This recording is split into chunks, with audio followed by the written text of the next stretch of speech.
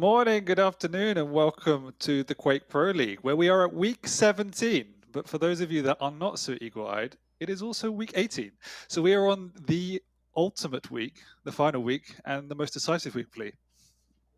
Yes, indeed we are. Because of the remaining matches that we have left, we have combined the last 2 weeks into one final broadcast, which is taking place today. And then after this, there's only one thing ahead of us, and that is, of course, the finals in Bucharest. Yeah, we've been waiting a long time for this. It's been a long season. So many games played, so many upsets, so many great performances, but it all comes down to not only this week, but obviously what happens on the finals at LAN Flea. And that's the really exciting for me. We're going back to LAN. We're going to actually see what is the kind of the true prowess of all the players we've seen over this course of the season. But looking towards this week, we have some really interesting games because pretty much everyone we're going to watch today can be upset and can move around the leaderboard, which could then lead into some really exciting storylines going into the finals. Oh, absolutely. But I think before we take a look at that, we've got the recap from last week's games, because that was one hell of a week as well. Starting it off with Sparty versus Wenger, and the Italian representing Team Maestro bearing his fangs once again, winning in a convincing 3-0 fashion. Yeah, and Wenger is definitely coming back to form. We had a bit of a blip in the mid-season, but the last few weeks at the very least have been putting strong performances. We've even seen in the 2v2, taking numerous titles there. So really looking forward to see him go toe-to-toe this week. He is sitting up in third. He is sitting pretty there. So, and having spoken to him, going to see some more experimental picks come out. And I don't think he'll be the only one experimenting going towards the finals. Every little advantage helps, and the strategy side of things is still growing in Quake Champions. Absolutely. Now, second match of last week was Saigib versus Dramis, and Saigib so far then hasn't had the best of seasons. Dramis got off to a really strong start, took down some of the biggest names in the business, and has managed to end this season, or at least the weekly stage, with a win. Yeah, maybe not ending just as high as everyone thought he would at the start of the season, when he really did take some big scalps, but still put in a great performance. Now, Maxter and Raisy, that was a huge performance going there. Oh, and yeah. Again, Maxter just begins and continues to grow into this league. Raisy sitting up in the top spots again.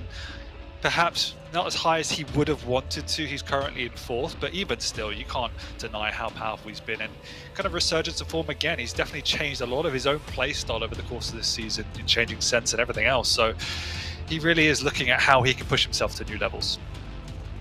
Absolutely. Now, final game, that was Big Kilson versus CNZ, representing Team Dragonborn Esports, and Kilson taking home a 3-0 victory, cementing himself in that #1 spot on the leaderboards. I think we're going to take a look at them shortly after this, but Kilson truly has been the man of the season so far, dropping just one series in this entire stage.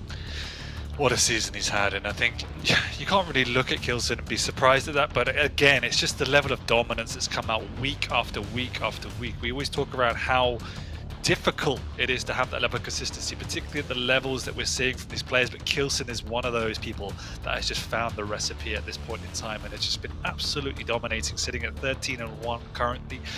You can't really argue with that, and he's also the one obviously took one of the 2 series off of Rapha as well, so unbelievable series from the German. Absolutely, and here we've got the world ranking, so you can clearly see that some players have already cemented themselves. Kilson, for example, at the very top, followed by Rapha in second place. Those cannot change. No matter what happens today, Kilson and Rapha have secured themselves the #1 and 2 spots, meaning that they also get the best seedings for the final. Now, another spot that has been secured, less fortunately so, is Saigib in 13th place. He will be finishing in the last position, and he will be starting the finals at the bottom seat. But just look how tightly contested, really, like 5th through 10th, if you will, are kind of sitting at the moment. Even Sparty and Chain can swap around, and it's just so many important matches today. Let's not underestimate how important getting that one up on the seeds will be when we get to Romania. So expecting some huge performances today, and as we'll have to come to see, we've got a lot of games to get through, which will be a bit unusual for you and I, and also for the audience, but a good thing as well. Oh, absolutely. The more Quake, the better. And I think that the very first series that we are starting the day off with is going to be CNZ versus Avec, followed by Chain versus Raisy, Sparty versus Rapha, Chain versus Sparty, and then the highlight matches are Saigib versus Nosfa, and Wenger versus Zeniku. And now, Dan, you already noticed, we talked about this before the stream, for the very first time in the Quake Pro League, we get players playing multiple games as part of the weeklies. Both Chain and Sparty have 2 matches ahead of them today. Yeah, you heard it here. History being made on week 17 of the Quake Pro League as players have to test their mettle going twice in a row. But that is exciting because, as we said, both these players sitting neck and neck down near the bottom of the leaderboard. Really, if one of them manages to pull out a double series win, I don't expect that considering the opponents they're playing against, but then they're playing each other. So that's where we're looking at in terms of the decisive point of today. CNZ versus Avec, another one, as Avec has been sitting pretty good himself. I think that's more of just understanding where they're standing before going into the final. CNZ, again, has had a great season. Avec as well, a bit stop-start in terms of how often we've seen him, but sitting very strongly in the leaderboard. And then finally, obviously, got Raisy, Rapha as well, just kind of consolidating their period of time in this league. Can't shift around, so it's just for them testing strategies, making sure they're sharp for the finals. And as you mentioned, those big games towards the end of the day, not as decisive, but still really exciting to watch. Absolutely. Now, the very first one to kick things off will be Dragonborn Esports CNZ versus Avec, representing Team Endpoint. And as you just mentioned, Dan, this is an important game because they are currently tied both in total earnings as well as wins, meaning that they can still overtake one another, right? As it currently stands, Avec has slightly overtaken CNZ. He's in 5th place, CNZ is in 6th, but that can all change today. It can. It really depends what kind of CNZ turns up. We've seen some amazing performances from him, but then looking back to last week where he got dismantled by Kilson, kind of what some expected, but also would have expected to put a little bit more of a fight. It depends what CNZ turns up. We've seen him take some huge upsets throughout this season, but at the same time, Avec, when he finds his form, we know how powerful he can be, and I've always got him as one of the top of the list when we're looking towards finals of somebody that could take the crown. Obviously hasn't done it for quite a while, but still has it in his locker. So this is a series I'm excited to see. I'm sure Avec definitely wants to get a few extra points in his locker so he has an easier run in the finals, whereas CNZ can test his mettle going up against Avec as well. Now, looks like we've got the picks and bans ready for us. We're starting it off on Ruins of Sarnath, followed by Awoken, and then the final game, potential tiebreaker, will be Blood Covenant. And then I'll leave you the honors to walk us through the champions. So starting on Ruins, CNZ gets his Anakin. We know how much he loves that champion. We know how effective it is on Ruins nonetheless. Picking up the Strog, pretty decent counter, matching the speed, slightly better stack. Also, don't underestimate how important those blood vials are of killing your opponent, particularly against an Anarchy who can follow up. Moving on to Awoken, again, nothing too unusual here. The Doom, we don't see it as much nowadays, Flea. It's more of a preference pick, and Avec has always been one of these players that will just pick what he finds himself comfortable with. I think the real big interesting point for me is that Avec hasn't picked an Ice. And so that does show a lot of respect going up against CNZ. He normally would pick it on something like a Ruins, maybe even a Blood Covenant, but it's opted against the Ice pick, which is normally one of his staples. Just on Awoken, obviously CNZ does pick the Nyx there, so again, you have to be fairly confident to want to pull that out, and if you can deliver on that, it does actually play stronger on Awoken than the Doom, but obviously has a slightly higher executional threshold. And then we end up on Blood Covenant, a Slash. We know if you can play a Slash well, she's almost unbeatable on Blood Covenant, so have to see some creativity from Avec, I think, there, Flea. The Galena is obviously very, very strong, but she's so incredibly vulnerable due to her lack of versatility. Very true. On a map like that, you want to have some mobility, and that is something that Avec will be sorely lacking. Now, one thing that I think is important to keep in mind, then, is that we can very clearly see a stack imbalance throughout this entire series, right? Avec has gone for the medium champions, the most balanced of the bunch, but CNZ has opted for a light champion every single map, meaning that he's got the mobility advantage. Sure, he's got a smaller hitbox as well, but he is at a disadvantage by default because he starts off with a lower stack. It is very, very true, and I have to say, that's slightly on odds of what I would often have associated CNZ with. I think, at least back in the day, even earlier in the season, generally sided with the medium and heavy picks where possible, playing a slightly slower game, but we've definitely seen him change his tempo at times. It is a high-risk strategy here. When you're picking these light champions, you generally want to be taking the game to your opponent. You're not going to be playing a passive Slash. You're not going to be playing a passive Anarchy. So he's feeling confident. Not many players want to do that against the likes of Avec. And we know how Avec could punish you, and you have to be careful playing those lights due to that fact. Absolutely. Now I think then that it's probably time for us to make a bit of a prediction and maybe give chat an opportunity to place their channel points where their mouth is. Now, before I do so, I just want to quickly remind everyone of the match history that these players have had. So far within the Quake Pro League, they have played 5 matches against one another, and Avec has won the last 4 out of 5, finishing with a convincing 3-0 win in the previous stage. So that clearly tends to favor the Polish Prince, no? I think you're right, Statman Flea. And I have to say, looking at the way CNZ plays, he can struggle when people really go aggressive against him. When those big scorelines rack up, it's normally a Raisy or a Killsin, obviously the usual names, but it's also because of the playstyle. They know how to pressure CNZ. If you give CNZ that breathing space, that's where I think he can settle into games, and somewhat maybe why we have seen him thrive in tournaments, because that's when people generally play slightly more reserved at the early stages of the tournaments, trying to feel their way into them. CNZ can really settle himself, get a good control, get into his rhythm. Avec doesn't let you do that, and CNZ, I do feel there's a little bit experimental in his picks here, just because I don't generally associate him with those champions. So I have to agree with your picks. I think it will be an Avec victory. Gonna say a 2-1 rather than a 3-0 though.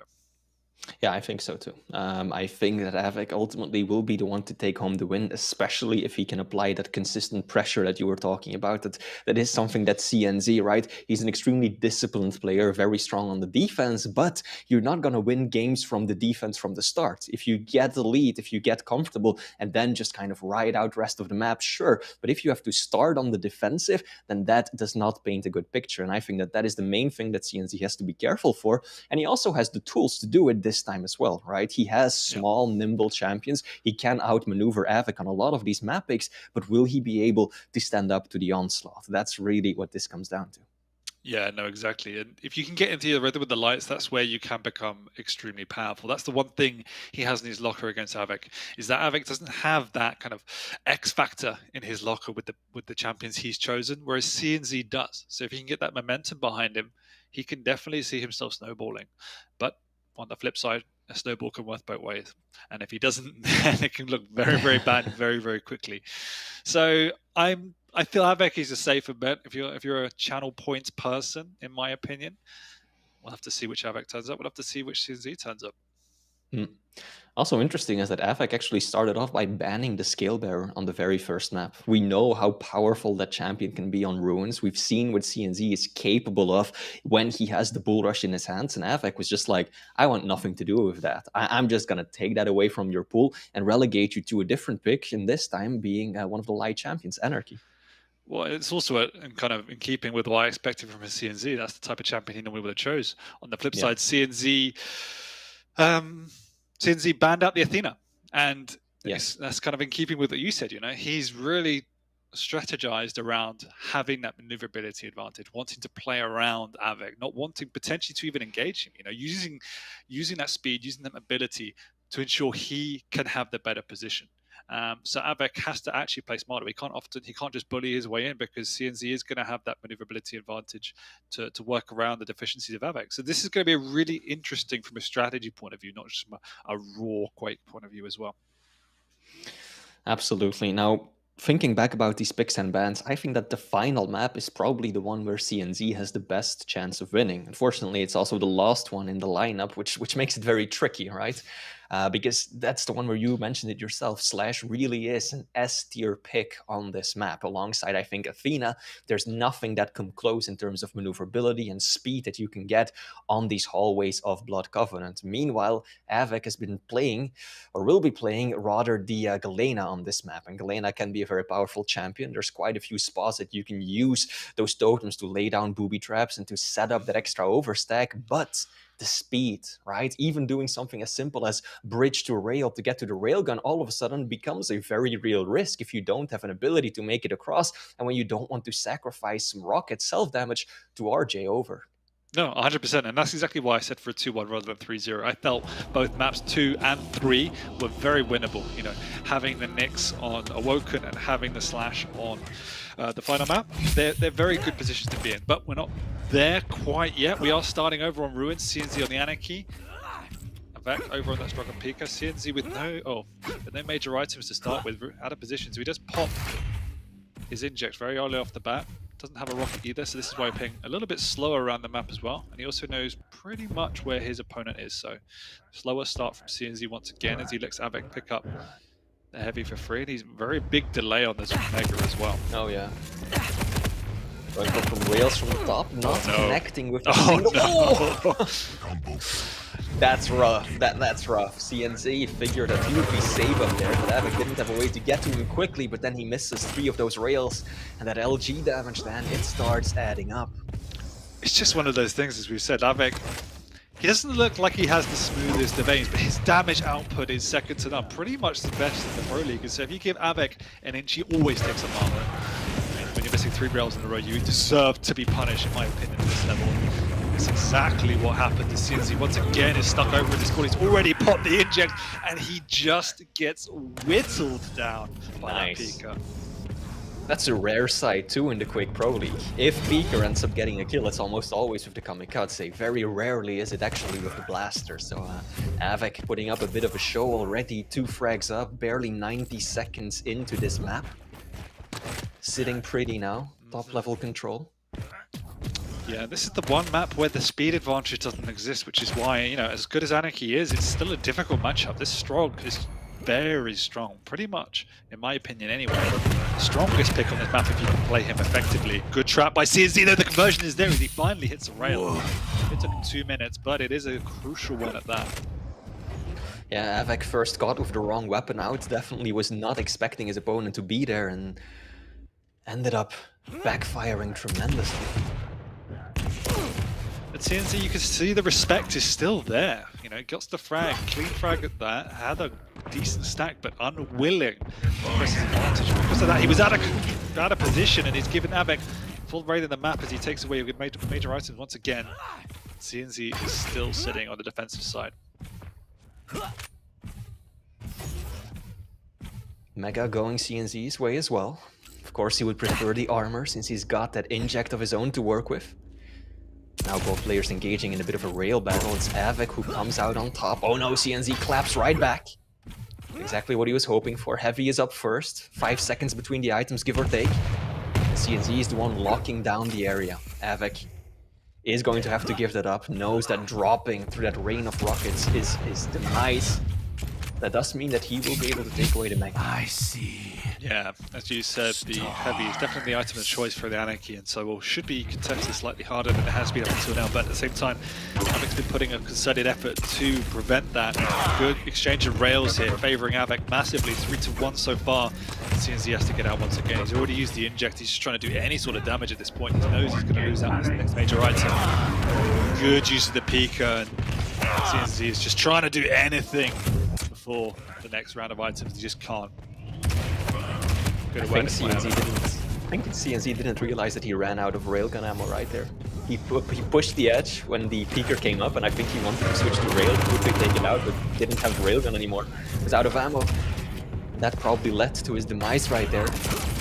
As Avec running away with a 2-frag lead at this point. Looking to turn it into a third one. CNZ railable right now.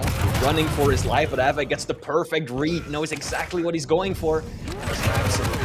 Teleporter is gonna find him off spawn as well, but CNZ actually has just enough stack to make it work. Yeah, surprising.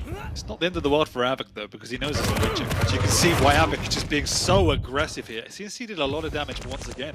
You know, that health off the death of his opponent, plus the item being up. Good awareness by Avec, and at the moment he is just all over CNC.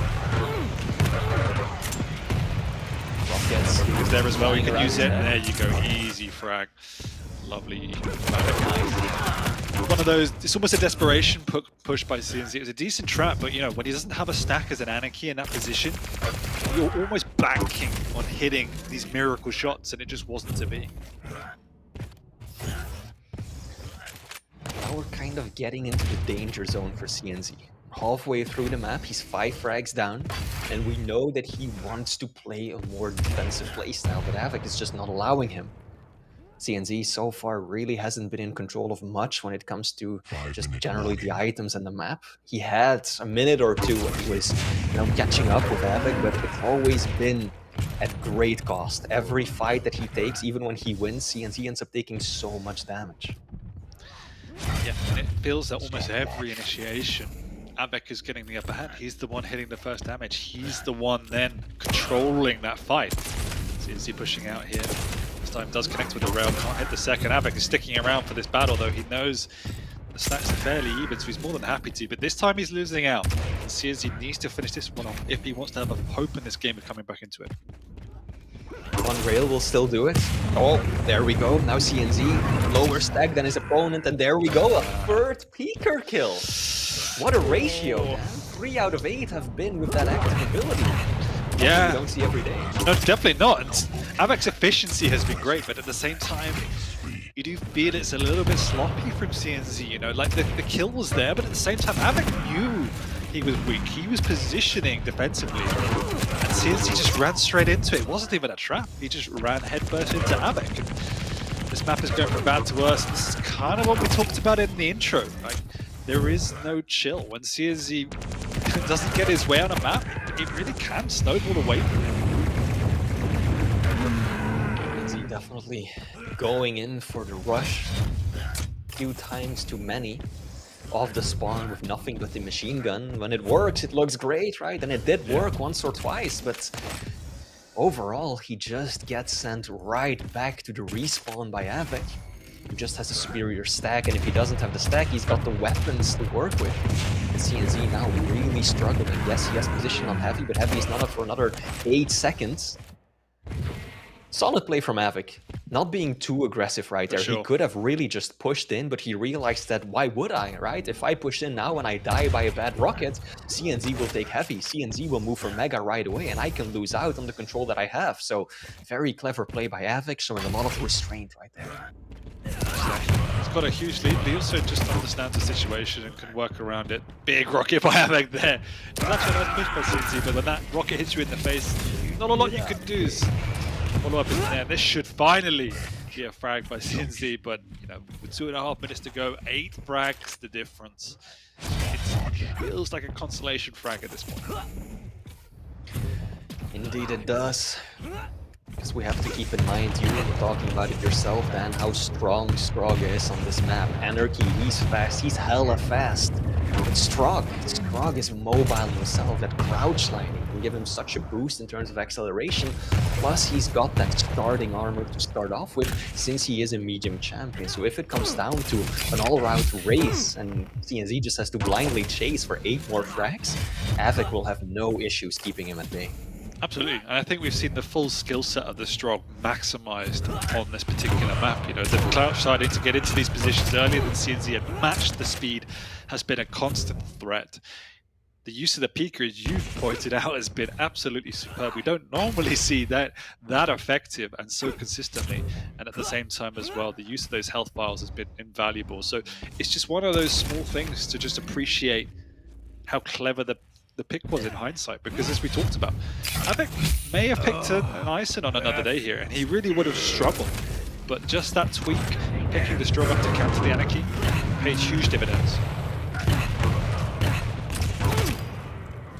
And now, a minute left to go, CNZ, racking up a few more frags, but 6 in a minute, 1 every 10 seconds, I just really don't see it happening anymore. 1 minute warning. That would be something remarkable. Absolutely. Yeah, when Avec is starting to hit rails like that and just pull us backing until the clock runs down, then you know that the Polish Prince, representing Team Endpoint, will be securing map 1. And in spite of CNZ almost using his injector cooldown, he's only used it 11 times, and he's been trying to use it a lot. It also just shows the map dominance that Avec has had in that he hasn't been able to play the vials as much as he would have wanted to either, just because of how much he's been on the back foot. So just small things like that have made a big difference in the context of this game. And so Avec is looking really good so far. But this is the one we did suggest, Flea, that he would probably struggle with. So, you know, in some degree, it's not a huge surprise. I think the way which he got manhandled, particularly in the mid game, even to me was a little bit of a surprise. But the result isn't so much of a surprise. Sure isn't. Now, CNZ, we know, Dan, that he is one of the most mentally resilient players in the league, right? He is so disciplined. We've seen some absolutely horrendous, unfortunate things happen to him at key moments, and he is one of those few players, I think, who's really able to just push himself past it. And that's exactly what he's going to do now. Map 2, whole different arena, whole different ballpark. This is going to be Awoken, where Avec will be running the Doomslayer, and CNZ is countering with the Nyx. And something that you just mentioned, Dan, was about the vials, and I think that the vial play is going to be oh so important on this map, because it's very unlikely that Avec will be using that berserk, that rush consistently, right? And that leaves up a whole lot of vials for CNZ to get that ghost wall. Yeah, it is a question, and how much he does use it we'll see, but I would definitely like to see him use it pretty much on cooldown, as you just mentioned, just to get around the map once he knows there's no opponent in his vicinity, just for that denial capability. And so that's going to be an interesting factor in this map, but it's also potentially one of the reasons why the Nyx was picked as well, as you rightly pointed out. And in terms of just a general champion matchup, obviously Doom back in the day was hugely popular. It's fallen off a lot since then, but what it does give you is simple execution. It allows you to get up to that mid ground and do the simple tricks consistently and without fail. And that is so crucial. The small jump up from Mega to T jump is just so powerful, because it just gives you that extra speed, the better positioning. Obviously Nyx can do the same, but she doesn't have the same stack. And so that execution allows Avec to make the moves he needs to. And if he does get into his rhythm, if he can get that stack up, it becomes very hard to dislodge a Doom. And so once again, I think the start is going to be huge here for the Nyx. If he doesn't give up the start, doesn't give up some items, doesn't have to use his Ghost Walker defensively early, he can settle into the game and should be okay. I think that's the big risk. If Avec comes out of the gate swinging, and we see the same thing happening as happened on map 1, then all of a sudden that Nyx active ability, it almost becomes a liability, right? Because you're just trying to survive from one ghost walk to the next, being pressured, being zoned out of all the items, and all you can do is play as passively as possible, make a move for those vials, just so that you have got that ready, right? That escape from jail card. You can pop it when there's pressure right in your face, but that really just slows the game down for you and puts you significantly on the back foot. So let's see what CNZ can do. We're starting this one off on Avic's point of view, running the Doomslayer. Oh, he's given up both major items. They got greedy. They're trying to suss out his opponent, and we said how the start was going to be, and for the Nyx, absolutely perfect. Saying that huge rocket coming out. Avec doesn't know the Ghost Walk is there, but it is just used to skirt himself away. So consolation is it's on cooldown, and Avec knows that. He has to find a way to get an item. He also needs to get his hands on the railgun, still lacking that crucial weapon CNZ should have in his hands right now. Oh, Avec missing a jump. Luckily for him, it doesn't cost him his life, but he's left clinging to a sliver of health. He's gonna scrounge the map for those small health bubbles. Getting himself pretty healthy once again, but CNZ is now trying to apply pressure while staying in control of that Mega. Yeah, and this is just where the Nyx shines. She's very nimble, she's quick, she can control the map. It's difficult to hit as well, and if she has to, she has a Ghost Walk to get out of there, and so does use it now just to get across the map. But Avec is there, he's seen it, he's also seen the timing as well, which is huge, and just that little bit of damage is so creative from Avec. It all adds up. Now the question, does Avec feel confident enough to make an actual play on this item? Oh, after hitting that rail, he just might. But still going up the bounce pad against an LG, that's suicide. And he waits until he hears CNZ make a play for those health bubbles and takes the perfect opportunity to secure himself a major item. This is so good for Avec. He's still zoned out for the heavy. Well, CNZ taking a fair bit of damage right there.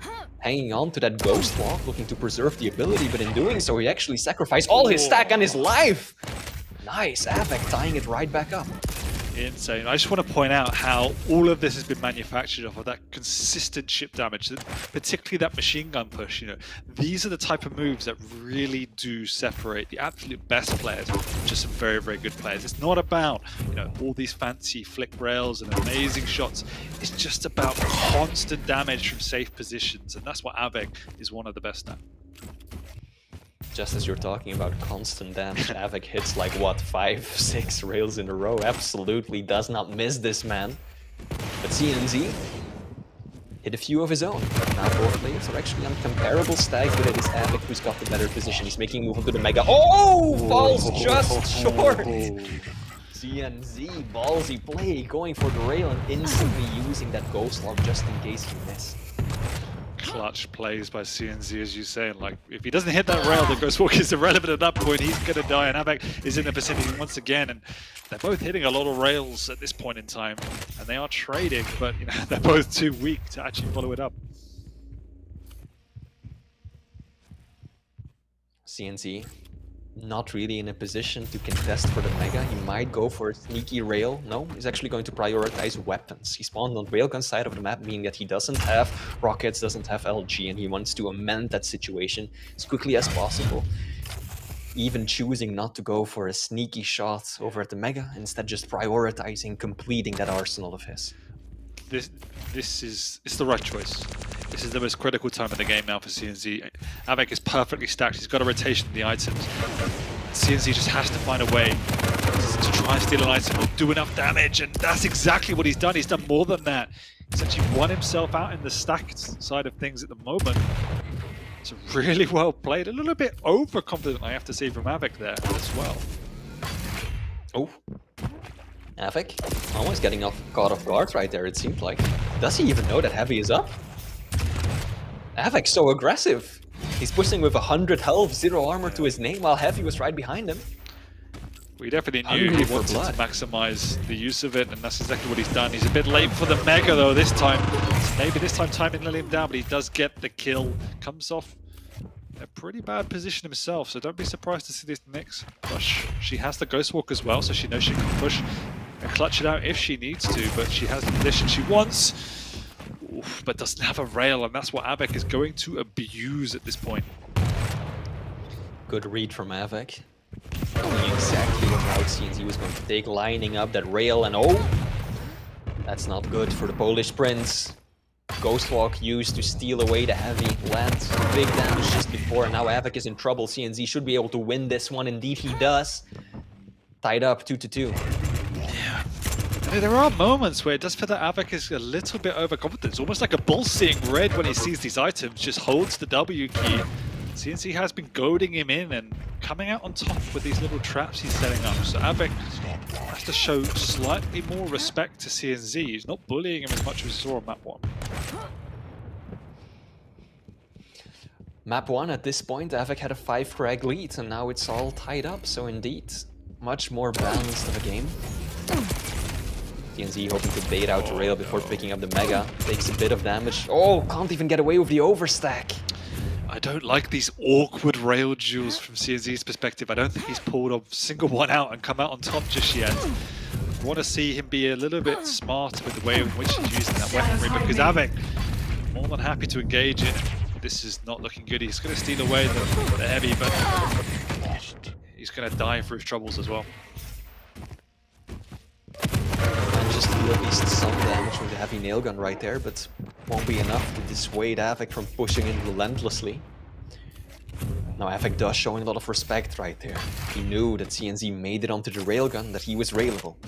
Not a risk that he wanted to take. Much better to just fall right back on those health bubbles, secure those 2 small green armors. He knows that is a luxury that CNZ does not have. And now Avec has the better stack plus positioning onto the Heavy. Nice, forces CNZ off the item, gets away with it. And this is the rhythm he wants to be in. He knew exactly what he wanted to get out of that. He's just wanted to force the Ghost Walk out, and that's what he's done. But the LG from CNZ! Out of nowhere. Okay, it's just a duel, but... Oh, I just realised this one. We haven't seen a single use of the Berserk, which is, you know, we asked that question at the start. We haven't seen it used once. It's also part of the reason why CNZ has been able to force himself into this game so much, is because he has so much uptime of that Ghost Walk. Our CNZ's aim, when it connects, truly can be a sight to behold. His LG, murderous right there. Not so sure about that one though. Pushing in like that, that was risky. And he ends up taking a lot of damage and is forced to use that ability. Now he's 35 seconds without the Ghost Walk, should be able to whittle that down a fair bit with all those vials still up, but not in a good position right now. Solid. To somewhat delay that armor pickup right there. He knew that he wouldn't get full value out of it if he jumped clean on top of it, so instead he waited, baited out the fight, and only then made a move for it. Yeah, CNZ is definitely playing a very smart game with this Nyx. I think the execution at times, particularly with the rail, hasn't been great, but as we just saw, when he does hit, particularly with the LG, looking very, very strong. Avec has now gone into a slightly more reserve mode, and rightly so. CNZ's got the aggression on, he's got the tempo up here, lovely rail, and now he can just play the map. He can shut Avec out from these light armor, shut Avec out from these angles, keep controlling it. With 2 minutes to go, he just needs to play slow and steady and not give too much away. Heavy about to spawn. Avec in the better position to pick it up. Let's see. Can the rockets connect? 50 damage, 80 damage is all he gets out of it. Not enough to warrant a push. And that is exactly what CNZ is probing for right now. Yes, he's playing well then, but he's still one frag down. He needs to get another frag. Doesn't have all that much time to do it. A little over a minute left on the clock. So he's got to force out an opportunity. Maybe even use the Ghost Walk aggressively. Absolutely, and this previous minute from CNZ's POV has been extremely interesting to see, because you've realized how difficult it is to break this Avec wall when Avec plays defensive.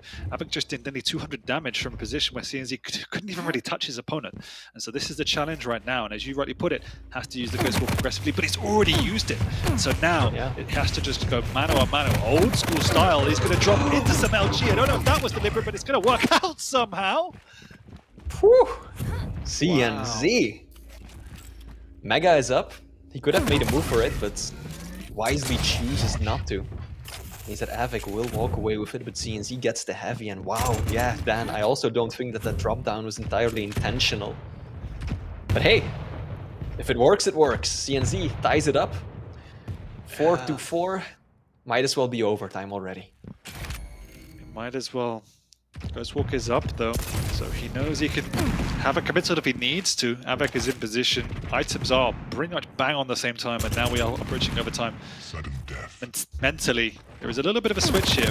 He's actually waited too long. He's going to have to use the Ghost Walk. He does pick up the heavy, but at what cost? Avec just comes barreling in. He's just no fear. Now CNZ is in a little bit of trouble. His opponent knows how weak he is. Without his much needed ability, it is playing keep away. If you landed that there, that would have been so clutch. No. LG on LG, CNZ is in the worst position, but Avec, I don't think he even wants to risk it. Goes for the peak. This is the pit of death for the past 2 minutes, Flea, as they've both been stuck here long before the item. Avec still in the vicinity. Oh no, CNZ thought he got away with it. But it is the pit of death. I've officially renamed it, as that is where the crucial frags have come from. But what a game, Flea, what a game. And you already put it, you know, CNZ, the mentality monsters, managed to come back into this one and really nearly claw the victory from the depths of defeat. But Avec stays strong, stays aggressive as well, manages to bully his way to that victory. There was a lot to like from CNZ so far, but also, like you said, then some painful misplays at times, right? Taking those railgun finds and missing shots that he really should be hitting.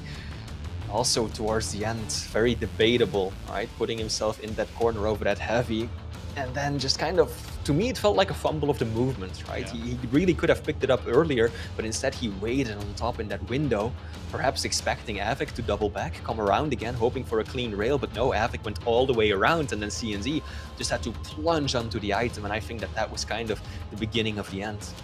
Yeah, it was a very awkward game at times, as we put it. You know, Avec was 67% rail. That was clearly decisive, and when he particularly was, you know, using it on a defensive, we saw how difficult it was for CNZ to break through that rail. So when Avic's aim was on, he was almost unstoppable. But there were definitely times of potential overconfidence or over-aggression. So Avec was definitely still trying to find that balance of how far to commit at times.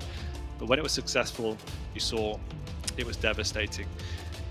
Did feel that CNZ lost his way a little bit towards the end as well. But nevertheless, you know, drawing that back, very, very close. He was down for large parts of that map, even though he had a very, very good start. So you have to respect CNZ there. But Avec does come through, even though he didn't use his ability once, which was something we wanted to look at.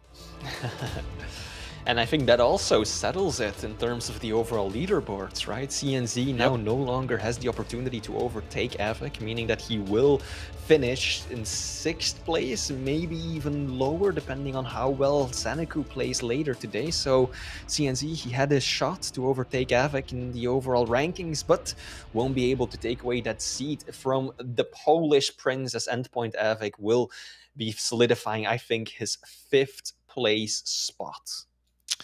Absolutely, but we still have one map to go. And even though it's maybe not to be decisive, it's definitely more than a pride element attached to this one.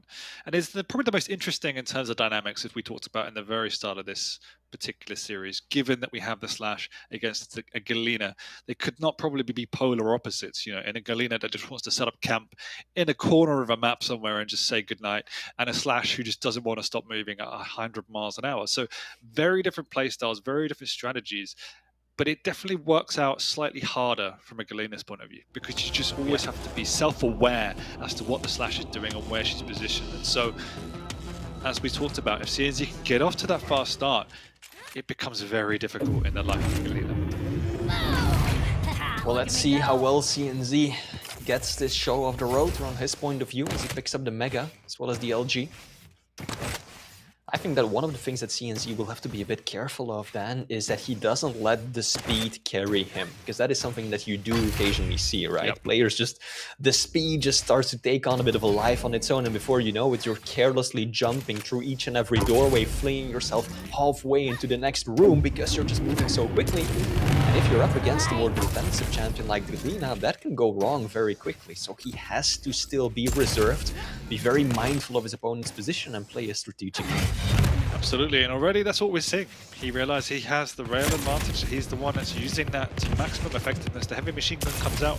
It can be very powerful, but it's not doing a lot at this point in time. And CNZ controlling the upper ground.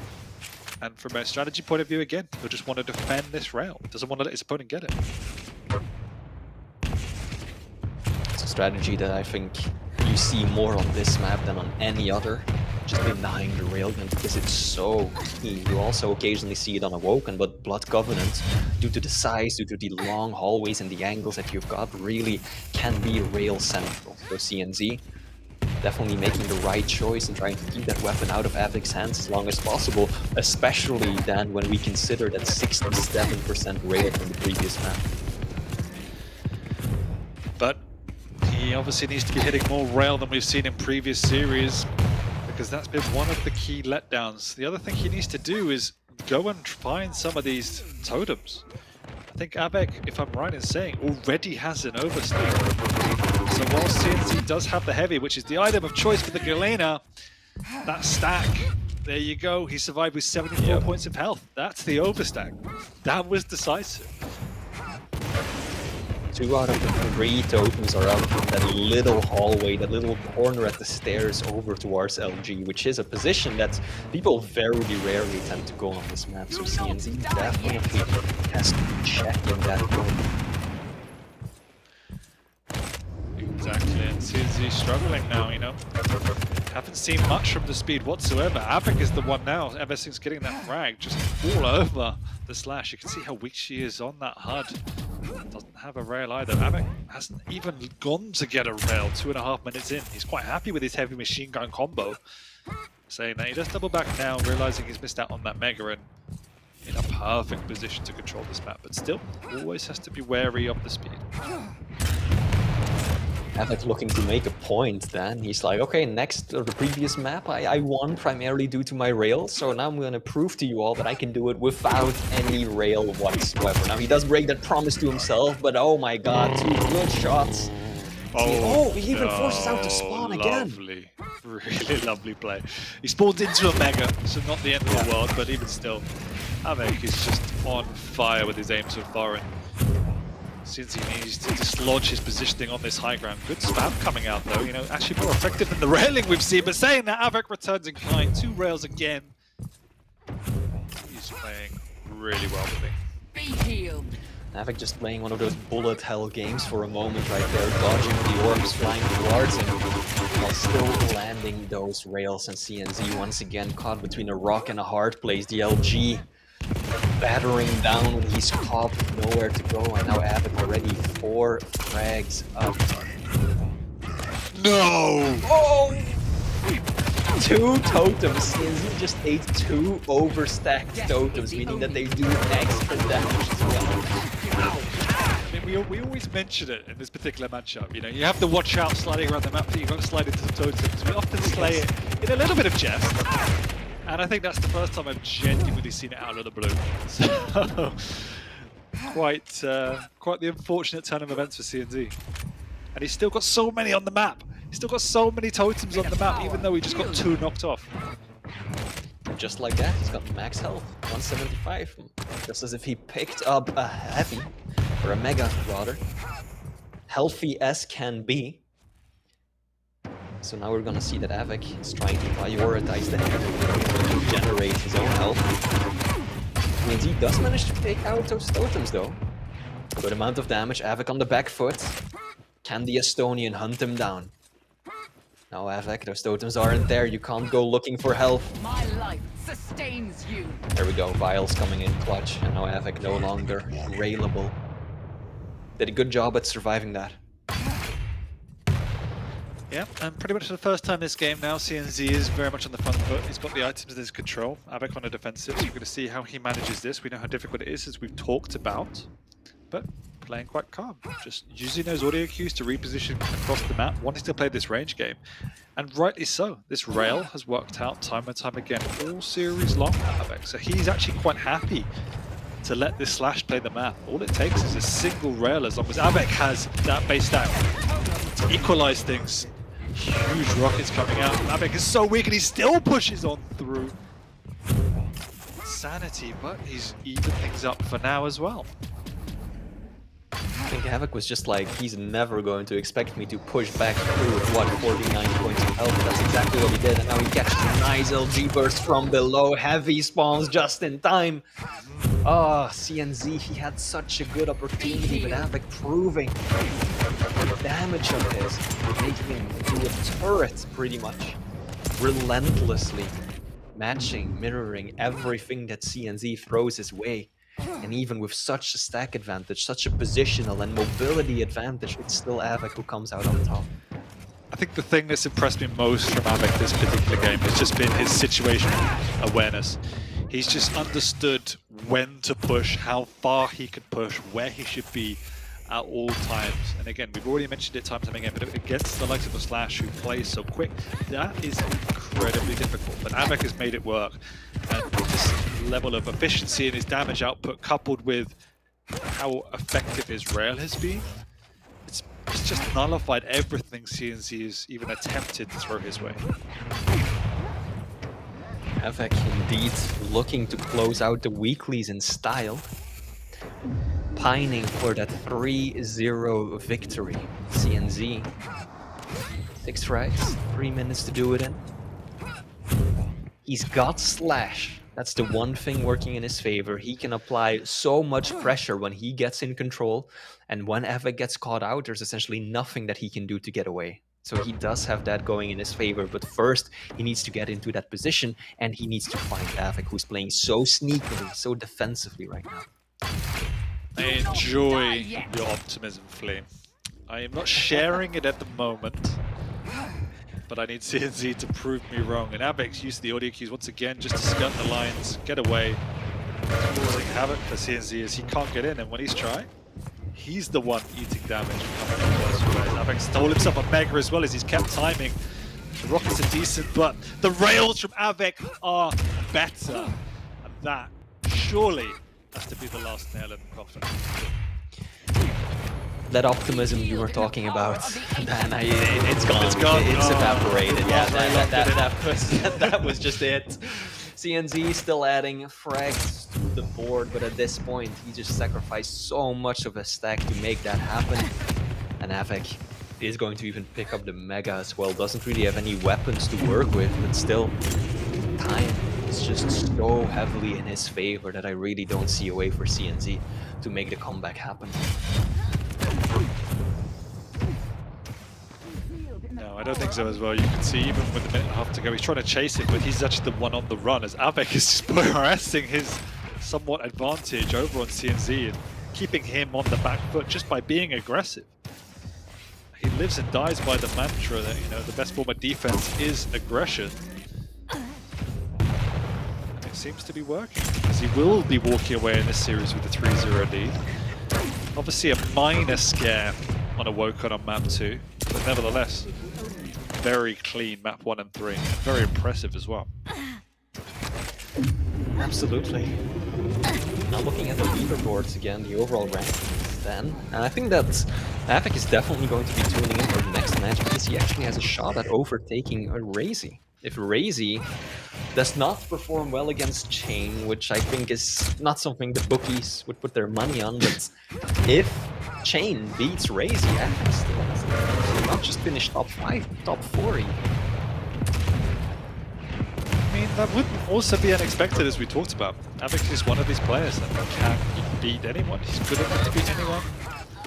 Just finding the recipe, in some ways adapting his game is been a little bit of a weakness. As much as we credit the aggression when it works, we definitely have seen it be one of the pitfalls of his play. But today, it definitely wasn't. Found that balance in the end, despite the scares of map 2, and looked formidable.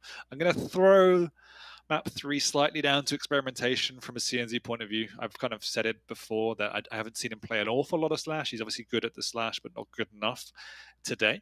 And we will be seeing throughout the day some players testing strategies they may not have played consistently throughout the season because they need to know if they work before finals. And maybe this was one of them. Yeah, it could very well have been. CNZ going for all lights. That's just not something that we've typically seen him do. And indeed, Slash, not the champion that you would associate with him. More the likes of Scalebearer, which of course Avec wisely took out of the pool for map 1. So 3-0 in the end, Avec, well-deserved victory. Finishing the weekly stage of the season with a cherry on top, putting himself in an excellent position going into the finals. And as you said then, Avec really is the kind of player who can beat everyone. We've seen him perform so well in the past, and I'm excited to see what he'll do in the finals. 100%. One of the players that I think everyone should be looking at to take it all the way, saying that CNZ consistently does well in finals. Don't count him out. Today, if he had to nail it down to anything, I think the rail has just been one of the big weak links in his play. Yeah. So suggest he goes spam some insta-gig for a week or two just to get back on form, because it was a huge letdown. The amount, particularly on map 2, the amount of one-on-one rail fights he tried to take and consistently tried to take and just didn't work out. It gave Avec lifelines he shouldn't have had. So that was a big weakness, but overall I just felt Avec played, particularly map 1 and map 3, pretty much flawless throughout. So really, really well played, and excited to see what he brings in a couple of weeks, Flea, in Romania. Absolutely, I'm looking forward to that as well. And just like you said, then we see it again, the match results. Awoken really was the only close series, right? CNZ kept it nail-bitingly close till the very end before he got himself caught in a bad position. So Avec will secure the 3-0, and indeed, August 18th, that's the date. That's when we kick off the finals, and Avec is looking in tip-top shape for those. 100%. And we're going to see everyone in person. That's going to be lovely. But anyway, not for now, we won't. We're going to be going to a very quick break before we come back for the next series.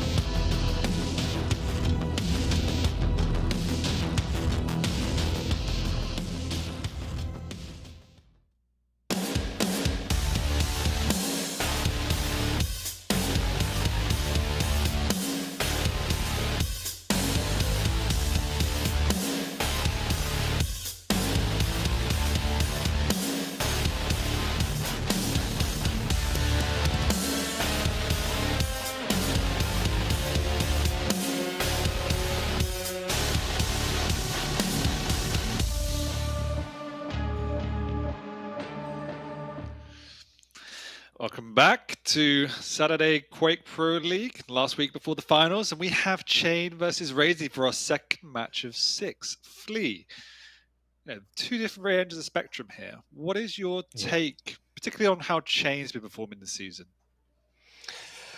Chain's been underwhelming so far. We have seen what he is capable of, Dan. I don't remember the exact stage that it was, but there was a stage where he was number 2 NA. He was top of the leaderboard globally among the very best in the world. And that really was at one stage where people were like, this is it. Chain has a chance of, cementing himself as being number 2 NA. But ever since then, it's kind of fallen back off. And so far, this stage has been inconsistent, right? Chain currently in 12th position, meaning that he's second from the bottom. If we look at his recent games, his last match was against Rapha, which he lost, but did manage to secure 1 map. And that's at least saying something. That shows that Chain still has those moments of brilliance. He has what it's got, or he's got what it takes to operate at the highest level of Quake. But so far, he just hasn't been able to do so consistently. I mean, that's more than saying something. Rapha rarely drops a map. Yeah, so that's true. You have to have something very special in your locker. So I would definitely love to just get your thoughts on, is there anything in your mind as to why that's happened, right? Because you're completely right. There was a time where we were looking at Chain thinking, is he going to be that person to overthrow Dahang? And there was a consistent period of time where he did. So what is it, do you think he's missing, or what has changed? I mean, it's difficult to say. I think there's always a lot of personal factors that go into this that are happening outside of the game in terms of how much practice you have, how much time you have to dedicate to playing the game, and you really need to be able to put in the work to continue performing at the highest level. And as far as I know, Chain just hasn't had the same opportunity to really dedicate the time to it, and I think that's definitely factors into it. But maybe you've got something to add more in gameplay terms. I wasn't expecting to be thrown back on me. I've said it before, but I feel that the meta shifted very slightly from when he was at his best back then. That's also true, yeah. It seems a lot more aggressive now. Definitely people have adapted more, and it was a time where he could play a slower tempo game, particularly around the heavies, and do a really good job on maps like Veil. And so I think the meta has definitely shifted away from that, and so he struggled to adapt somewhat. But I think the personal factor and everything else into it is completely right, and definitely still finding his feet, and the fact he can go toe-to-toe with the likes of Rapha just means that he needs to find a way to increase that consistency. And we've already talked about it a lot. He is incredibly, particularly just rail-based, honestly. And so when that doesn't happen, there isn't often a plan B that we've seen. But on a slightly more positive note then, Raisy, he's sitting right up the top of the leaderboard, but again, there was a time where he was seen to be, or becoming to be, dominant. That number 1. It hasn't also quite happened. So again, what's your take on Raisy's performances this season? I mean, Raisy's been very solid, right? No one can deny that. But if you look at the leaderboards, then you see that it's really close between Wenger, Raisy, and Avec.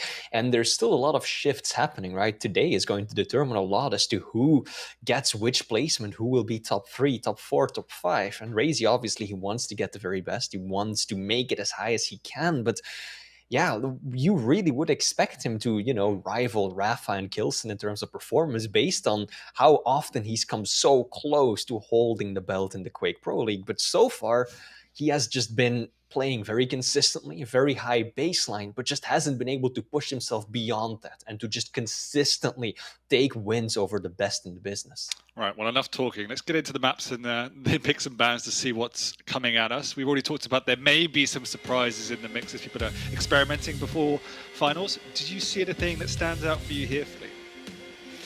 Well, let's take a look. Immediately, Chain banning the clutch. No surprise there. I think that's still something that the vast majority of players will do when they're up against Raisy. So map 1 will be Awoken, where we're getting Ranger versus Athena. 2 very solid champions on this map. Athena, a lot of momentum, and of course the orb works so well with Ranger. Map 2, Deep Embrace, will be Anarchy versus Slash, 2 very fast champions. Now, Anarchy is a pick that you do see rather often, right? Because the air control can be so useful, but Slash on Deep Embrace, not something you see every day. Pretty small map, quite tricky to maneuver around, a lot of staircases, little bumps and nooks sticking out, so Raisy's gonna have to be on top of his crouch sliding. And then lastly, Veil of Nav, we are getting the first heavy champion of the day. It will be Keel by Raisy versus the Eisen by Chain. Yeah, it is an interesting board, and particularly on Deep Embrace, as you said. I've actually seen it coming into people's practice routines on streams at least, so interested to see it picked up here. And again, a slightly more experimental pick, because it isn't something we notoriously see on a map like Deep Embrace. And then moving on to Veil. Again, Keel is a very, very good pick. It did fall out of favor for a while, and it's not something we see Raisy pick an awful lot. So again, maybe just pushing it a little bit. These are just slightly off-meta picks, what I would say Raisy traditionally would pick. So interesting to see how this executes. A lot more standard from a chain point of view, though. And I actually think, you know, the map pool's not too bad from a chain perspective. It is still very fast-paced maps on map 1 and 2, but we know he plays a good Awoken and he plays a good Veil. He can play the Deep, but he's going to be on a lot of pressure there. So looking at the picks and bans, the champions at play, is there anything that you'll be persuaded it might go Chain's way, or are you leaning towards quite heavily a Raisy win? I mean, champion picks, I feel like Chain is looking very solid. I think map 1, the Ranger, right? If he can stay on top of Raisy, he is in a really good spot right there. That, to me, is probably the map that I think he's got the best chance of taking home the win. In addition to Veil of Nav, just because he's so good on that, right? I still remember that incredible comeback against Rapha. I think previous season it was, the final stage. It was absolutely sick.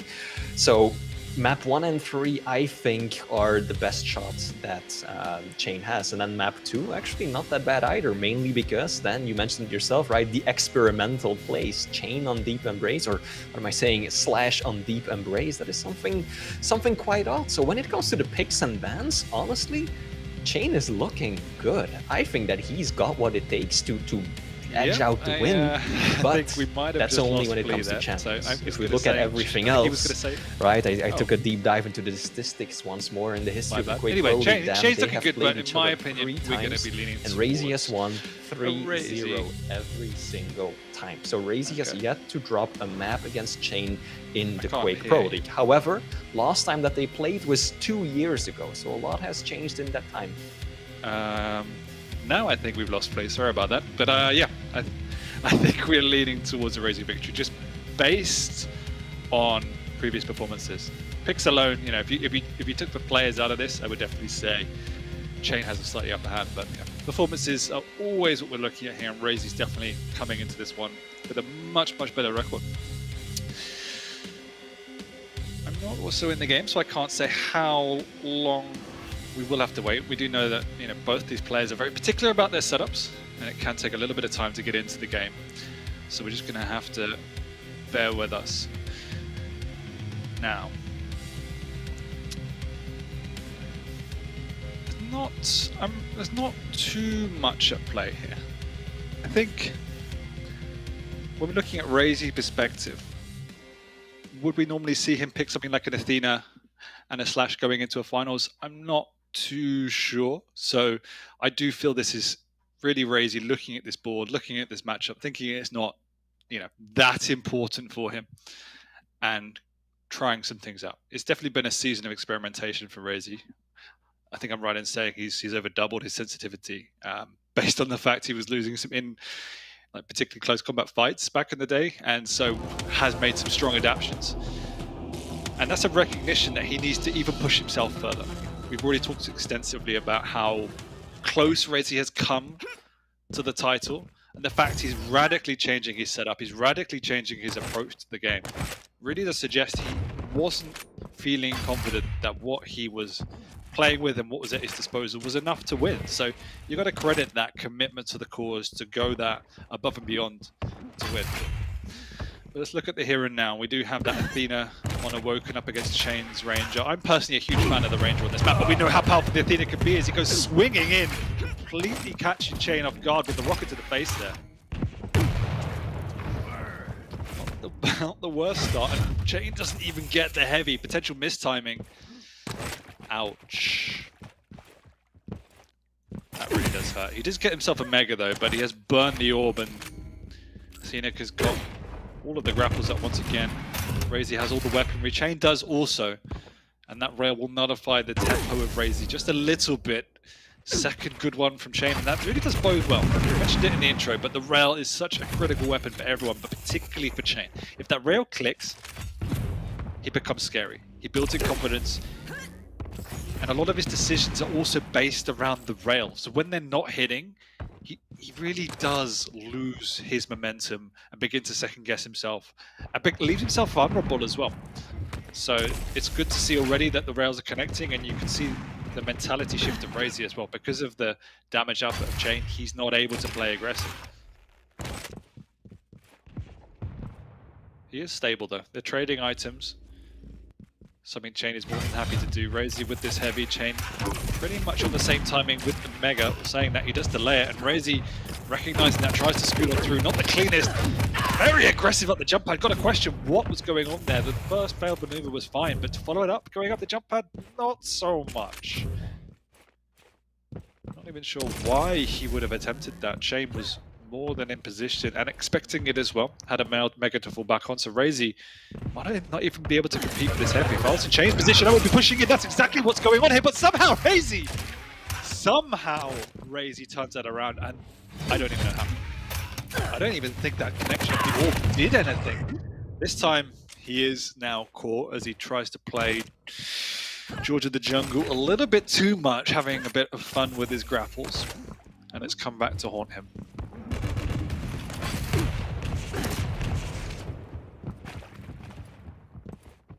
Chain in the better position. He's got the weaponry he needs as well. So Raisy will retreat. Doesn't have any armor to work with. Good use of the rocket jump. Want to see a little bit more of that to keep the pressure on the Athena. But saying that, Raisy just goes on in and bounces his opponent around with a couple of clean rockets from above. Finally, Raisy hits that third or fourth time trying. Gets himself a Mega.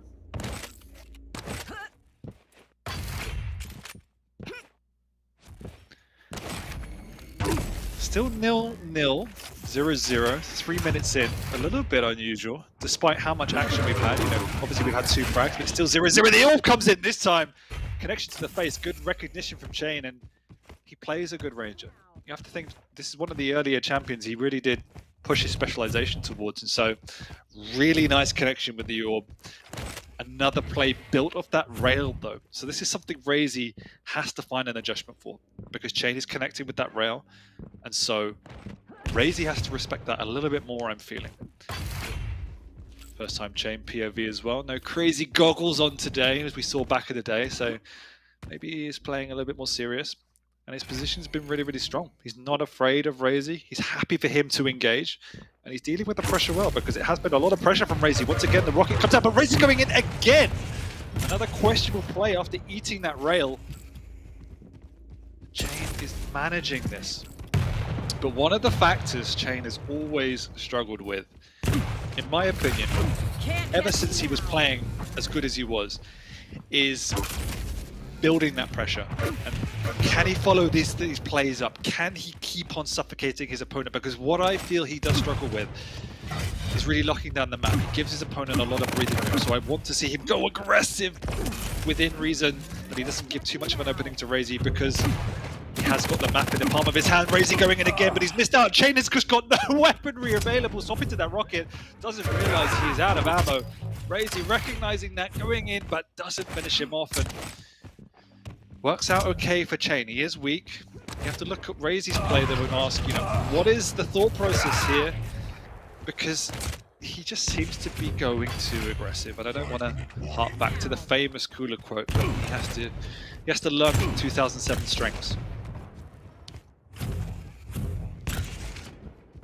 Now, Chain on the back foot. He's more than happy to play defensive. Problem is that Raisy does have literally everything to work with, and he goes flying through the side of the map. He's just having way too much fun on this Athena in week 17 of the QPL. Sitting pretty in fourth, and I think he's more than content with that.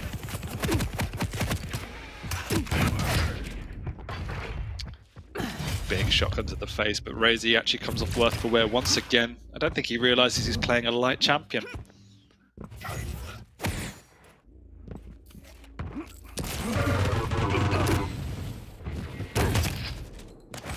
And there you go, following it up. There's still 4 minutes to go, a long time.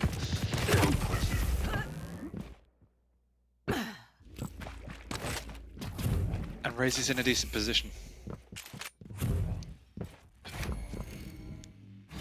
He's got got the map on lockdown, and Chain isn't showing face, which could be concerning. We've already seen how willing Raisy is to go in aggressive, and once again he's trying to do so with these hooks, showing everyone how to play Athena. He's actually beginning to pull them off, so he's catching his rhythm, and there's a lovely little rail through the grate. I know everybody's worried about Flea. We did see him, but he's been having some TeamSpeak problems, so I'm just clarifying that. Seems that he didn't crash, and I couldn't hear him. I don't know if any of you guys heard him. I don't know if he's even in the server. So as soon as he's back, I'm sure he will begin to speak. Otherwise, you guys are just stuck with this lovely ZSX ASMR for at least this map, and we will get him back in the action as soon as we can. So we are 3-3 with 3 minutes to go on this map. Map 1 of 3, obviously. Chain needs the victory, honestly, more than Raisy. We have Chain versus Sparty as well later in the day, which is the decisive one, but that is painful. The pummel to the face, and Raisy is just looking more and more confident this map is going on.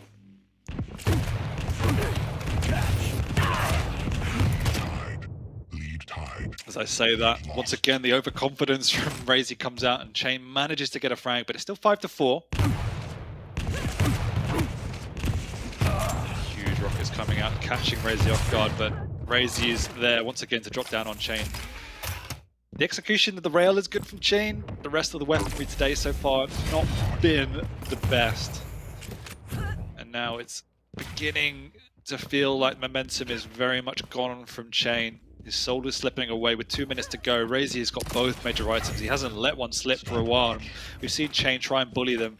He's in position for the heavy, but why? There's well over 10 seconds to go, and at that point you're giving up a frag. You just cannot afford to make that level of fundamental position mistakes against the likes of Raisy.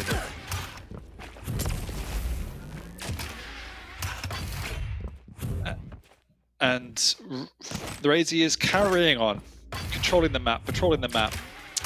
It does feel inevitable that a victory is coming his way, but what else is inevitable is that we do have another caster in the room. But unfortunately, or fortunately, I'll let you guys decide, it's not Flea. Hello, Lethal. Hello, Dan, mate. I thought I'd pop in and just do a tad bit of cover just to see exactly what all the fuss was all about. But yeah, I'm going to crack on anyway and see what's been going on. But Raisy still looking very good at the moment. Minute 15 left remaining. Still 2 frag deficit on Chain's side, but Chain's doing pretty damn well considering it's the first map. I mean, he's doing okay. He's not getting steamrolled. I'm sorry to drag you away from your tea or whatever you were doing, my friend. How dare you? He's played well. His rail has been connecting, but Raisy has just been having way too much fun with the Athena, and Chain has struggled to really contain the aggression when it's come out and been executed well, as most players would. But again, for me, it's been another case of a situation where as soon as the rail doesn't begin to hit, and as soon as Chain loses full control, what a rocket that was! He just hasn't found a way back into this map. It certainly hasn't indeed, and time's running out, 30 seconds left, and let's be real here, Raisy is the one with a huge stack advantage, and with the Athena just to make matters worse with that get out jail free card depending on the verticality. But Chain, I think it's like you said though, hasn't been steamrolled, which is a good sign to say the least. There's plenty of times we've seen that again and again as Chain now pick up the Mega with 10 seconds left remaining. He's going to try and do a little bit more if he can. He has to have a desperate act. 37 HP. He's going to try and flank around. Raisy's more than ready for it. And there we have it, that first map going to Raisy. Yeah, it was an unusual map. It was you could definitely feel Raisy obviously respecting, but also experimenting with his play. Athena is not something he picks a lot. It's obviously a great pick on virtually any map, but the way in which Raisy was playing it, the maneuvers he was pulling out, definitely trying to push the limits of what was possible, understand the angles, understand how they use the grapples most effectively. And whilst there were some epic fails, I don't know how that didn't kill Raisy. Whilst there were some epic fails, there were also some really snazzy plays as well, to bring out my boomer terminology. And yeah, Raisy's looking good. I have to feel a little bit sorry for Chain because you can see him trying damn hard. But like stuff like that, like what can you do when you're in Chain's situation? So well played, Raisy. Yeah, it's not really a huge amount, which is perfectly understandable. But for Chain, I kind of quite happy that there wasn't a huge deficit between the scoreline. If it was, it could have been a totally different story going into maps 2 and 3. I think there's a lot of assumptions to be made here. And we have to talk about the hit percentage as well. 59% for Raisy there. Done quite a fair amount of damage too. And I've noticed that quite a few players have relied more on the rockets than the LG. Again, you can see 1110 damage for Raisy with the rockets there. Also, we've seen Wenger played more of a balanced game as well. Raisy's playing a slightly more balanced game also. It was always about aggression for most of these players, but it seems like they're trying to tackle the aggression here, Dan. Yeah, all in all, it actually was quite a low-scoring game, but you're right. The Rockets are always going to be crucial. I think, when you're looking at the pure stats, the damage output from the rail from Raisy was pretty critical.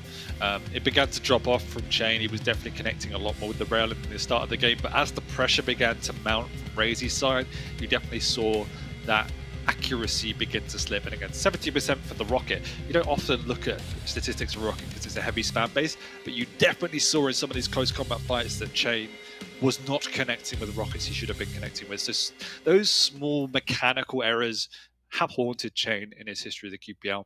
And you just saw it come to light here again today. It was a map he definitely could have won the way in which Raisy was playing. He was vulnerable on the Athena. So unfortunate for Chain there. It's not a map you would expect him to win. This isn't a series he's banking on to get him out of that lower end of the bracket. He's playing Sparty later in the day. But it's still, a map you reflect on and say, he probably could have won that. Yeah, a little bit rough, but Deep Embrace is going to be next up with the Anarchy versus the Slash, which I still find debatable, but very interesting. Raisy played on the Slash, I believe, a couple weeks ago, and I think that he was on stream. He was using the Slash like consistently the entire time, and he wants to give it another try here, Dan. He wants to give it another try, so that'll be interesting in itself. And Vale, again, another match I look forward to with the Eisen versus Kill. Two champions I think are heavily picked on this map in particular, but normally we see a Galena against one of these two, don't we? Or maybe a Sorlag, but it seems like it's going to be a tad bit different this time here, Dan. But going to the second map now, what's your thoughts on the Slash? I think Flea was in the midst of analysing it before he decided he had enough of me and bolted. I think the Slash is difficult to, I guess, maximize on a map like Deep, just because it's quite clunky in terms of there's so many ledges and nooks and crannies and areas to get caught. But I've seen it perfected and I've seen it really excel in practice. And so this is definitely another area that Raisy is picking this champion up, having played it a lot. Obviously that's the way Raisy works. He's probably got a Raisy Slash account as he nightly does for virtually everything else, but it's a champion we haven't seen a lot on this map in professional play, and so it's difficult to execute. And that's why I'm excited to see if he can play it and play it well. We know how powerful the Slash is, and let's see how well he can do it in this particular one. Yeah, he tried before. I can't remember from the top of my head if he won that matchup or not, but we'll find out soon enough anyway. And apologies for looking like a bit of a mess for you, Dan, of course, last minute, but at least we're here to continue things forward by any means necessary. You got the glasses, everything. Where's the contacts, mate? Mate, I was just chilling watching the stream when I had all the specs on. I was like, oh, okay, Flea's gone. You just saw Flea go super lethal come charging to save it. Ready, wait, bang. Mate. You know me, I try, but yeah, just lucky it was around, I suppose. It's one of those things, really. Well, thank you, Lethal. I hope you have your credit. You're giving up your Saturday to come sit with me, have some banter, watch some Quake. More, mate. Yes, casually chilling, watch some Quake together. It's gonna be fun. But we have some work to do as well, which is analysing and giving everyone on the stream a good old show. And we're starting on Chain's POV, who's hopefully going to be giving us the content to talk about big rockets coming out. As I say that, two good rockets into two very poor rockets, and the speed of the Slash was just too much. Indeed, good start from Raisy already, but Chain, got any armor to his name, still trying to collect all the weapons in his arsenal to continue this bout, but at least he's got positional advantage, even with the rockets probably the best ever to be at, but it's going to take more than just one more rail here in order to try and take Raisy and Heavy's up, and Raisy's going to be prioritising that straight away with the Mega coming in the next 5. He could still contest this if he likes, but he's going to go down top mid instead of underneath, which is perfectly understandable.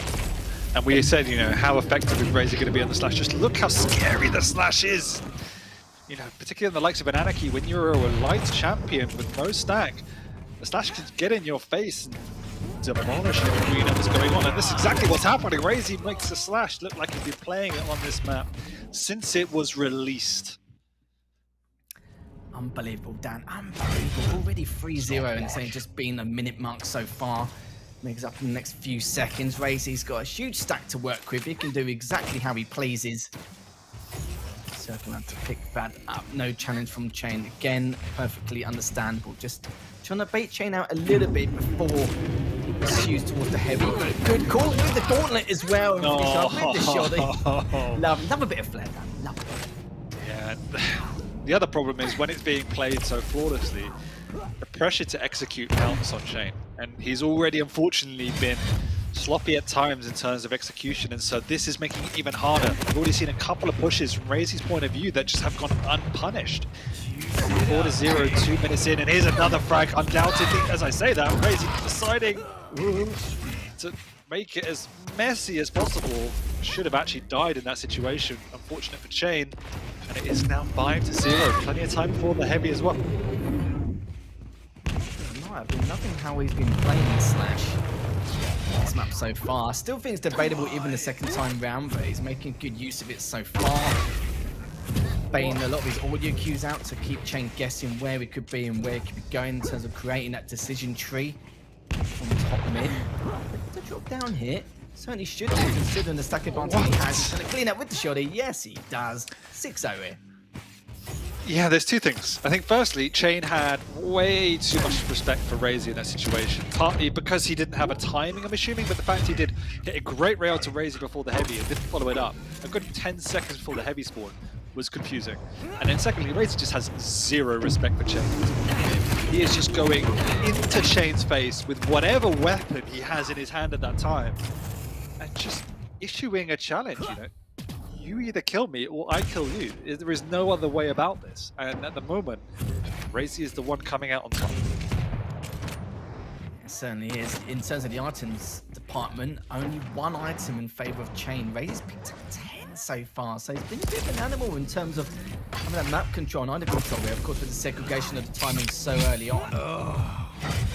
But it looks like Chain has slowly been able to keep up a much bigger stack here. He's able to keep up the rails as well, and this is exactly what we required in order to keep the pressure onto Raisy here. Well, it took a little bit more damage than he would like. But gets down here, that should be huge, but instead takes himself out after the gauntlet play from Raisy with the shenanigans he's showing. But Chain, though, at least he's continuing to more frag deficit. Easy comeback depending on the circumstances. Nice from Chain. He's now beginning to man up for against Raisy, potentially finding his feet in this map. Obviously, very much rattled by that start of the game, but he's slowly getting his way into it. His red is beginning to connecting, and we've seen it time and time again. When that happens, you definitely see a shift in confidence and attitude from the Canadian. And it's happening again. He's hit some great rails and stringing them together. And Raisy, will we see a little bit more respect from his side? I doubt it, but it will give Chain more leverage in these fights. So indeed, Chain still able to get a little bit of pressure on them, picking up the heavy and also collecting his items up. Still hasn't picked up one single mega yet, which is okay for now, but this deep into the game makes you wonder really. So now we're just at the halfway stage. Raisy was reliable, but just picked up the light up top, so he's able to keep his distance for the time being. Here he's up for the next 7 seconds. Looks like both players have decided to prep for earlier, Dan, but Raisy did have a slight advantage in terms of height. He's going to drop down with the LG, but after that 85 from the previous rocket and still takes him out straight after. That's going to be a 2 frag deficit as I'll say that. And Chain looking much better in the second half. Yes, indeed, and there is a huge split between the items now. Raisy is just so early, he has no idea when the timing is, potentially just praying Chain doesn't hit a single rail. And Chain did hit 2 rails, in fact. 5-4, Raisy is only just up, and has actually not looked like he's been threatening Chain now for a good 2 minutes after Chain has stabilized. So really well played by Chain to get back into this one. It could have just snowballed away from him. But we have seen a different side to Raisy as well. Certainly have done. The Chain lovely aggression from him, considering he could have actually just sat by the mega, but Raisy is able to capitalize that, especially with the trail. Do you know what? I had a feeling you were going to say that. I just knew straight away. It's another rail, but it does get away. Yeah, that's one where, you know, bullshit is vindicated. Like, no way he should get away with that. And somehow he does. And Chain has a right to be angry, but has to compose himself because there are still 4 minutes to go. And he has been doing a good job to get back into this game. And Raisy really does seem like he's lost a little bit of his temperament and his awareness, so needs to regain that, get his timings back, just get into a smoother rhythm. Time now to make this advance onto the heavy, and he is doing that. Chain is there, has to pray nothing connects, but this time it does. Walking over the LG once again. That's a place Chain did not want to be at on spawn. Dropping down from the LG. Oh, just barely missed the rail, and surely that would have been another frag to the name of Raisy. Makes up the next couple of seconds. Chain also realises, but even though he's got an angle, he's definitely not in a position to collect it either, so he has to pull all the way back. The side has actually pushed top mid towards him with rockets. And Raisy's more than happy to take that fight all day, every day. Heavy's up for the next second, prioritising the frag instead.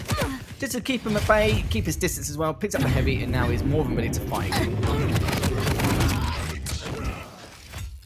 Yeah, the real challenge for Chain is just these close combat fights. You know, I don't think we've seen him win a single one, and obviously it's incredibly difficult to go up against the Slash, but there's definitely been times where he had more than an advantage and still comes out second best. So that is a huge area of concern, because it's exactly what Raisy is exploiting. You know, whether it's deliberately, strategically or not, it's what he's doing. He's just pushing into Chain's face, and Chain isn't doing anywhere near enough work in those situations. He certainly isn't, and that 77 rockets now at all. It's going to extend it to 11. 2 minutes left remaining, almost out of the realms of possibility considering the way Raisy's playing at the moment. But Chain, yeah, he's having none of that at all. He's backing off straight away as soon as physically possible. He's going to work his way round. We're going to try and use that tribot to, even if he picks up the heavy, at what cost? I think that's going to be the next question. At least around 80 damage there. Just to pick up that heavy, and he's just biding his time. He's got atomic control. He knows that Chain has to come to him. If anything, some good wheels from both players. The problem is, though, Chain still directly. I mean, Mega's up in the next second. 10 HP left for Raisy. He'll be able to get away.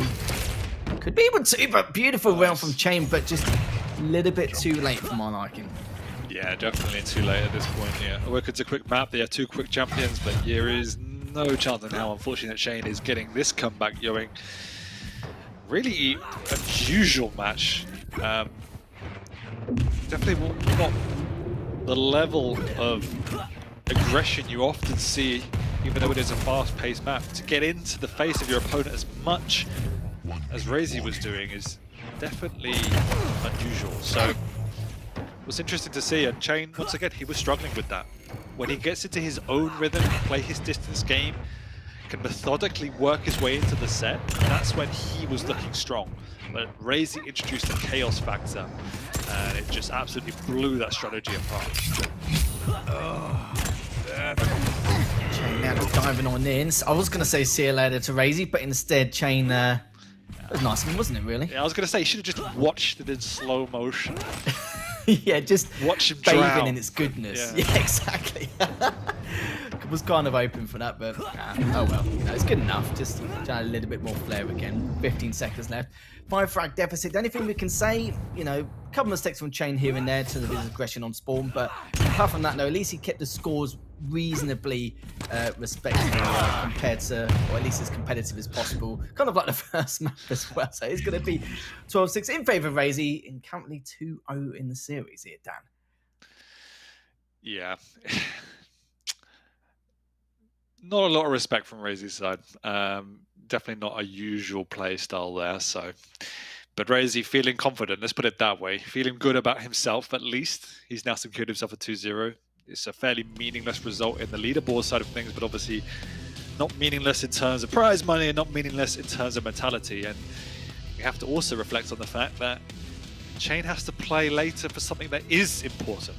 He's going up against Sparty to determine who goes up slightly higher in the rankings, and that will be decisive when we come to the finals, because it's the difference between playing a top-ranked seed and a mid-ranked seed. So, irrespective of what happens in this final map, what Chain needs to do is just keep his head held high, because he cannot afford to lose that one. The big thing for me, as I've mentioned it time and time again, is just Chain unable to cope in close combat situations. His rail was definitely much better, and you can see again statistically 1800 damage with the rail, so really nicely played there. but there was some really poor execution with the rocket. Thinking back to that first frag, you know, lovely air rocket up the jump pad, and then 2 completely whiffed shots cost him his own death. They're the small margin for errors you just can't afford to have. Yeah, sucks a little bit for Chain. We know that he's got the potential to, you know, make some magic happen. We saw it last year. Of course, he's a little bit of a downturn this year. He's kind of stabilised in the placement he's in at the moment, but we'll see what happens going into the third map. Like you said, every point matters, every map matters at this stage to determine to get top 8 seed, top 16 seed, etc. So the higher the better in terms of like who will play against at QuakeCon. But your thoughts here, Dan, going to this last mate? It will be on Veil. Normally we would see a kill. Yeah, exactly. Like, you know, with the kill pick as well and the Eisen. Normally when you see an Eisen or kill, you normally see like a Galena versus the Eisen, or if you see a kill, normally face up against a Sorlag, for example. It's quite interesting that we're going to see both Eisen and kill in the same matchup here. Yeah, but they're both very, very strong in their own right on this particular map. They're both absolutely stable picks. Definitely Keel has fallen off slightly. It's crept back in again over the course of the season, particularly in the last 3 weeks, as people are shifting things around. No, not at all, but who cares about 40?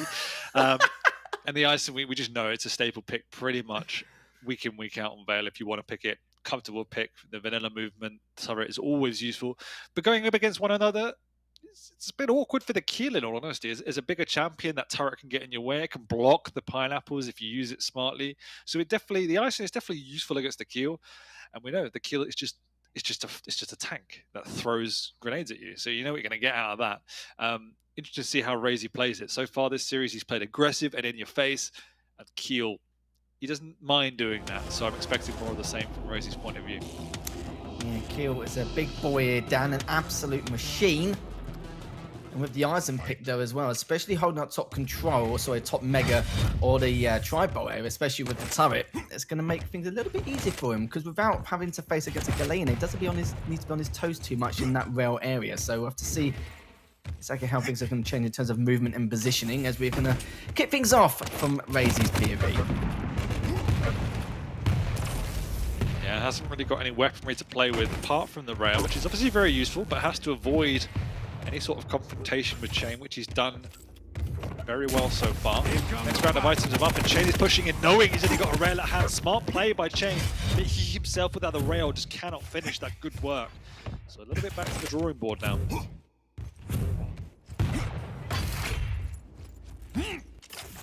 Raisy now just continuing to keep his distance, waiting for Chain to make the first move. Both items not segregated that much at all. So we're going to see if his items will be in terms of a gentleman's agreement or not.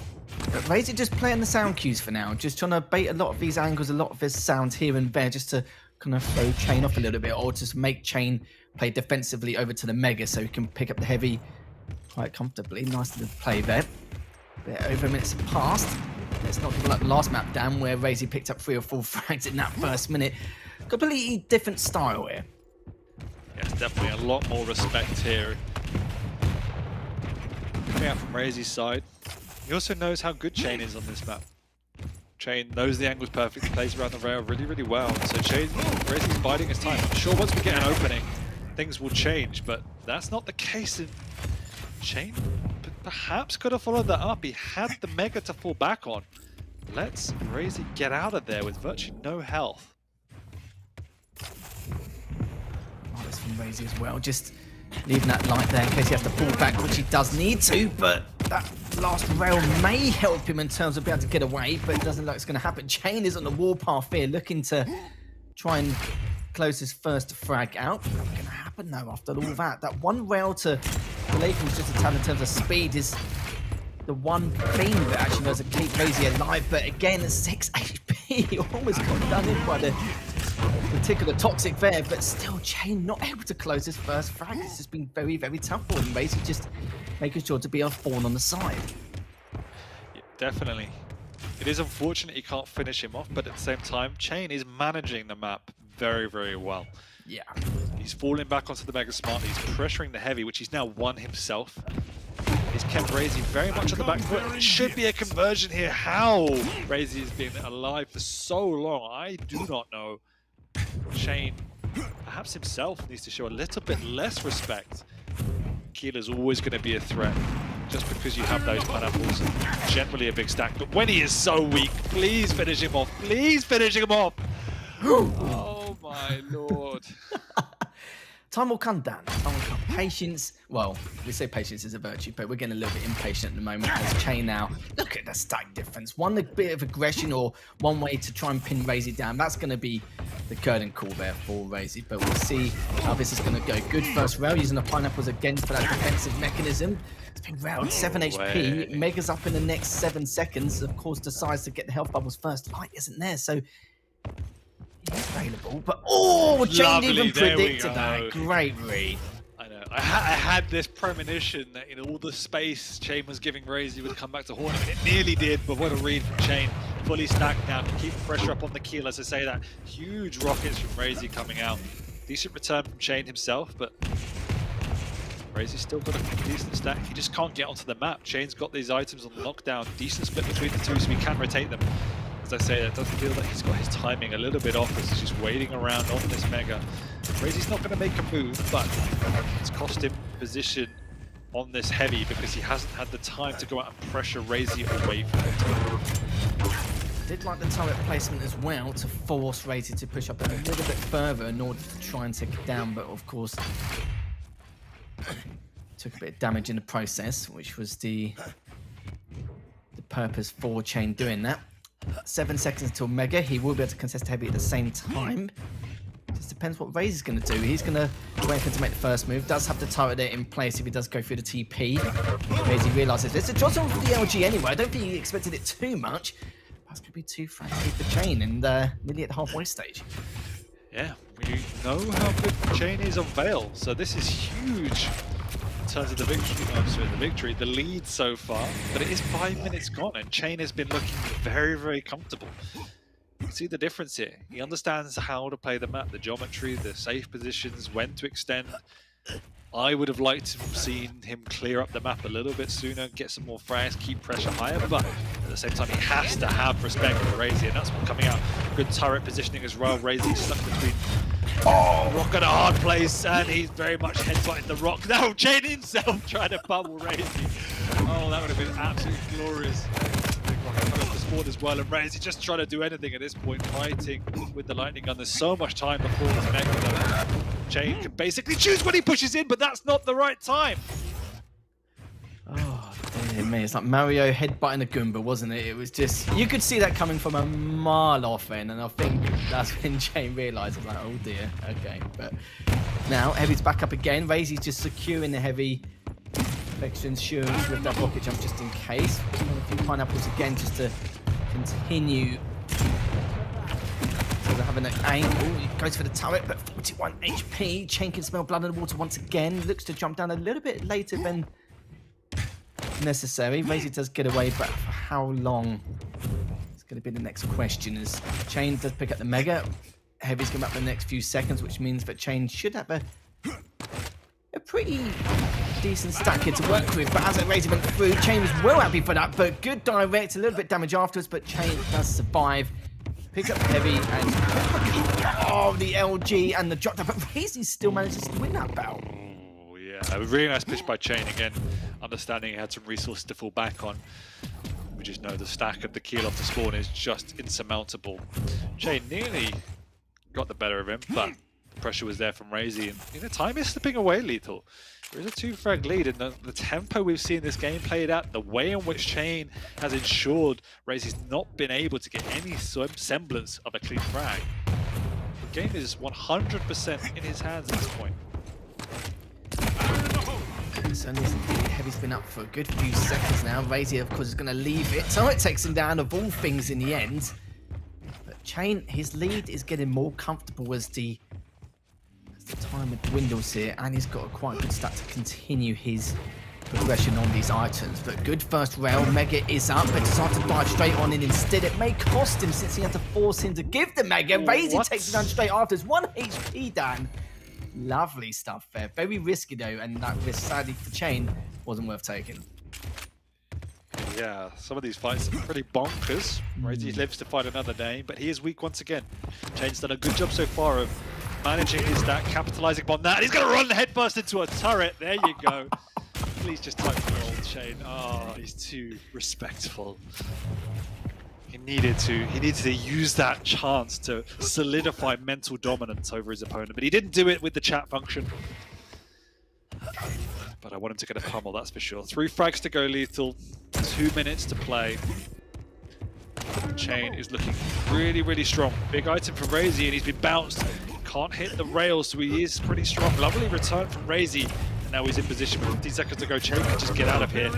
Play the long game, and he's actually got it aggressively. A pineapple to the face is going to be his demise, and that was a huge respect. He did not need to take that fight. No, he didn't. He could have just backed straight off, in all fairness, considering the scenario he was in. Minute 15 left. Again, still possible. Nice to see Timmy get a couple of frags as well to his name. He's Raisy now just teetering back and forth here just to see if he can force out the position of Chain, but it's got the footsteps he required in order to decide how and when to push for that heavy. But Raisy doesn't really have much time to kind of be this patient. He can for the next 10-20 seconds, but at some stage he's going to have to try and pin him on spawn straight afterwards, but we'll see what happens.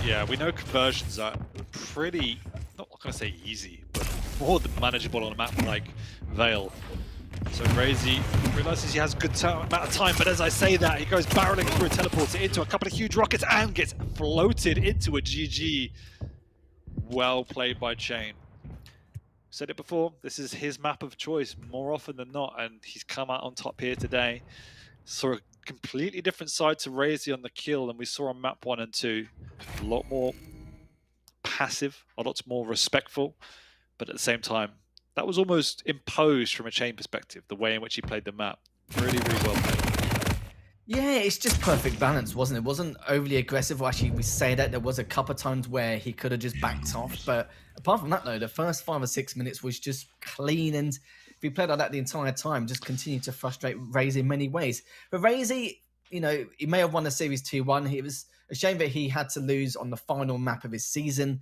But one thing he can take away is the fact that at least lost that map now, so he can work on it, the weaknesses it needs to rectify going into, obviously, the Quake World Championships. But yeah, it's just one of those things, but at least he took the series anyway. You can see 24 items for Chain and 12 for Raisy.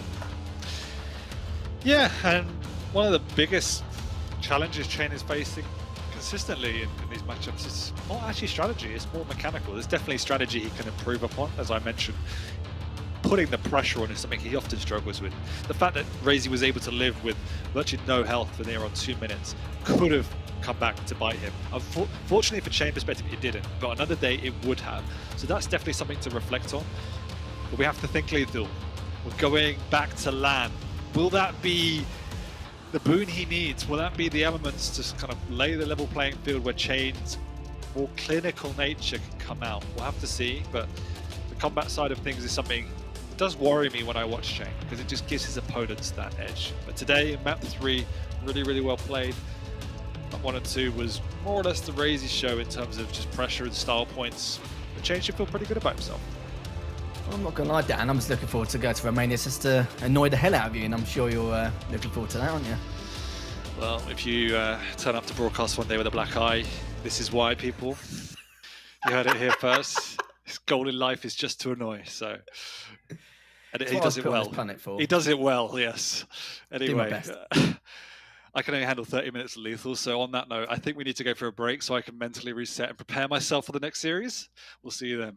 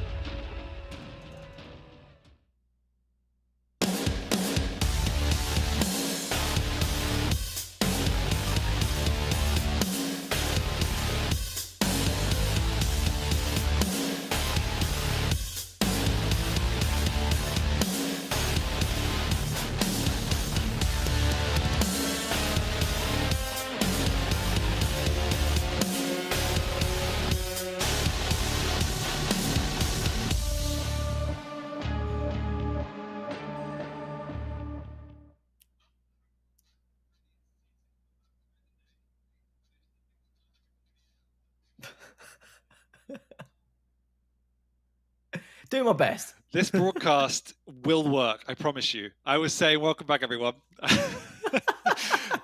And thank you, Lethal, for making yourself look a little bit more presentable. I am now unmuted, but we are moving into series for the day. We're going to be watching Sparty versus Rapha. Now, obviously, they're sitting at very different ends of the leaderboard, and we have Sparty playing a little bit later today. But I guess, what are you hoping to see from this, Lethal? Well, I'm glad everyone doesn't have to see a hot mess, so not as messy as I was previously. But in terms of this matchup, I'm not really too sure. I think it's just Rapha continuing to show his dominance once again, and Sparty to see exactly what he can do. Just to maybe not even just keep the scores respectable, but even take a map off. Like we know we talked about it in previous seasons and previous stages as well, that if you took one map off, that was just like a, oh my God kind of moment, and like, what on earth's going on kind of thing. But, you know, it's shown a lot more kinks in the armor, shown a lot more weaknesses, hasn't he? So we're not saying it's a running trend. Of course, he's been defeated twice. He's lost a couple maps here and there to the odd players. And there's no reasons why Sparty can't do the same. Of course, servers will play a bit of a part. But I think the picks and bans, when we dissect it in a little bit, will give us a little bit more of a flavour or an indicator of what we can possibly predict. But as we say that, though, we are going to have a look at the maps here. Dan, Blood Covenant starting things off. Sparty going for the Athena straight away without any shadow of a doubt. Then you can see the scale in the favour of Rapha on Ruins. And then for the last map here, Dan, Veil is going to be the Death Knight versus the Galena. Interesting one, but be interesting also to see how it pans out. Yeah, a little bit more standard picks coming back into this series opposed to last. As you rightly pointed out, the Blood Covenant battled the Lights, both incredibly good champions. Sparty stealing away the Athena. I think Rapha would have picked that up nonetheless, but he counters himself with an Anarchy. Moving on to the Ruins, we have a Scale Bearer. I'm actually a little bit worried for Sparty. If he pulls out some amazing round and can use the range, particularly the Orb, to try use the verticality to his advantage, should I say, then he's in for a good shout. But we also know once a Scale Bearer gets ahead of steam, it can be very, very powerful. So Sparty has to watch his back on that particular map. And then you rightly pointed out, moving on to Veil, Galena very standard there, so we know what to expect from a Sparty point of view. The Death Knight a little bit less so, but the power can be incredibly strong just because you have so many corridors and niche places to really maximize the ability that the Death Knight brings to the table. And the Flame Strike, and Rapha is one of the best at that. So just from picks and bans alone, I think Rapha's, in principle, is slightly easier to execute. And you rightly pointed out, now we've seen highs and lows from Sparty, and he gets, you know, somewhat unnecessary stick. But Yeah. if he plays as good as he can, I absolutely 100% agree. He can take a map from Rapha. We've seen Chain set the bar on what to expect today, going 2-1 against Raisy. If Sparty can match that, we're in for an amazing series because we have Sparty versus Chain next. This one, I still am expecting a Rapha 3-0. I do think he'll come at this a lot more disciplined than we saw from Raisy and just want to push himself a little bit more. And it looks just generally more standard. I still feel the Scale Bearer is a little bit experimental, maybe even the Death Knight. So he's still trying things out. But I think this should be a comfortable 3-0. But I just want to see what Sparty brings because he needs to show more and he can show more. And I want to see that. It certainly does, and he certainly can as well. It's just a matter if he can do it this time or not. Even just taking a map off Rapha here or just keeping the scores respectable, that'll give him a little bit of a morale push, you could say, in order to when he faces up against Chain, because every point matters. I think just having a quick look at the leaderboard so far, I don't think it matters even if Rapha wins or loses this, just due to the fact that he's pretty much guarantees his second seed. Kilson closed his first seed out last week, and as you can see, like for Wenger, he's probably the next closest person. He was going 11-3. Rapha's currently 12-2 at the moment, so it's not really like it could be a huge detriment here. As long as Rapha wins at least by 2-1, or even if he just takes one map, it should be perfectly fine. Yeah, no, so Rapha's guaranteed second, as we talked about. That 11th and 12th spot down there, that can flip around. They could even potentially overtake Nosfa. So, there is a lot on the line when it comes to that there. And it really does mean the difference between an absolute top level seed and a mid-level seed. And that could actually extend your tournament life, because if you're not going up against the Rapha or the Kilson bang off the bat, you can breathe a little bit of a sigh of relief. And so it is a big, big opportunity for either Sparty or Chain when they come against each other to make that switch Baru. But looking at this one, I just want to see, as you pointed out, Sparty take it to Rapha, take it to the limit. I think too often, if things don't go Sparty's way, he can get a little bit frustrated and map spiral out of control, and they look a lot worse than they would have been. And so at the very least, I would love Sparty to make it a huge contest and really stress Rapha out, because when Sparty plays, he has an unorthodox style, he has a creative way of thinking about the map, and he's just incredibly gifted mechanically. So definitely want to see that. Yeah, and Sparty is currently 10th at this stage. I think, if I remember rightly, the players who are the top 8 seed, they advance to round 2 straight away on the winner's side. If you're in the bottom 5, you have to play against all the other seeds who come out from the qualifiers as well. So a lot to play for in terms of seeding. It can be very, very important, but we'll see now how Sparty is going to do. We're actually going to stick with his POV to start off with. See what mischief he is going to get up to. Gets the heavy machine gun straight away as well. The rockets, he's now going to try and at least put as much damage onto Rapha as possible. In the back way, picks up the rail also, and could at least deny some of his weapons there. But this has been a fantastic start for Sparty. Exactly what we needed going into the start of this matchup. Yeah, really nice. And that's what we want to see from Sparty's point of view. Clean rails off the spot. Nice trap as well. Protects in that LG, understanding Rapha's movements around the map. Fortunately, that one doesn't connect, but he knows he's got himself some items to fall back on. So lovely composed play from Sparty off the bat. Rapha, he's got himself everything he needs as well to fight. Yeah, he certainly does. Sparty just listening out for those cues. Got what he's needed. That was such a good rail. Considering how he had to react from such a close angle. But problem is, he's the weaker suspect here, just hiding around on the low ground. Mega is up, so is the heavy. Just leaving it for now. Just trying to decide what to go for as of yet. But heavy will be picked up by Rapha. Sparty realizes it's going to go straight for the Mega, but good rocket there from Rapha to do a little bit of damage in order to try and keep Sparty at bay at the top. But the problem is, Rapha hasn't got that height advantage. Does have the TP, but doesn't want to be too predictable. With Sparty now just trying to teeter around the light, does get that first rail, which is an important one just to keep Rapha at bay. Yeah, and at the minute they're both content to trade their relative items. Sparty's slowly working his round to the heavy. He doesn't know the exact timing, so he's just peeking for a rail, but decides against it, as I think he may have just seen Rapha drop.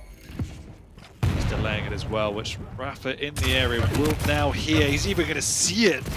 So this could come back to bite Sparty. I like the proactiveness in order to try and do this, but Rapha knowing the timing means he can now make a plan for the next advance, because he's on the heavy side of the map, and Sparty's still waiting around, going mano-a-mano with Rapha. But Rapha's got an inject, and he's got resources. Sparty's got to be very careful now for this next Mega. It certainly does. Slow, methodical play for both his players, but saying that, no, Rapha just comes on in. And still, that would have been an important rail, even if he was cleaned up after then, just to do a little bit of damage to keep Rapha away Spawn. But now Rapha with such a huge stack is just going to continue on with his aggression. 2-0 already in such a short space of time. Now going up towards the heavy, and we'll be up in the next couple of seconds. That was my exact fear. I think it was a little bit sloppy from Sparty to be in the vicinity. Rapha, as I said, knew the timing. He had the Mega stack. It just came barreling on in, and once again, Sparty, almost in hope, is just standing on the Mega. They need to see a change of tack, because already we've gone from a 0-0 to 4-0 in effectively 35 seconds. And that doesn't bode well for Sparty, because he's not doing anywhere near enough damage. So just need to see more creativity. He's got his back turn, doesn't get hit, but he hasn't got anything to work with beyond the machine gun. So Rapha, he can just do whatever he wants on the map at this point in the game. Yeah, after that third frag, you can see Rapha just established his dominance and control. Rapha does back away, picks up the Mega, and can continue if he likes. He's going to see if he can do it from a different angle. I was hoping the light was there, but it's not. It's the hourglasses instead. But again, just continue to be as proactive as possible. Heavy's up in the next few seconds. Should be able to get there first. Should take out this LG5. That was a little bit closer to my liking. Is Sparty, I do feel like I had the better accuracy, but in the end, it will be Rapha coming out on top due to his stack. Mega's up in the next second. Catches him off guard once again. Should be able to clean this up, and that's going to be a free Mega now for Rapha. Yeah, this is going from bad for worse for Sparty. He's now trying to make things happen, and obviously he's hitting some good shots, good aim, but without the stack to back it up, it's hard. And to top it off, his opponent has an inject as well, so what do you do, Sparty, at this point? This is a map, and you're locked out. It's extremely difficult to get back into it. Has he got himself all rally? He's just trying to slow it down. There's just such a big split between the items. It gives Rapha plenty of time to work his way around, assess the map. It does look like Sparty would get this, but the question is at what cost? What a rail that was, and a second as well, Lethal. Another matter of time for Rapha to get this frag. Nearly the third. Sparty's really at the end with nothing. Another couple of big shotgun blasts, and it is cat and mouse.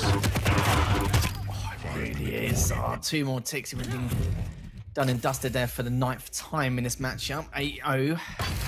Halfway stage. Mega's up in the next 5, and Rapha just keeping his distance as well as checking all angles and just using that rocket defensively to see if he can catch Sparty as he's progressing.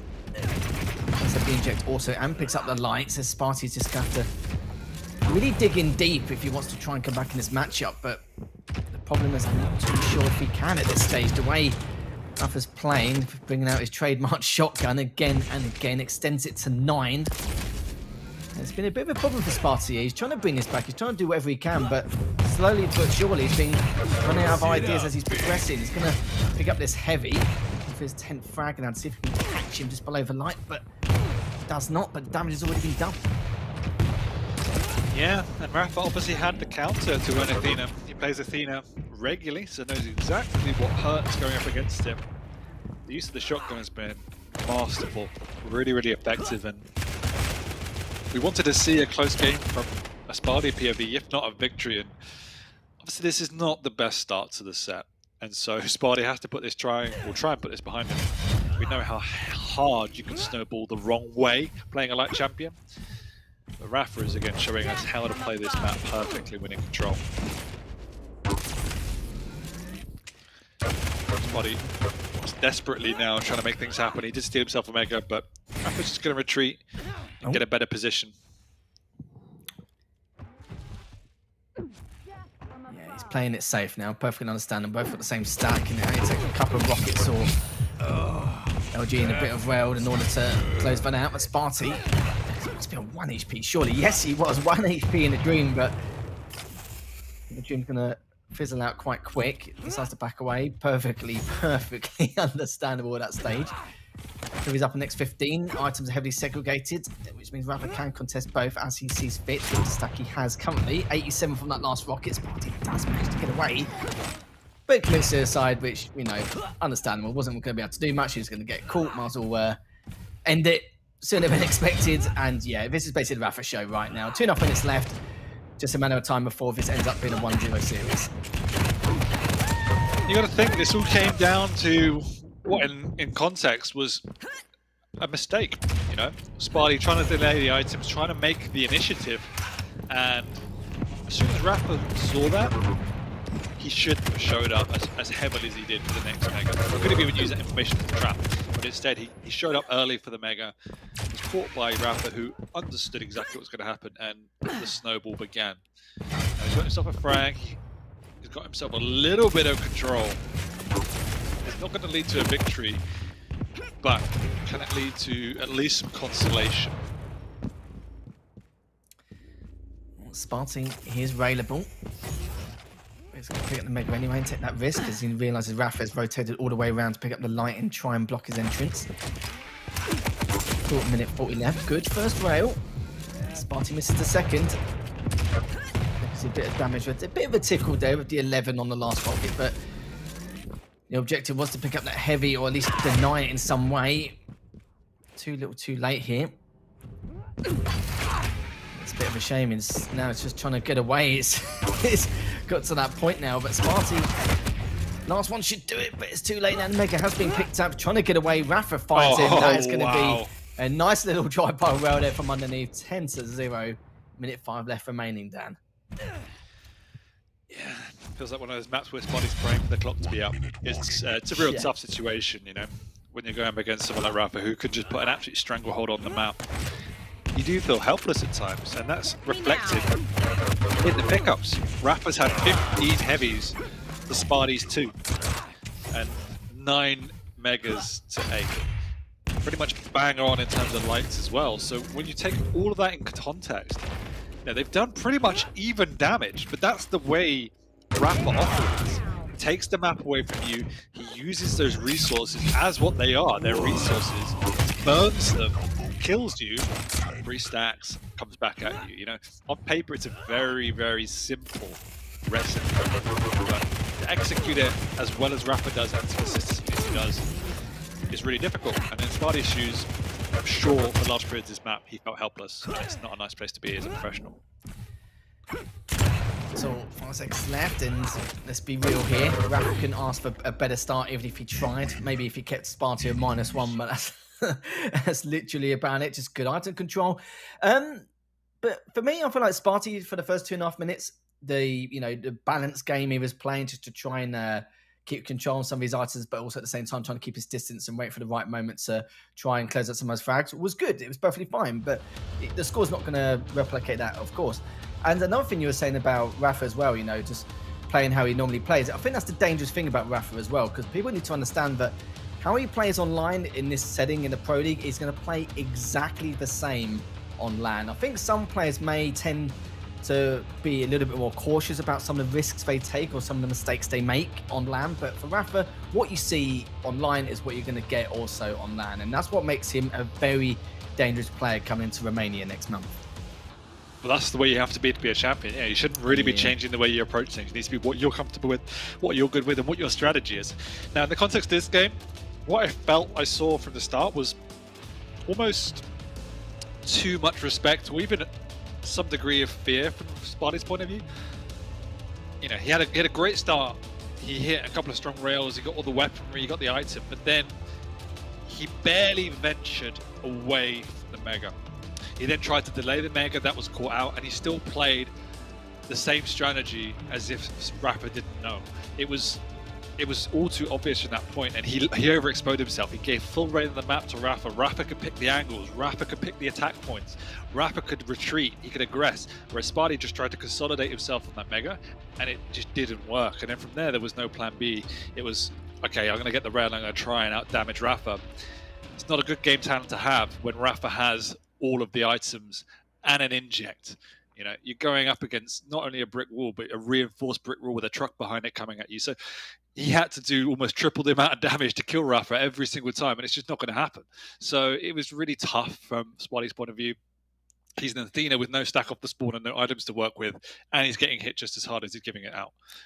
Yeah, it's almost an impossible situation at that point. Certainly was, yeah. It's all about adaptation. Rapha did that in, 2.5 minute, 2.75 minute mark, and that was literally about it. And Sparty was just pretty much doing the same thing. Like I said, just holding around that Mega, hoping to catch him in that choke point with the rockets or around quad to hopefully just out-rail him or use a heavy machine gun. But eventually, he's going to get you. And eventually, he's going to make the same rotation where he's going to come after you like anything and then just keep on spawning every single time without fail due to the starting stack. And that's literally what we saw, wasn't it? What is it you said? Like 35 seconds, we saw 4 frags. It was kind of delaying inevitable, really, Dan, wasn't it? Just teasing us a tad. And Rapha made it a priority to pressure those spawns, because obviously that's when the Athena is just absolutely vulnerable. So he went out of his way to pressure those spawns, and it worked time and time again. And Sparty could not break that cycle. No, he certainly couldn't, which was a little bit of a shame, but we'll see if there's anything different going into the second and third map. We are going to go straight into Ruins. Rapha rocking at the scale with Sparty with the Ranger. To be fair, it's a good counter pick considering, his passive ability and, of course, trying to get away from the scale in more ways than one, especially with the rockets and the orb. So we'll have to see what he can do here. But we're going to stick with Rapha's POV to see exactly what he's going to bring us to the table at the get-go. So far, just biding his time at the moment. Both players just trying to add all the weapons into their arsenal before engaging in any way, but also just keeping their distance, just trying to see exactly what they're going to be up to. Yeah, the key for Sparty on this map is obviously going to be the rail and the lightning gun. It's also going to be the creative use of the rocket jump and the orb to get away from the bull rush, to get through it, whatever you need to do. The one thing you don't want to do is run at the scale bearer when he's fully stacked though, so Sparty quickly retreats, having run headfirst into the jaws of the beast. You obviously have to try and abuse the size of the scale bearer. And unfortunately for Sparty, he's on the ropes already. Scale bearer coming in, he's got all of the items and all of the aim and everything he needs to keep the pressure on. Sparty's in the vicinity. He will take it away. Almost gets a frag, but there we go again. Heavy's up. Scalebearer gets out. Yeah, Rapha could have easily just backed off and left him have heavy or burn it in any way, but good use of that bull rush as well. Could take him down and he makes it free. And yeah, this is not looking good at all.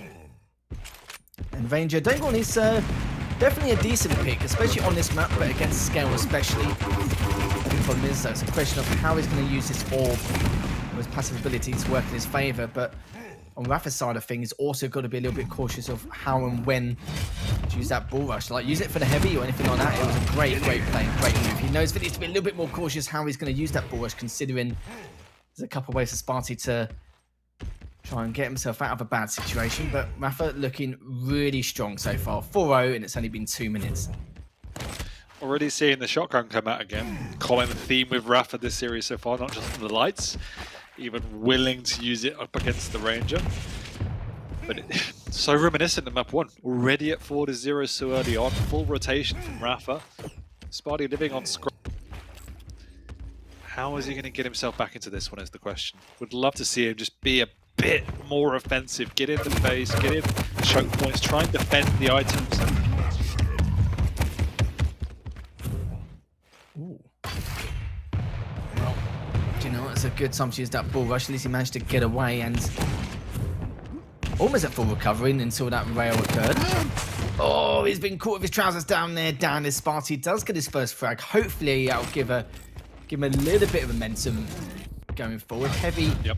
He's pretty much staring at him in the face, and now he can continue that aggression to see if he can try and catch Rapha once again before that bull rush reappears. I mean, it's a key point. As soon as the bull rush is down, you know that he's going to be a lot more vulnerable. With huge rockets coming out from Rapha. Sparty in disbelief, but it was a choke point. Difficult to push in there. Rapha made him pay. He's also called him off the spawn again.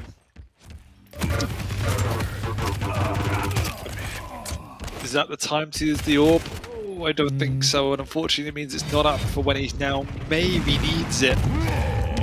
Rapha has all the time in the world to go on through, chasing down his opponent 3 rails in a row, but 2 of them against the bull rush. They only tickle. Yeah, you're not wrong there. Definitely feels like it's just a tickle when using that bull rush. As almost 4 minutes have passed. 7-1 in favour of Rapha, just not letting up at all. He wants to pretty much show perfection leading up into the Quake World Championships next month.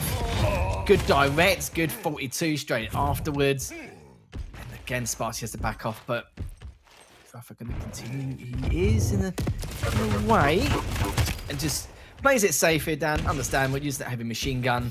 The back way to pick up that Mega, like how we passed on the frag rather than go for the Mega straight afterwards. And there you go, another one to the tally here, Dan. Yeah, questionable. It really does feel that Sparty struggles with the tempo Rapha plays at. The amount of times you've seen here that Rapha just pushing in and Sparty almost looks surprised to see that Rapha is there is really quite worrying because, you know, whilst he's playing quick, once again he's been caught here with the rail out, like the positioning.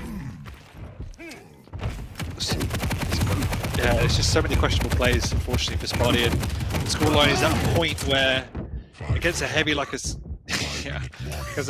scale bearer, you know how do you come back from this? There we go. There's a start. Oh, okay. Rapha's looking to be a little bit leery with the gauntlet, but never mind. Heavy's up. 10 seconds until the Mega appears. 9 frags. Yeah, it's... He gets a scale with a starting stack, the bull rush. Yeah, this could be GG already here. It's Sparty now. Not able to do much with the nail gun there. It's the railroad, but yeah, it's gonna be Cones once again. 3 HP. At least he's living his life at this point, but at what cost? Look at it. Rapha's read him. There we go. See you later. And this is the problem once again. It's just the lack of items, lack of anything really. Rapha's got more Megas than Sparty has major items, and so, you know, 9 heavies, 7 Megas, 9 lights to Sparty's 2 heavies, 6 lights, 4 Megas. He's just had nothing to work with. Again, as we talked about in the first map, damage-wise, it's pretty much on point. They're pretty much even. That really doesn't matter. What matters is, are you converting? And the answer is no for Sparty.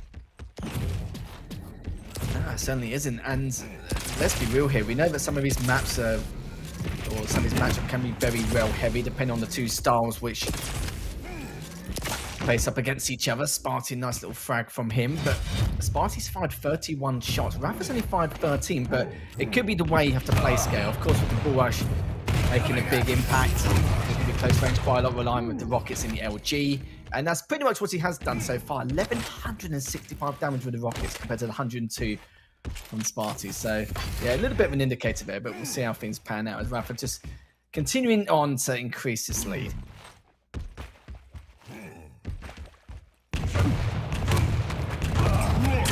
Another desperation push from Sparty as he gets clipped with the shoulder and flattened once again, but the rotation still on point, even though he's 16.4 up. Rapha's just there, okay, yeah.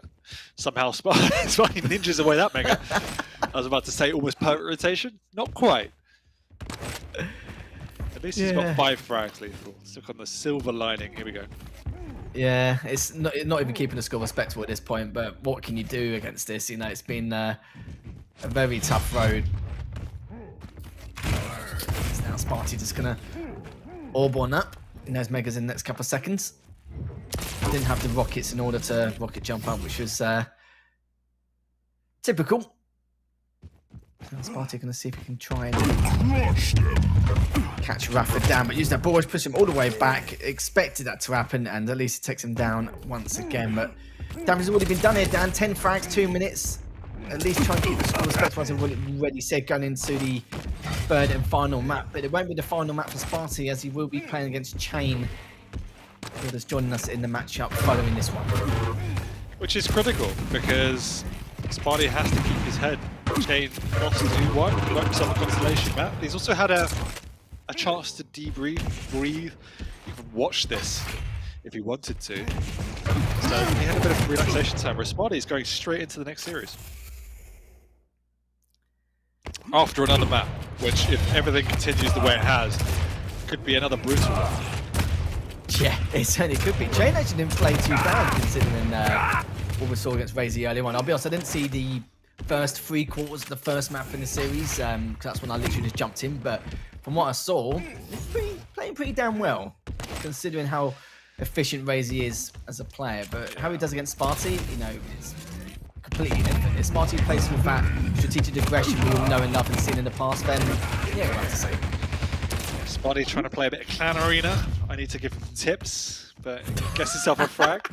But to your point, what Chain does do well is that even if he's not having his best day, even if he's missing everything, he has a fairly good understanding of how to play defensive. You know, what positions to take, how to slow the game down, and how to manage the map. And so we don't often see huge scorelines against Chain. It's often, even when he loses, it's quite a close affair. Whereas obviously with Sparty, we can't say that. No. It's another map we're looking at a massive scoreline. Credit to Sparty to still going at it and having some fun. But it's a common theme that if Sparty loses, he really loses. And I get that, you know, he can take his foot off the gas sometimes, but there's also a time and a place where you need to lose in style and learn how to keep the map close. Because the closer you keep the map and you train yourself how to do that, the more opportunities you have to turn things around where they really matter. So I definitely would love Sparty, not every time, but to see Sparty fight as hard as he can to keep a map close, because that will allow you the best chance of success in a comeback. Yeah, he probably suspected that he was going to lose this matchup anyway. The issue was, as I said before the series started, to keep it competitive and keep the scores respectable. So far, we haven't seen that as of yet. The only time we have is the very beginning of Blood Covenant, where he was showing a good balance of offense and defense, of how and when he should be pushing out. But so like I said, though, it can be read quite quickly. If you're doing the same thing every single time at this level, it's not difficult for them to suspect what you're going to do next and what your next plan of action is going to be. So I have to see if Sparty can change up just a tad. We are going to our third and final map in this series, and straight after this it will be Sparty playing against Chain straight afterwards. So Sparty needs all your energy in chat to try and help him dig himself a big hole. Could be a bottomless pit at this point here, Dan, not going to lie to you. He's lost to the abyss, and yeah, as are most people playing as Rapha. Let's put it into context. Again, the damage output is there. Like I said, it's fairly even. I think towards the end of the match, it actually began to diverge a little bit more. Lack of control was more than obvious. Didn't really seem that Sparty had a strategy for when Rapha got control. It was just, I'm going to keep throwing my head at the wall until the wall breaks. And unfortunately, Sparty's head broke first. So he has to console himself and move into map 3. Like I said, I think the biggest thing I would love to see is that even if he's going to lose, use it as a learning opportunity, learn to keep it close, because there's too often we just see him, whether it's tilt, whether it's he recognizes he lost, whatever it is, but it descends into madness. And sometimes there are times when he can use these opportunities a bit wiser. But anyway, Veil of Nath to go up against the Death Knight, so there's more pain to come. But he has a Galena, so if he can build that overstack, if he can slow it down, you know, we've seen the masters of Galena in the back of the day really slow the pace down on him. We've seen even Chain do it. Build that overstack, keep the game nice and slow. And you know, if the Death Knight uses his ability, uses the Flame Strike, it doesn't connect, then great, you've got a free window, 30-40 seconds, where he's pretty much useless as a champion. That's when you start making those moves. So definitely want to see Sparty try and contain it a little bit more. Yeah, the only issue is Rapha's going to make some reads on where Sparty's going to be with that Galena. It's going to be very hourglass heavy, so we'll be, you know, looking down the alleys, looking down the rail room. There's going to be a few bits and pieces here and there. He's going to try and deny as much as possible because we know what he's like. He's a greedy boy, Rapha, isn't he? A bit of a greedy boy, especially with the items and the hourglasses going forward. So I have to see exactly what Rapha can do to continue the trend. He's already won both maps by 13 frags. We can see if we can do that or more. But I would like Sparty, yeah, again, to keep the scores as respectable as possible going up against Chain in the next matchup, because it's big for him, or not anything. This is huge considering every map counts and you need the best seeding possible. The top 8 seeds will get a skip or a bye, into winners round 2. And if you're 9th and below, then you will start in winners round 1 against some of the other seeds and the players who qualified it as well. So the higher the better, but we'll see what Sparty can do here. He hasn't really had too bad the season. Rapha just picked up the Moga. We're going to start off with Nice. PFB, hit the first 2 rails, which is huge. Looking for the third, but the flame shot comes out as well, and Rapha's going to take that all day long with 1 HP. 1 HP. Wow, that's really unfortunate for Sparty. He did everything he could have done at that point. He's always in for a bit of a risk going into a choke point against Death Knight, particularly with a super shotgun. That's just unfortunate for Sparty. I swear this is what, the 3rd time we've seen 1 HP in the same series? I kind of feel that. Maybe I'm wrong. Maybe I'm just having an issue. I don't know, but maybe my memory's gone. We'll have to. I'll try and remember. Both of later those on. statements can be true, Lethal. Actually, they could be all be true. I'm not gonna lie, it's probably all true at this point. Minutes passed though, Rapha's still up by 1. It's gonna take a risk little move. Nice little flame strike as well to add to the tally here. Nice bit of damage as Sparty's dropping on down to try and do a bit of damage. Surprised he hasn't, considered the choke point Rapha was in. Tad unfortunate. Rapha saw it. Mega's up in the next 5 seconds. Heavy's come out straight afterwards, so we can deny both as he sees fit. But looking very good from Rapha so far, considering how he's recovered from the fight earlier on 1 HP. Yeah, and he's already showing that aggressiveness, use of the ability to isolate the room, to get Sparty away. And fortunately for us, Sparty is taking that advice. He is playing it slower. Rapha's done a good job of proceeding into that room to clear it out, any potential totems and long-term overstack. And now he's got Sparty a little bit trapped here into the rocket room. Sparty has to retreat once again. He hasn't got a lot to work with. The flame strikes there. It doesn't connect. This time it's Sparty turns it around. Okay, all right, this is looking good. Stack's looking good as well. Good time with the Mega. Heavy, he's just going to go straight forward here, Dan.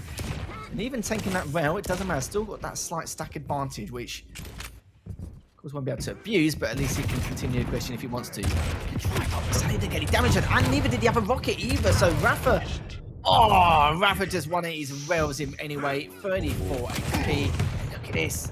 Sparty just really going for the kill and go for the trade at least, but that 78 is not going to do him any favours at all. No.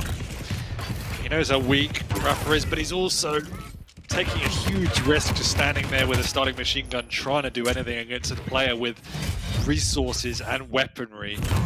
Sparty extending too far this time. Big plays from Rapha once again going aggressive. Sparty's caught himself in a corner. And Rapha cleans it up easily. And same thing. Decent start by Sparty that then descends into a very quick lead for Rapha, which leads to Sparty going ultra aggressive in panic mode to try and stabilize, which leads to a further lead from Rapha. So this is the point where Sparty needs to try and stabilize and not just keep running at the wall. Throwing these flame strikes from absolutely ridiculous, and it's so good at the same time. Still underneath. The sprinkle of damage. That rail's going to definitely pack a punch. And now Rapha just holding the high ground as he should as well. Heavy Meg's not going to be up for a while, but it looks like they're just trying to make early preparation here. Yep, Sparty has managed to now slow it down. He's stabilized a little bit. Desperately needs to get himself some armor. He's also done a decent enough job of managing the control. Rapha has got a better pickup rate, but not by a lot. That's a good start. Oh no, he's run into the flame strike. He's going to be ticking himself down. He knows he's got a totem and a mega to fall back on, so that's good by Sparty. He's also delaying it, so this could work out really well as Rapha is nowhere near to gather this information. Rapha himself is just waiting around. He obviously won't overcommit without the right information. Beating Sparty one-on-one here with the LG. The flame strike comes out and Sparty does trade. Best of a bad situation, they thought. Yeah, Sparty does get a good spawn now. At least he picks up both the rockets and the LG with the heavy coming up next. That's probably the best spawn he could have asked for to bring this back. Remember, only at the halfway stage, so he could, well, I was going to say he could bring this back, but Rapha is just absolutely all over him at this point, like a rash. There we have it. Finishes well with the MG. Gets the Mega as well, and every 30 seconds of a minute that passes, it just feels like the chances for Sparty to bring this back is just dwindling more and more, sadly. Speaking of halfway stage, we are at that part now, and Rapha just keeping hold of the high ground here. Definitely been a shift in Rapha's play as well, and that's because he's adapting to Sparty. Sparty's playing smarter, he's playing slower, and because of that, Rapha's playing a lot more calculated himself. Yes, he's taking some aggressive maneuvers and risks going in fast for the item, but that's when he's got utility in the stack and his ability up. Apart from that, he's been quite conservative himself, and so that's really limited actually Sparty's strategy, because Sparty's not been able to do much of any damage. Rapha's nearly done twice as much damage as Sparty on this map so far. It's pretty ridiculous when you think about it. And now it's all spiraled out of control once again, 9-1. Sparty again just struggling to figure out a way to readjust what he's doing. Okay. Does get a second frag though, does get a mega, but the problem is it just needs to be continuous aggression and have to keep the frags as clean as possible. And for that to happen, it's going to take a huge challenge, a tall order, but yeah, it's going to be tough. Yeah, 92 is a big advantage. Best Sparty could hope for is one frag at a time. If he gets to that point where it can come back, then great, but he has to only think about the next frag at all these points. Sparty, oh, good rocket, but it's going to be way too late. As he does back away. Rapha does have a rail, but as a shoddy, as per usual. Rapha's efficiency is killing him. He's always got the right weapon out. A heavy machine gun, super shotgun, LG, at all points when Sparty's obviously forced to try and hit miracle shots with his rail for a large port. And that's, again, showing in the damage output. 4.2k for Rapha, 2.7 for Sparty. Like, this has been... Despite the scoreline being much clearer, much closer, this has been the most clinical of all the maps we've seen from Rapha. Yeah, nice rocket jump to rail combo earlier from Rapha. Even though it looks weird because Sparty was just standing there, just waiting for him to push on through the TP. Did that and just that fragging style. But yeah, still Sparty continuing to be 9, make that 10 frags behind. With Rapha, with a big stack advantage. This is done here. Even if he picks up the mega, this is definitely done. Yeah, but at least Sparty is doing what we talked about in the last set, which is he's playing to keep it close, he's playing to build a comeback, he's not just running at Rapha. And it shows from much just better game from Sparty, and it's, as I said, it's forced Rapha to play much better in himself as well, but Rapha, being Rapha, has responded in kind. They've pulled out the best map of the set. So he's looking in championship form. Of everyone we've watched so far today, Rapha's looking in championship form. Rapha looking to stay alive, but a trade's going to come out. We've got a couple of minutes left, and Sparty's just looking to try and keep the score respectable. And there's a third and final map. If you're just joining us, he will be playing against Chain straight after this matchup. So we'll see how he fares against Chain straight after Rapha. 16-5 still. Rapha's just holding control of the Mega. Heavy's out as well, which is looking to go and bag. Realises fate is directly underneath. Decides to prioritize the kill instead, which I love, even though it does burn the Heavy. A little bit of a chance, but yeah, Rapha's going to take full advantage of that 17-5. Oh man, this has been a brutal series. Really brutal. Yeah. You know, poor Sparty. Last series of the season, and he gets Rapha, who's building towards the Quake finals. Like, oh, that's painful. And now Sparty's got to try and recoup and go up against Chain to see where he sits in the leaderboard. Yeah, this is it, isn't it? Even just one map would have done him some favours. Done absolutely no favours so far in this matchup. Oh, dearie me. Take it on, a few good rounds here. Both are biding their time. Sparty does finally clean him up. Nice little celebration, isn't it? Better than mine. Okay, that's Sparty done, folks. At least we get some emotions with Sparty. I'm glad we have cameras and cameras back. But as we said, you know, this will be the real test for Sparty. If he can get back into this and play his absolute best against Chain, everything is forgiven. Yeah, this is it, isn't it? But again, another 13 frag deficit. Lost all 3 maps by 13 frags. So at least he made some kind of trend net. And there we have it. Rapha's going to be winning his final series of the Quake Pro League with a nice little 3-0 victory. So just full of confidence. That's what he's looking to do. Just make players perfect as possible. Just show barely weaknesses and to make sure that he's be a massive tool of destruction going into the Quake World Championships next month. Yeah, I'm sure Kilson, Wenger and Raisy are all in Twitch chat right now. I'm sure they can give us a wave if they wanted to. Just looking at this thinking, all right, that's what I'm up against, because it's going to be a hella exciting finals from what we've seen so far. We're not going to see Kilson today. We've already seen Raisy, who he himself looked an animal, if not just having some fun for the final week. And we've also got Wenger later today, who is sitting pretty in third and doesn't need to play for anything. So expecting some fireworks there too.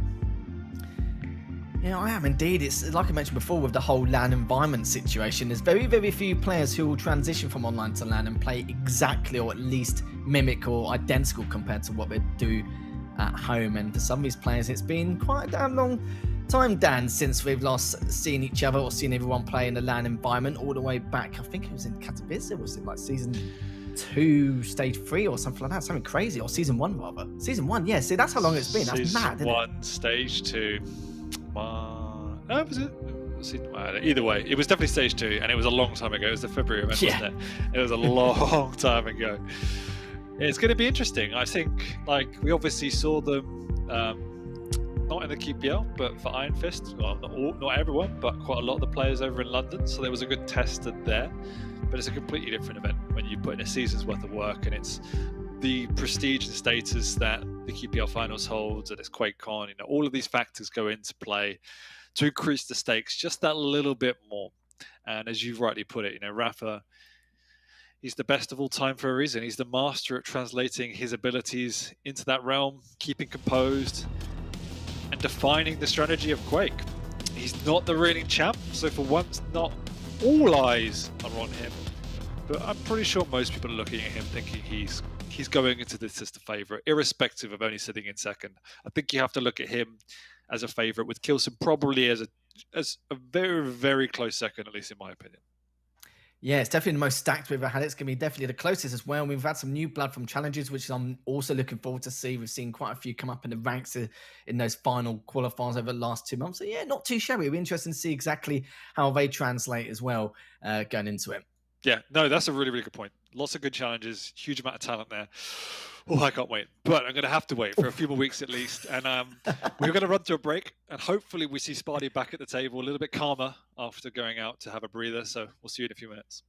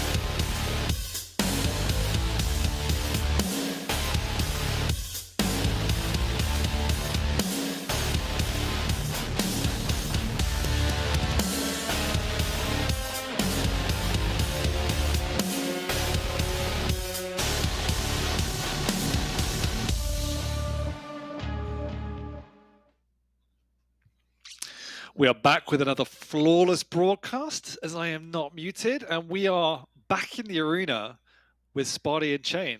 You know, we just saw Sparty have the best warm-up of his life going up against Rapha, so one can only assume that he's more than ready for this.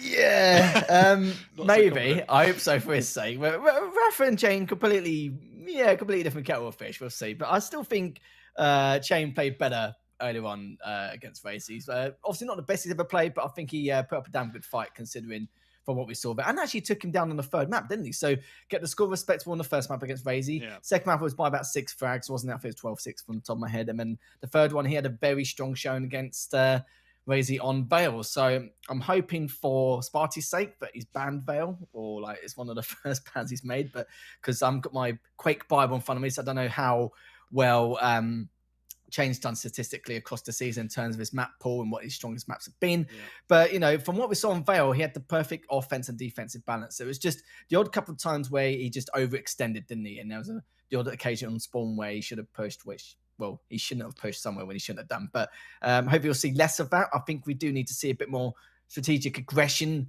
from Sparty, because that's what we know him for and know and love anyway. We didn't see much of that against Rapha, maybe because Rapha forced him not to be able to play like that, just make him feel a little bit awkward, which can happen to some players. Yeah, but in context, it should be relatively easier, right? It's like, you know, when you go to the gym, you use really heavy weight and you swap to a light weight and it feels really easy.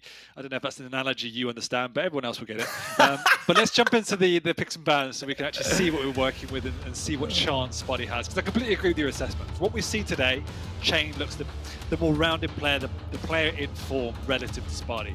But you have to take into consideration that Sparty went up against a very, very good Rapha. And let's say Raisy wasn't as playing as, you know, proficiently. But either way, starting over on Ruins Asana, we have the Anarchy against the Visor. Now, I really like the Visor pick if you can use that ability really, really well, right? If you waste the piercing sight, you're in a bit of trouble. And you also have to be smart with your positioning, play safe. We didn't see that from Sparty earlier. Chain really does love the Anarchy. He could use it well to open up the angles. He could use the rail very well, and we've seen his rail today already beginning to connect. But we also see him struggle with that infight. So I want to kind of digest whether Sparty will try and use that to his advantage if he knows that as a weakness.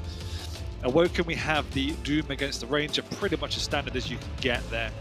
I really like the Ranger pick. If you get ahead of steam, you could use the rocket jump, you could use the orb, you can create a lot of chaos. That's the pick Chain had earlier. So he's been forced onto the Doom. Now we saw Avec play the Doom. He played it really well. Didn't use the ability though. So will be something that Chain does. And then ending up on Veil. You wanted to see this banned, my friend. It's not banned. It is the last though, so this is a change from Chain. He used to pick this first.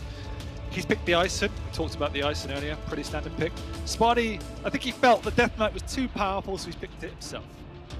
Don't blame him. There's some of the angles which Rapha was throwing those flame strikes and just got a huge amount of tick damage just overall was just nutty in itself. And what I like from the champion picks as well, I like how Sparty's banned Athena straight away, knowing that Blood Covenant and Awoken were both available. Yep. And there's a possibility, of course, Chain selecting Athena. Not been known to select Athena a lot in the past in the Pro League, but it looks like he has gone for the Doomslayer anyway. It's probably the safest pick, isn't it, in all fairness, on Awoken, but then again, so is the Ranger. So they've both gone for very, very safe picks. But yeah, I do agree with you. I do like Death Knight coming out for the final map on Veil. Wants to see if it can do exactly the same as what Rapha did to him, as you already mentioned. And the Eisen, again, very, very standard. It's normally like Death Knight, Eisen, Kill, or Galena, or the Sorlag on Veil. There's normally the five, champions which they do establish themselves on Veil a lot over the course of time. And nice to see Visor come up in Ruins again. So those two will be fighting heavily for those hourglasses, especially around that heavy jump pad and courtyard. It's just a matter of who's going to get there first and who's going to adapt against each other on it. Yeah. Any predictions based on what you've seen, whether it's for performances or just the picks and bans alone? I don't have a clue. I don't know why you're asking me. Probably the worst person to ask. I'm glad you of all the others turned up today. So glad. I'm going to say 2-1 Chain. I think just the way you analysed it before was pretty spot on there. We just saw more stability from Chain. And if Sparty doesn't manage his temperament, Chain actually thrives on people that can throw themselves into him. I know he struggled against Raisy, but Sparty doesn't have that same clinicalness as Raisy does. So the fact he was able to constrain Raisy's aggression for large periods shows that Chain is really playing quite well at the moment. And on the picks and bans, I think it's fairly even. I would give Veil just on map alone to Chain, leaving the other two as a toss-up. So I think it's going to be 2 on Chain.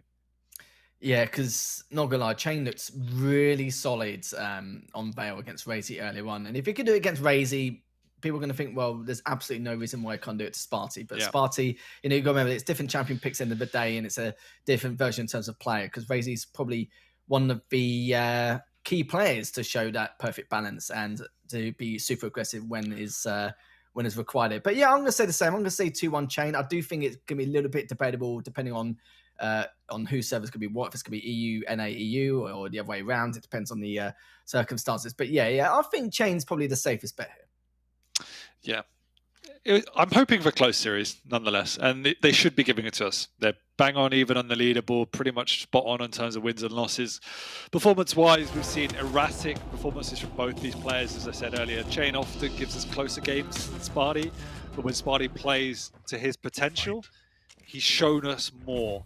And so it really comes down to who's just going to play the better game here. There isn't a lot to toss this one up, neither in picks nor bans, so it is going to come down to execution. Checking to see who in chat thinks is going to go in terms of prediction. It seems like people are favouring Chain 64 to 36, so not heavily one-sided at all. Chain now just biding his time here, just keeping his distance, but at the same time just listening out for those cues in case he does drop down heavy or anything like that, but just delaying the heavy for now. Here's the Mega's been picked up, but he wants to delay it enough so that he can try and contest both later on. Confident play by Chain. We know the Anarchy wants to win the heavy, irrespective, but he's confident in himself to now play the next Mega. I think he heard the use of the piercing sight as that has been popped. He himself pops the inject, so he makes a move up towards this Mega. He's on the wrong side of the door though and has to sacrifice it. Doesn't do any damage himself, so they do exchange. And Sparty actually leaves it up to go in aggressive. Really nice play from the Swede, but hits, should I say, a massive rocket. And the stalemate will continue. Yeah, certainly will indeed. It just shows how important this matchup for both these players. Very methodical approach. She was talking about how the heavy jump pad and courtyard area for those hourglass is going to be mental here. He's been doing it every single time. Good base for the audio cues as well. Just trying to fish him out here down, but the direct is going to help massively, and so does the inject as well. No. Good LG. No, it's entirely not. But Chain will come out on top straight away. Good little start from him. Yeah, he's actually going to catch Sparty down here, but not in time to pick up the heavy. Doesn't even able to do any damage, so he lets Sparty to get out for absolutely for free. Delays the Mega, though, wants to go aggressive. Sparty caught up the jump pads. Chain hits a rail, and that's enough for him for now. And this is typical Chain. You know, he could have stuck around for a second rail, but wants to position safely, not receive any damage. Nice play, injecting again, so he knows he can contest for this Mega. Sparty's left the vicinity. Actually comes in a little bit late, thinking Chain did escape, but it's not to be, and he's got in without the right weaponry and given up a free frag, and that's painful before the next round of items. Yeah, shame, just stuck on that staircase. Wanted to get in close proximity, but just wasn't enough, as you already mentioned. Chain needs to be a little bit cautious on his ammo management. Hasn't really got much LG to work with here. I'm sure he realises that himself. Just focus on the hourglasses, which is the right priority to have in mind. Inject once again. Picks up the heavy. No mucking around T. Knows that items are delayed enough to continue to contest both. Try and make it even more difficult for Sparty here. Good rockets as well. She went to clean this up. That rocket just barely misses him. And now he's stuck. Yeah, he's stuck. Wrong place, wrong time.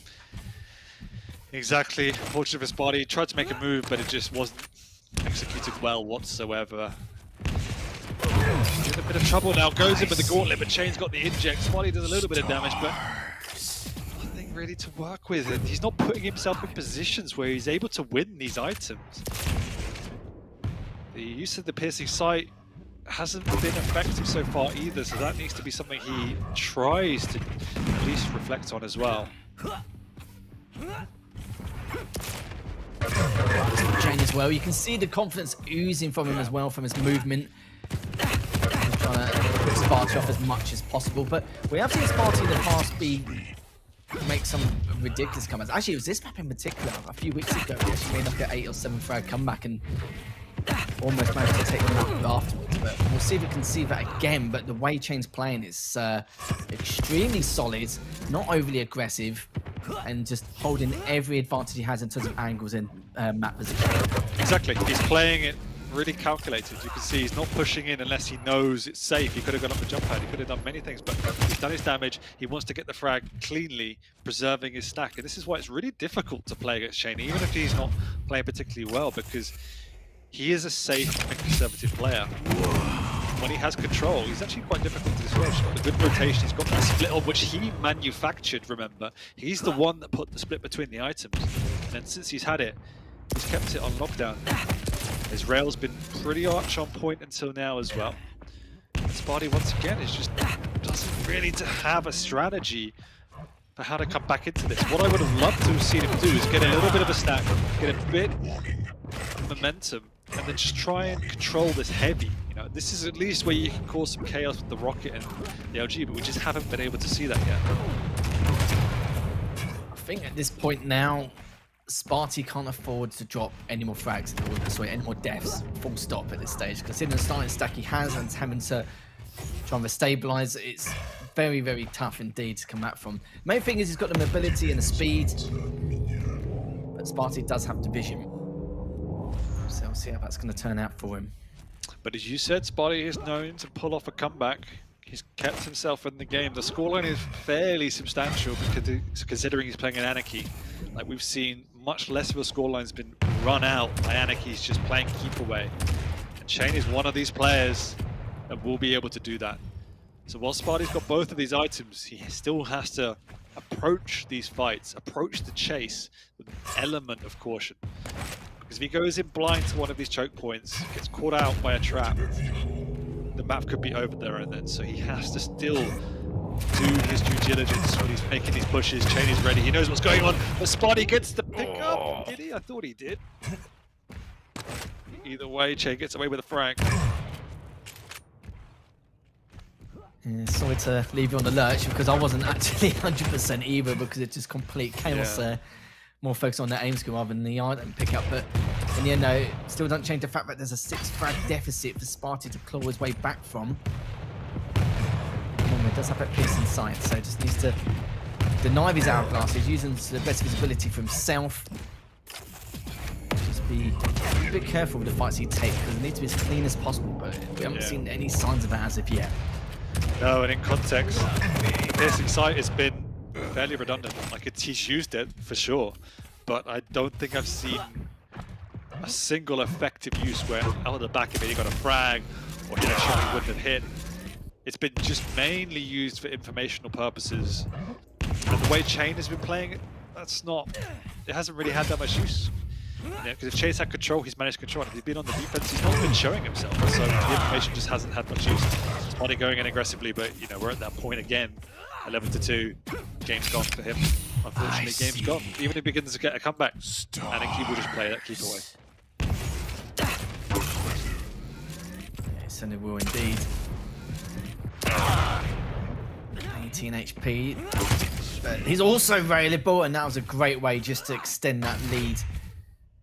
And in all fairness, it doesn't need to be extended anymore. 10 frags in 2 minutes 10. Yeah, it's not going to happen, sadly, but for Sparty, he can now just try and think about how he's going to come back in that second map. As it's going to be, I think in terms of a prediction, it's looking pretty solid. We did say it'll probably be a 2-1 for Chain, and with Veil being the last map, considering how well Chain played with Raisy in that last map, it's not looking good here. No. We did mention the intro there, yes. Chain thrives on people that are a little bit careless in their approach, maybe throw themselves into him. Whilst he can struggle with the aim department, his positioning's normally on point, and that's exactly what he's done to Sparty. He's kept the rotation strong, he's had better positioning for the most part. He's been fairly clinical when he needed to be, so really just solid and basic performance from Chain.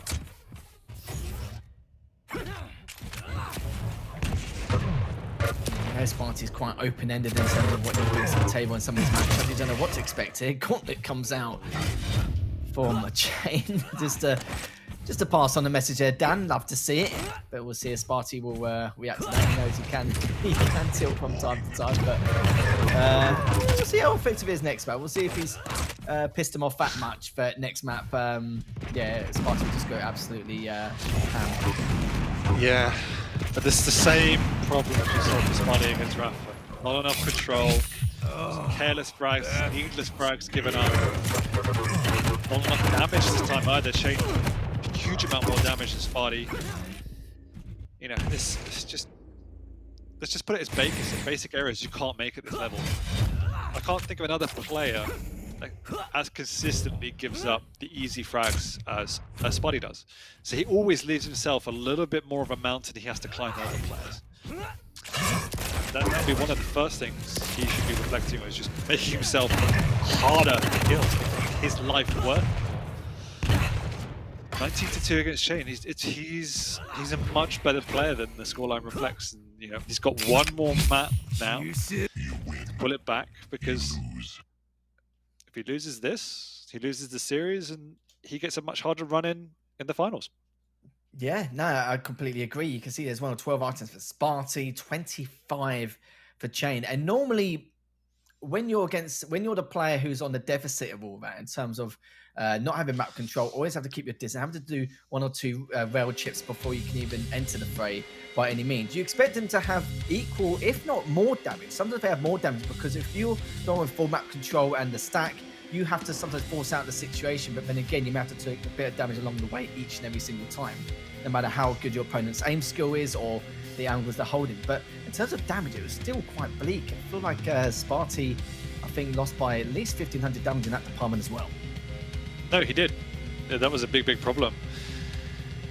And as I mentioned, I would love to have seen him just consolidate, bunker down in the heavy, try and defend that, try and use that as his one major item, but it really did not feel like, on the map strategical level, Sparty had one.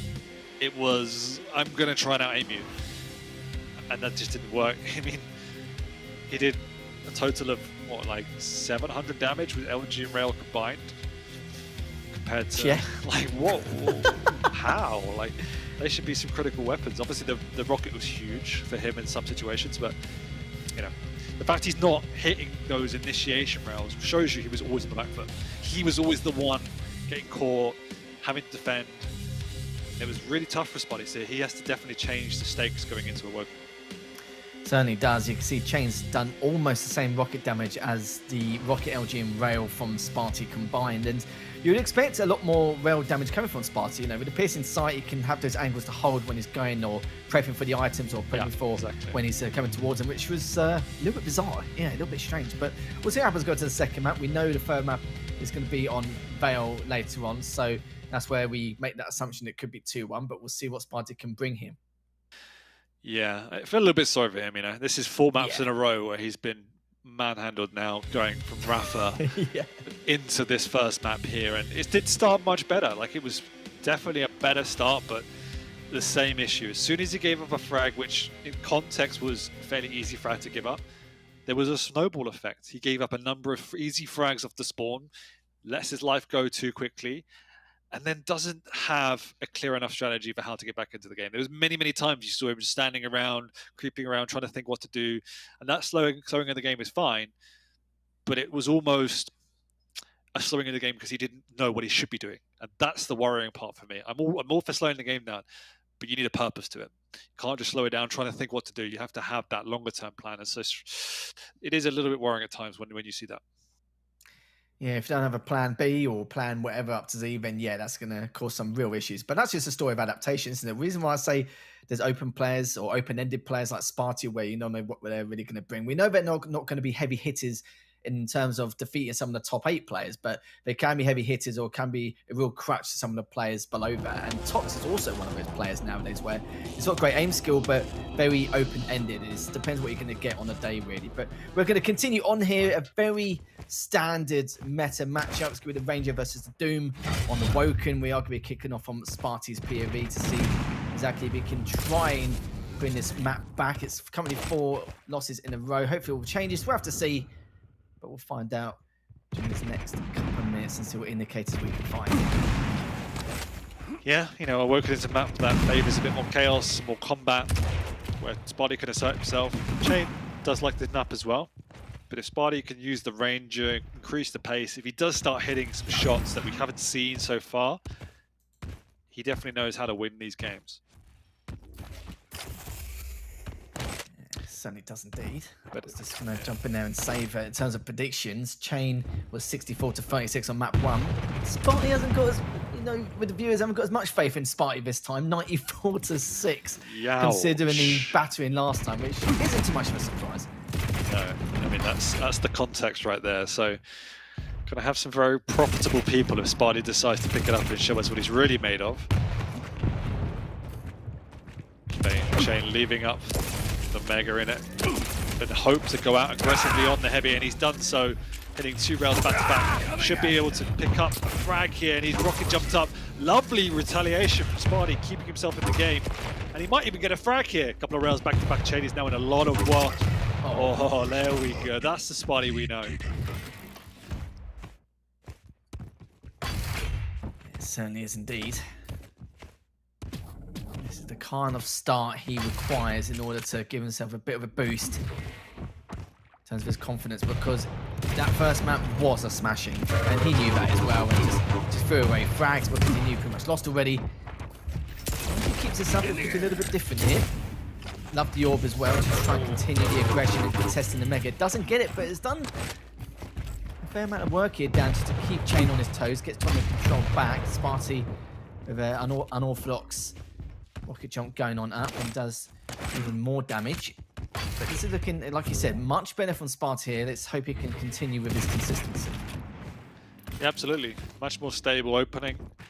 Both trading items this time, so Sparty's pretty much on point with Chain. He's pushing aggressively here, so he's winning on both items. He's hitting his shots, making some good decisions, and when he has that control, he does play a good game. The turning point comes is when he loses it, and then things really turn bad quickly.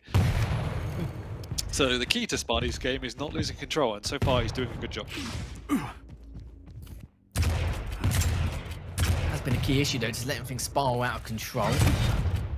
But it can't spiral out of control if he's the one with the map advantage, the lead, not control rather.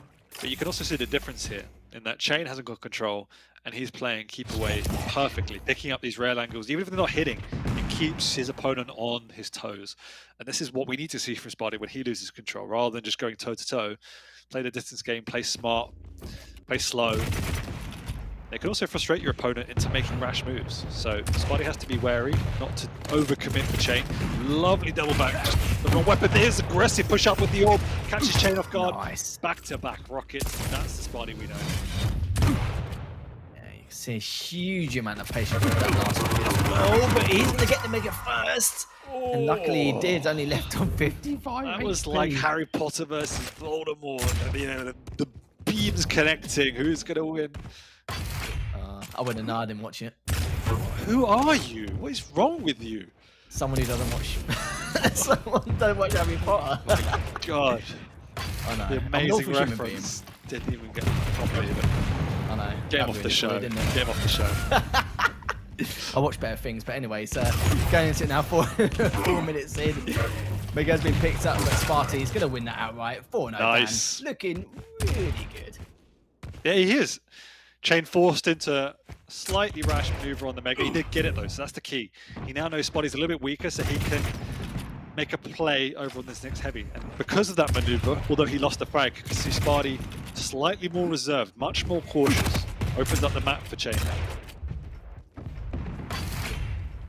If this keeps up, we've got some rich individuals in terms of the channel points later. Okay, Sparty's just going to fake that to make Chain believe he's gone, but Chain just double checking his angle, so it clearly worked. You have to double check everywhere. Look how far he's gone just to make sure, but in the end, he's going to orb on up. Oh, that was a bit rash. Yeah, with rails in the rockets. Oh, it hits him 11 HP, but they're both roundable. The question is who's got the balls to drop down or maybe to make a jump up to try and finish off. Not going to happen. Sparty's got the Mega, isn't he? No issues.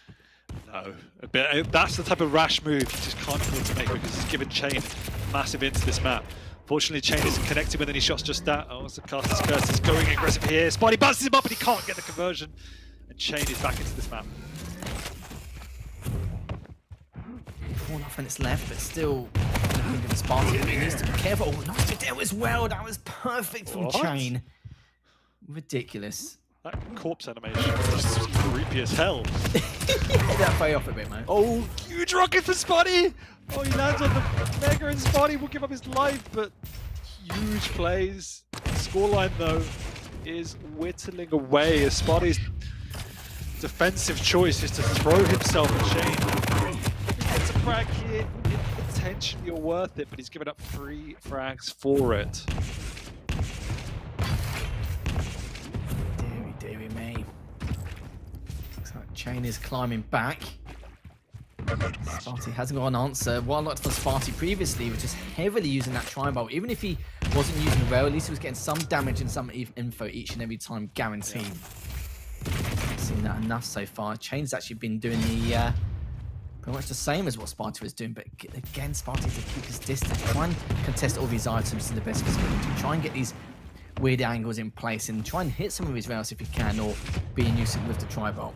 But it's still 3 minutes 15. Sparty still has the lead, even if it's a small lead at that. But the main thing is he's not letting things spiral out of control, but he is giving his items up for free without any damage repercussions. That was what I was about to point out. He's not making any...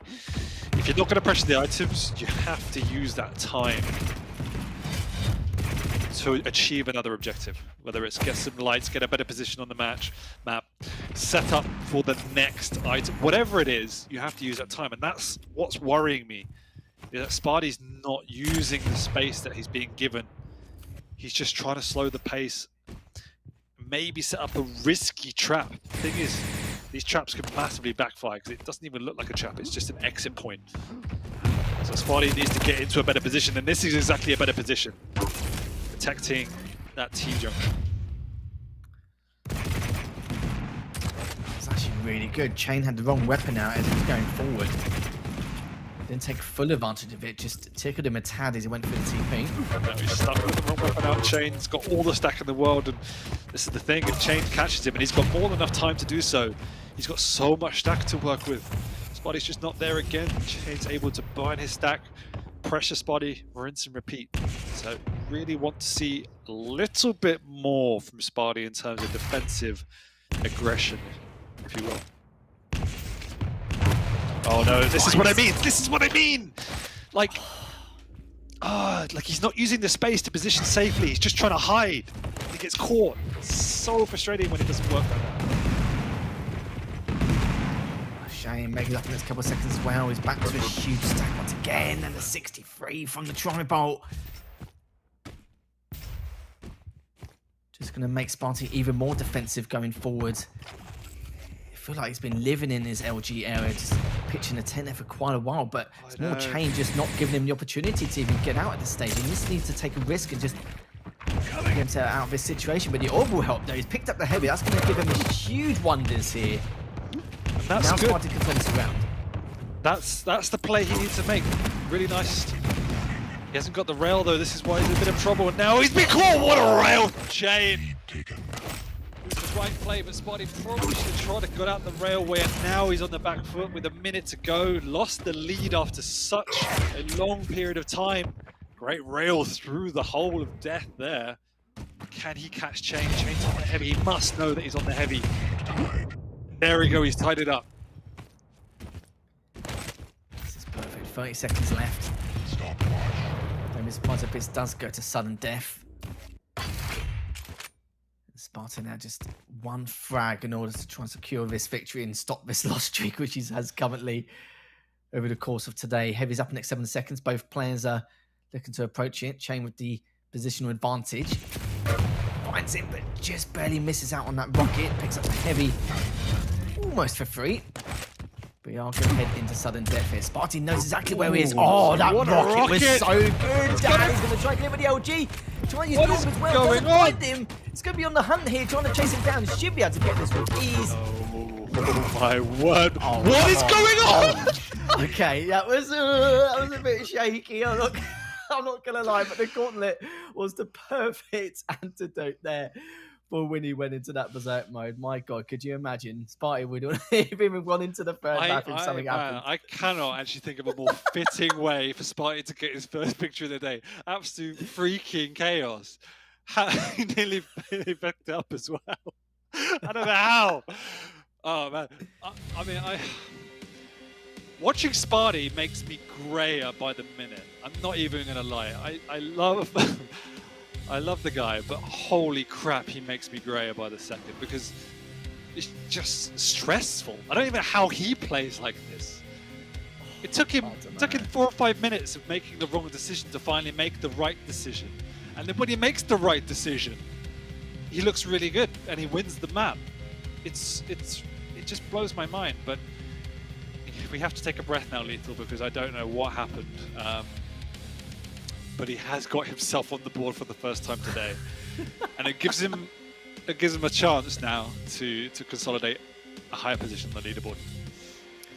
Well, you're saying that as well. It's like, you're going grey, my hairline's going, so it's just all thanks to Sparty's gameplay and the decisions he makes. But yeah, the good thing is, he didn't let things spiral out of control in terms of the number of frags, but yeah, he's still making a lot of the wrong decisions, as you mentioned before, like hiding certain angles where he should be just work on keeping his distance and changing his positioning, etc. But luckily that fluky, I wouldn't even say fluky, he meant to do that in terms of going up on a mega jump pad and firing that rocket, but the chance of hitting it at that angle and with the view he had, very, very difficult, and the timing of it also. But yeah, that mid-air rocket direct definitely made the leeway there for him to then push on forward, and he had done and took advantage of it. Just a little bit dicey to get the end, but this is going to be very difficult though. Eisen versus Death Knight. I'd love to know your thoughts because we're seeing a little bit more Death Knight now on Vale. But the way Chain played earlier was just nothing short of spectacular against Raisy when he beat him on Vale. Yeah, I mean, we know the Death Knight is incredibly powerful. It's probably why Sparty picked it after losing to Rapha. But if they didn't pick it earlier in the week, but it's incredibly powerful. We also know the Eisen is just as strong, has a lot more general utility. I don't think the champions are going to make or break this matchup. It's going to come down to execution. We said it from the start. And Chain is, or has been in the past, a Vale specialist. And you mentioned it. He played against Raisy here. Really perfect map. And beating Raisy is difficult no matter what. So I think just on that alone, you have to give it ever so slightly to Chain. I'm glad Sparty managed to get us to this point where this map actually now matters. That was stressful and hard fought, but he deserves that map win. So can he win this map? Yes. Do I favor him? I'm still going to side with Chain. Yeah, I think it's understandable. And we've got, two completely different types of abilities. We've got Timmy the Turret with the good preparation for the items and that top control, especially around Mega. And Chain, the flame shot for the aggressive purposes here. We'll have to see exactly who's going to do what, how, and when at the very beginning. Chain, straight off the bat, is going to be delaying that Mecha just a tad here, even though Sparty, I'm sure, heard that from where he was standing.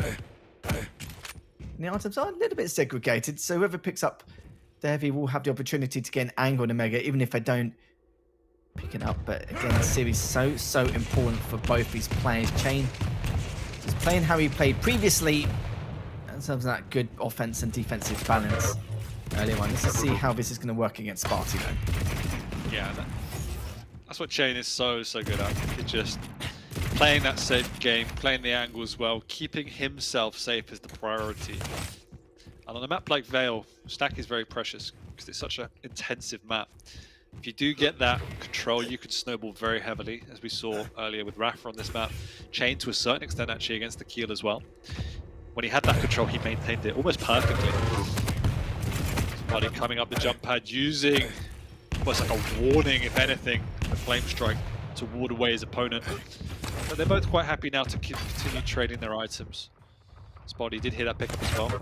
He now has perfect timing, as does Chain. Chain just still continuing to stand his ground. Basically daring Sparty to push, but he's not going to fall for that at all. Good stuff on Sparty, taking out the turret straight away. I was going to say for Chain it's good, due to the fact that he's now got info, but he was able to hit the audio cues anyway, so it didn't really change anything too much. Both items almost in sync, only by half a second. And yeah, so far, so good for Sparty. Just trying to change all these different angles, but that direct is going to definitely kill his momentum a little bit. It will, but with both items on the same timing, Sparty should be okay. Chain might be able to work his way around and try pressure Sparty up the heavy, but Sparty's done good. He's positioned himself between both major items. Wherever Chain goes, Sparty does the opposite. Oh no, he misses! Oh no! Big mistake for Sparty, completely right decision. Absolutely messed up the execution, and now he's given Chain the full map as well. As I say that, Chain's actually still waiting around, trying to hear up for Sparty. Sparty's capitalized upon that. A couple of rockets into a rail as well. Turned out to be a disaster. It's actually been a blessing in disguise for Sparty as he's chasing down his opponent. Tyson is squealing, but still alive for now. The rocket nearly connects, and the heavy just waits alone for somebody to pick it up. Oh, I can't believe that. And straight after the defensive rockets from Chain, just good timing and good prediction as well. Well read. This new Sparty was going to be on the hunt. It's just a matter of the timing of those rockets. If he missed them all, could have been a completely different story. Both of them, do you know what? Both of them have been on almost the same stack for the entirety of this matchup so far. Still know it's early days, but it's crazy to watch so far. Chain does pick up the light. So now Heavy's coming up in the next seconds. Does pick it up, but he's missed a lot of these rockets here. That last rocket will do dividends there. The Sparty would have been heavily aggressive if that last rocket didn't hit.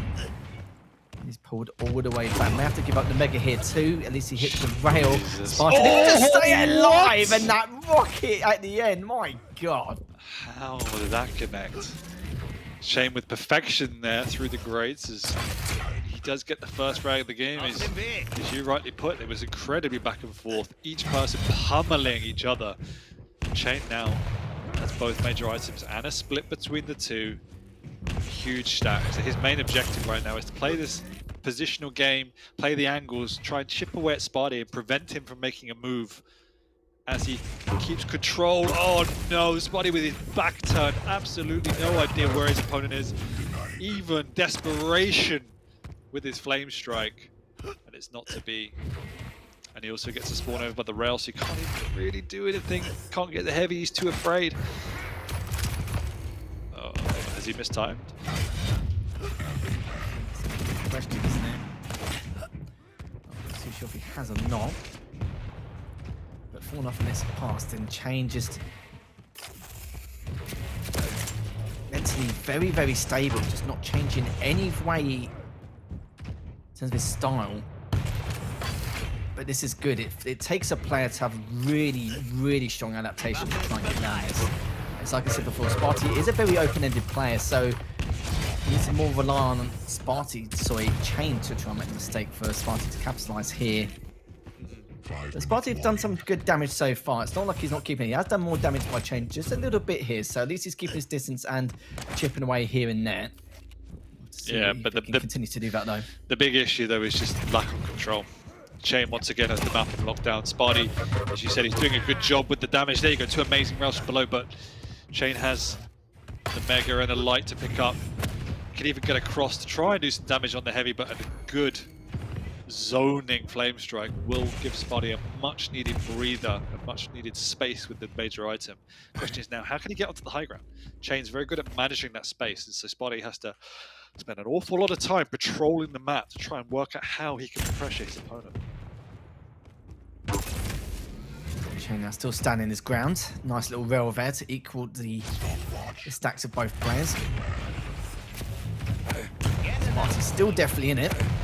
Just baiting out that heavy whilst taking all that tick damage from the flame strike. Look at this, so this is where things could get from bad to worse, but at least Sparty's continuing to try and chip away, but that was such an important rail he needed to hit there. No, exactly. It's that type of angle where you don't get too many against your opponent in the lead, and Sparty unfortunately whips that one. Big rocket from Chain, but at least Sparty's still alive and in the vicinity to pick up the major item. He's going to try and pressure this. It's going to be difficult as Chain is set up below with the tri-bolt. Sparty's going to drop down, actually go aggressive, but there's a turret there as well. Not the space you want to be, 2-on-1. Sparty still on the retreat, still trying to connect. Flame strike comes out. Chain doesn't even care. bothered, is he? And just gets the third frag just like that. Realise he's spawned on near the heavy. TP and is back to white again. Picked up the mega and has the turret on the back foot and the stack as well. Yeah, this is not looking good, but see, 3 minutes left. Chain, big stack. Just a matter of Sparty trying to pick back. This is a perfect way to do it, though. At least he got the front striking and managed to get the LG. Problem is, he did take that last rail, and Jen just letting it tick away. You can definitely see different levels of comfort on the map. Oh, what a rail! I was about to say is, for the most part, Chain has been camped up on this high ground with better positions than Sparty, working his way around, trying to figure out how to get up there, but he's finally broken that stronghold. He needs to maintain control, has to get a rotation, has to keep it perfectly, and then has to play the high ground. There is an order of priority here, and he has to do it all perfectly for the next 2 minutes. Did take that off well, but the aggression coming in. This is looking really good for Sparty. Decided to now double back from the TP, but the rails are so good from Chain. Greedy. Chain's looking for one more, but yeah, he's just getting away. He knows the damage has already been done. Sparty's picked up the mega and the light though. Heavy's up the next 10 seconds. As long as he keeps rotating these items and then pursuing onto where Chain could be. But you've seen, be okay. We'll you've see. also seen the challenge and the positions Chain's taking. He's staying in these little corners with perfect exits, hitting the chip rails, and if Sparty wants to push, dropping the turret, spamming it out. It's a difficult ask for Sparty, but he only really needs to get one, and then the conversion is possible. So one step at a time, maintaining control is paramount at this point. He can't afford to let Chain get in on it. At the same time, if he knows Chain's not in the vicinity, then he can extend out a little bit further, try and absorb some damage, do some damage himself, and fall back. But time now is very much not of the essence. He's caught it, but he's not connecting.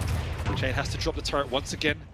He's going to go through the TP. I think Chain's too smart for that, but there's a lovely rocket jump off his body. He knows his opponent's there. He has to let the item go. And how did he not kill him?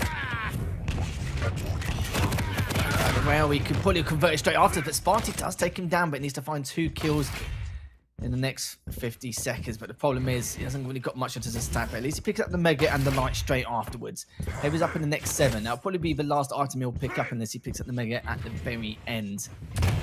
He's got a read. It's going straight on him, but the rail's so important. Misses a second, but I think he's done more than enough. Chain secures the 5th frag, and most probably secured the series win as well. Well deserved by Chain, definitely played the more stable and overall better games. It's just one of these where you look back and you say, why couldn't this be every game from a Sparty POV, right? Yeah. Map 1 was horrific in context of how well he performed in Map 2 and Map 3. Clearly some nerves there, clearly some rust there, and Sparty's just generally not on form. Does feel that Chain's picking up a little bit. He's got better and better week on week. But he needs to do a lot more if he wants to get far in these finals. Sparty, he has to go away and build on this, you know. He's got the skill to do better than he's done so far. It's not been a good season for him. So hopefully he can come into the finals and show everyone why he's a fan favourite. Yeah, he's got a lot of experience in a LAN environment anyway, so we do expect a little bit more from him. I was looking at the items as well. I think it was 22 to 13. I just missed a glance on that. But yeah, I think the first map, I'm glad it wasn't a telltale sign of what is to occur, because that was a huge, that was just an absolute smashing, wasn't it? It was like 19 to 2 or something like that. And then Sparty having to claw his way in that second map after having that 4-0 lead, coming back 6-5 or 7-6 at the end. And then, yeah, again, this is another map Sparty could have took, but Chain just played it really solidly. You got to remember that Chain actually defeated Raisy on this map earlier and managed to defeat Sparty on this map as well. The scores definitely don't reflect what occurred. The only thing we need Sparty to do now is just a bit more reflection in terms of what he needs to do after each death and just decide on what plan he needs to make. Yeah, there's so many simple things Sparty can improve upon. Like, let's not forget that Sparty was a Quake finalist. Yeah, sure it was 2009 for everyone, and that was not a Quake fan back then, but he's been one of the best players in the world, and he still can be for a reason. But there are some really fundamental issues in some of his games, and eradicating that alone will begin picking up more and more maps and more points. And you know, mechanically we've seen he can compete with the best. He now needs to just refine everything else with the game that he knows how to do. Just mentally, he needs to then do it. So, hoping to see a different lead from Sparty coming in these finals. Yeah, you're right. That's just that was a definitely long time, 2009. That was definitely a flashback. I forgot, but yeah, Sparty's had over the years in Quake, and even in the early 10s, he has multiple top 4s, top 6s, hasn't he? And sometimes people forget that because he's, it's quite far in the past, but this is why he's still able to continue to compete at a high level in the Pro League. And we know what he's capable of, and that's why he's known as one of those open-ended players, because we don't know what to expect on the day. But those results there, as that second map was definitely the closest out of them all. We expected it a little bit close on Veil, which it was. It was just at the end we had to see a little bit more risk taker for Sparty, and sadly just could not take advantage of that. No, but well played by Chain. He's obviously secured himself a slightly higher seed after a poor season from his perspective. I'm sure he'll be the first to admit that. So got to look at today's results to think he's did a job well done. 2 series in one day. It's still tough, and particularly playing against Raisy and then a tight one against Sparty. So really well played by Chain. Sure be happy and looking forward to seeing him in the finals as well. Yeah, it's all done and dusted here. Now, so you'll be casting wheat for the next 2 series. Oh, God, yeah. So I'm going to be with another partner to finish the day off. 3 people in one day. Lucky me. But no, thanks for filling in. Condolences to Flea. For everyone asking, he is fine. He's just got internet issues. So, it is what it is. But I'll be joined by Wheat after the break. Finally, someone good to cast with. Anyway, we're going to go to the break. We'll catch you when we get back.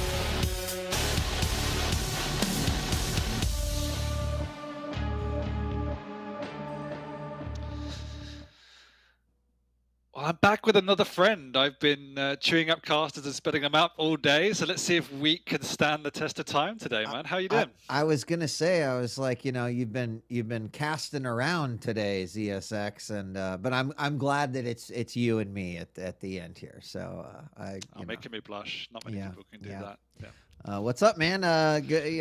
Reasonable day of Quake.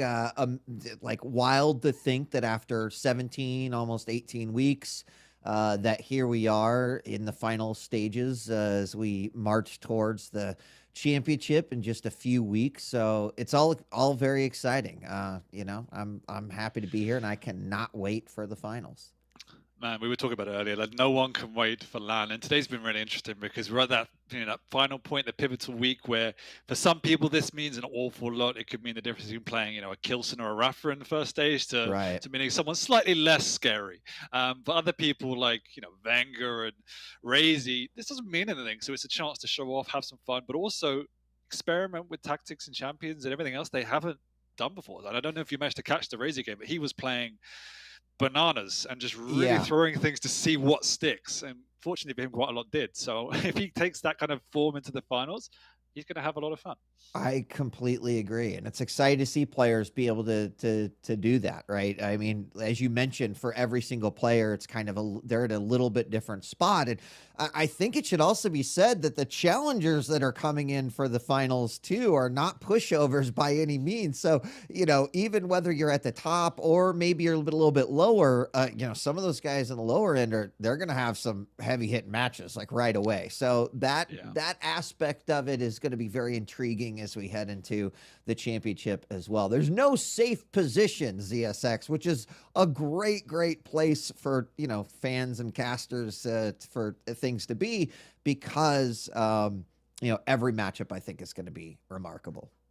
Yeah, my Spidey sense does feel that we've got some upsets coming towards us in the finals just for some of those players that are coming through challenges. Like, it's amazing to see we've got more spots and some new names, new talent. Obviously, we've got some older names in there that have some potentially new tricks up their sleeve, but there's so much great talent coming up. And, a couple of seasons we had the same rotation of players going through, but this time it is almost a new start, and that's really, really exciting to see. And then to put it in context, we're also on LAN again. It's been 2-3 years. We're in this position where we can get everyone together and at least have some fun, if not some great games. So it's going to be a blast. But we're not there yet. We're on week 17, final week. We still have 2 series to go. To start us off, we have Nosfa versus Saigib. And, this is a matchup which, in the context of the leaderboard, it's fairly lower down. But for Nosfa, it means a lot. Unfortunately for Saigib, he's had a pretty miserable season. It's a chance to get a bit more encouragement going into the finals, because Nosfa is someone he could definitely take that away from. Yeah, and these two are right at 13 for Saigib and spot 12 for Nosfa. So there's not going to be a whole lot of moving and shaking the results of this match, but it's still important for your final placements as you're heading into the championship. I mean, both these players have had their ups and downs throughout the season. I think they've shared some of the same level of successes and defeats as well. But now it's a chance for them to really kind of knock it out one last time in order to find out who will have that little bit better seed going into the championship. So taking a look at what we've got here, Awoken, Corrupted Keep, and Insomnia, of course, are going to be our maps. And I mean, pretty typical selections here for champs. You got the Nyx versus the Anarchy, the Ranger versus the BJ. And I think the really interesting one at the end there, Scale and Ison. I mean, we've seen moderate success from both of those champions on Insomnia, but frankly, we went through like an Insomnia drought for a little bit during QPL too, where it was like played early, then changes were made to the map, didn't see it as much, and then the last few weeks we've definitely been seeing it a little bit more. As we head into the championship finals, I hope players are ready and well practiced on Insomnia, because given the nature of the the way that the best of 3s, best of 5s will play out, Insomnia is going to be a map that we'll probably see a lot more of during the championships. Couldn't agree more. I was about to say the same thing. I think there's a lot of players out there that are practicing it a hell of a lot in secret to make it a little bit of a wild card, because, as you rightly put, it has been a drought. No one's really wanted to commit to it. It's a little bit of an unknown, and so people are going in hoping that it gets picked against them because they're actually secretly now pretty good. Yeah. It still has a somewhat funky flow. I don't think anyone's really perfected it. You can get steamrolled and locked out, which is why people get scared of it. Scale bearer on there. That's one counter to that. If we and we know Saigib loves a counter, but really through the rest, as you pointed out, we've got some pretty standard picks across the board. Excited to see it next again. We don't see a lot of her still because she can be high risk. And then we've got a BJ back. That kind of fell out of meta a little bit as Rapha stopped picking it as much. So Saigib, Nosfa's bringing it back as well. Yeah, I mean, I kind of like the BJ on Corrupted Keep. I think it I mean, it you know, that double LG can really come in handy. It does then make you prioritize your positioning and map control. If you can even map control on Corrupted Keep, it can be difficult, but I'll be curious to see exactly what Nosfa is going to try to do with it here. Additionally, I was kind of taking a look back at some of the Insomnia games, and I think some of the most notable ones over the past few weeks is week 14. We had the one between CNZ and Wenger where it was CNZ on the scale and Wenger on the Anarchy, and we were all like, I don't know about this one, and it was like a really close 5-4 game. And then I believe that we also had Kilson playing DK on Insomnia and kind of wiped the floor with CNZ, who was playing Strog at the time. That was like 7-1. So we'll have to see how this one will play out. Going to play all 3 games, of course, but I think the big question is how do you call this one? I even saw some folks in chat saying, hey, I don't even know where to put my bets. But right now, pretty even, a little bit in favor of Nosfa, but Saigib right up there, both with some 400,000 points up for grabs. Well, the chances, I think, just on form alone, you have to say Nosfa. He's got more to play for. He's definitely had a slightly better season, if not, again, a standout season for him. But it's hard when you're in that middle bracket. It's so messy in there. Everyone is so evenly matched that, he might be sitting in 12th, but his scoreline's pretty much bang on the person sitting in 7th. So the differences are so minor at this point. It's hard to say he's had a bad season. It's been an adequate season. So I think just edging it to Nosfa, looking at the picks and bans, again, it's not a huge amount between the two. I honestly don't know how good Saigib is on Insomnia. I've seen Nosfa play it a fair amount, so that could be a turning point. Saigib picking the Corrupted Keep is pretty interesting as well. Nosfa loves the rail, but we've spoken to him in the past and he still likes that map. So it is a toss-up. But just on form, I'm going to give it to Nosfa on a 3-0. Yeah, I would agree with you. I mean, if maybe one deviation be maybe like a 2-1, we'll have to see. I think the question marks are there for Saigib on Insomnia too. Also I've seen Insomnia scale kind of go both ways, and this isn't a commentary on scale by any means. It's just we've seen it played really well, and then also have kind of seen it like, oh no, not like this. So we'll have to see how it's going to play out on this one. But I think everything else is pretty much just going to be one of those instances of who is bringing their game today, right? Who is bringing their game in our final week headed to the championship. 100%. 100%. Definitely want to see Saigib pull something out, because again, it's been a really hard season for him performance-wise. There was a time a couple of stages ago where he was really positioning himself as kind of second/third in NA. Really, really good performances. Just another one of those players that struggled with the switch to this global league, struggled with the switch in kind of meta a little bit, changing the map pool, maybe not having as much time, whatever it is. But he's definitely struggled this season. So some confidence will do him good going into the finals. Yeah, and I mean, this has been a storyline that we've seen over the past few seasons, right? There's been that we talked about CNZ the other week, where when he came in, everyone was like, "Oh my gosh, like who is CNZ? Is he going to be able to make a big impact?" And he did at a finals event, but then kind of come into the season, it took him a little while to find that footing. And there's a lot of players that sort of share a similar story. Now, of course, we're going to LAN, so a lot equalized here, and that's where I think things will get really exciting, because I know there have been some players who have struggled with kind of the play field that's been out there. So that will not be an issue going into the finals, and that should be exciting for everyone. But we're loading into our first map here. It's going to be Awoken between Saigib and Nosfa. It is Saigib on the number 13 spot, Nosfa in the number 12th spot. We'll find out if any adjustments get made here, but we are about to go live. We are indeed live on Awoken. Saigib over on that Nyx. So we have Nosfa, Dimetro Nosfa. That is the new team. Over on the Anarchy. Now, we didn't talk too much in the intro about this, but Anarchy is a slightly more unusual pick relative to Nyx here. It still gets picked a fair amount, but I do like it up against the Nyx just again because the speed and the inject is a pretty decent counter to that versatility that Nyx offers. When she pops that Ghost Walk, you have that flexibility to chase her down and keep that pressure on. So, see how Nosfa decides to play this one. Yep, so far, relatively not much going on. Some good rails coming out from Saigib right away.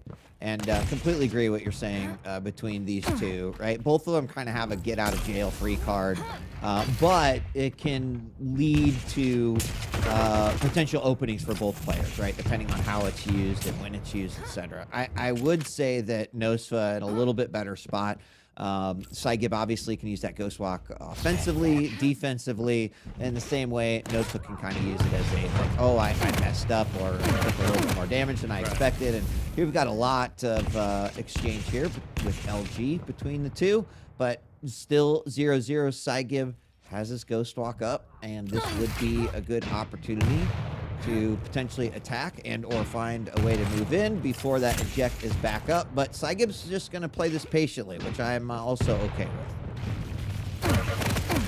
Yeah, but he's also slightly too late, so he's just burned a stack and his Ghost Walk for absolutely no return. He's in position for the heavy, but can't really afford to contest this without giving up his frags. So that hesitancy in his approach really did cost him. I would have felt if you're going to go for it, go with the aggressive Ghost Walk. Don't just try and meander in, and now very much on the back foot.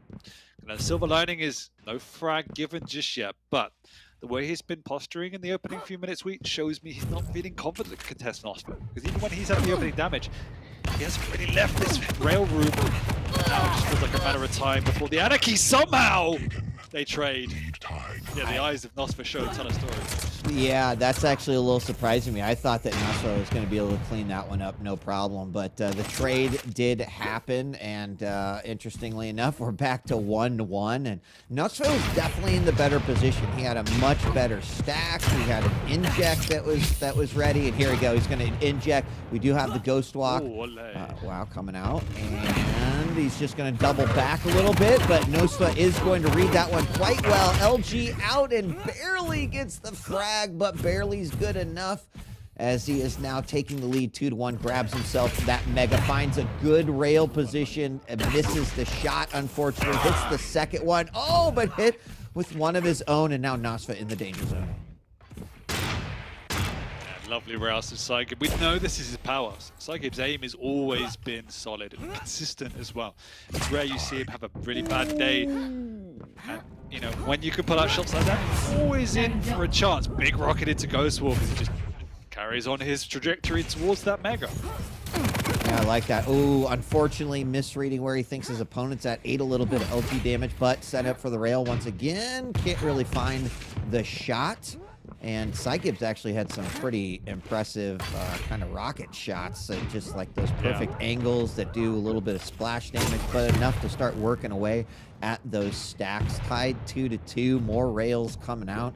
And both these players trying to find their rails. Definitely Saigib with a little bit better accuracy. But Saigib lands another one, and with a much better stack. Now another one, he could go in for this one, and he does land in yet another rail, tries to look for the cleanup, doesn't happen, gets hit with one of his own. Ghost Walk does have to come out, and unfortunately Saigib not able to capitalize on all of those excellent shots, did not clean it up, and we're still at 2-2. No, and that's the key point at the moment, is he's not able to capitalize. Yeah, he's hitting a good shot, but he's not then sustaining that pressure going in. So what it's allowing Nosfa to do is just play the map, you know, run the map, heal, pick up an item, pick another item, get hit again. He's just burning items. So Yeah, it's very much a stalemate at this point, and in fact, Nosfa's probably coming out on top because whilst Saigib's doing all this great damage, he himself isn't getting the stack he needs to feel confident. So, been a really interesting 2 minutes. And we're about to hit the halfway point too. And cleanup is super important. There we see the Ghost Walk come out. Somewhat offensive as he tries to line up a shot coming out of it, but it doesn't really work. LG on his opponent going up the jump pad, and he will back off Saigib with the lesser stack now. Neither player with armor. And I do feel like Nosfa setting up here for potentially taking that next frag. He's going to put his LG out yet again, but gets hit with a rail. And that has been the big equalizer here for Nosfa. And oh my God, he hits the rocket a little low. Splash damage, takes himself out. And now it is 1-2. Nosfa unintentionally gains the lead. No, but I'm gonna have to say it again. Saigib needs to use this momentum, this damage, to convert it into an objective. It's dueling is objective based, and he has to use his momentum to make something happen. Because otherwise, Nosfa's the one playing the map. He's the one taking the items away from Saigib. There you go. He's pressuring in again for another pretty simple kill. He's taking so much damage in the process, but it doesn't matter. It doesn't matter whatsoever because he's denying his opponent those items. He's got an opportunity to fully grab control here, and this will be really telling from this point. Dan, because if he can keep that control up and deny Saigib a stack, we could see this lead change dramatically. Has his opponent stuck in the corner there, fires the rail, nice wall jump out of there by Saigib. But Nosfa's set up. He's ready to grab this Mega again. He's going to be keeping his opponent on those lights. He's going to try to then fight for the heavy, and he should. He's definitely got a decent stack. Fighting from below can be a little rough, but some great LG damage. He could absolutely clean this back up, but on his hop out, he gets nailed with a rail, and it kind of makes that full control go away just a little bit. Saigib doesn't have a phenomenal stack, but he's still ticking away at it. Yeah, Nosfa's using the speed to continually press his advantage, and that's what we talked about in the opening week. You know, when that Ghost Walker's up, Nosfa's just full throttle in aggression. He's not been connecting with an awful lot, but everything he does connect with is just so efficient because his opponent is constantly weak. Saigib again trying to go man on man, and this time he makes it count, but at what cost? He hasn't got a Ghost Walker, and he's incredibly weak. So yeah, I'm sure we'll see Nosfa. It's unfortunate, you know, for Nosfa that happened, but nice shot by Saigib. And that has been really the thing, is despite the fact that Nosfa has been, you know, picking up a lot of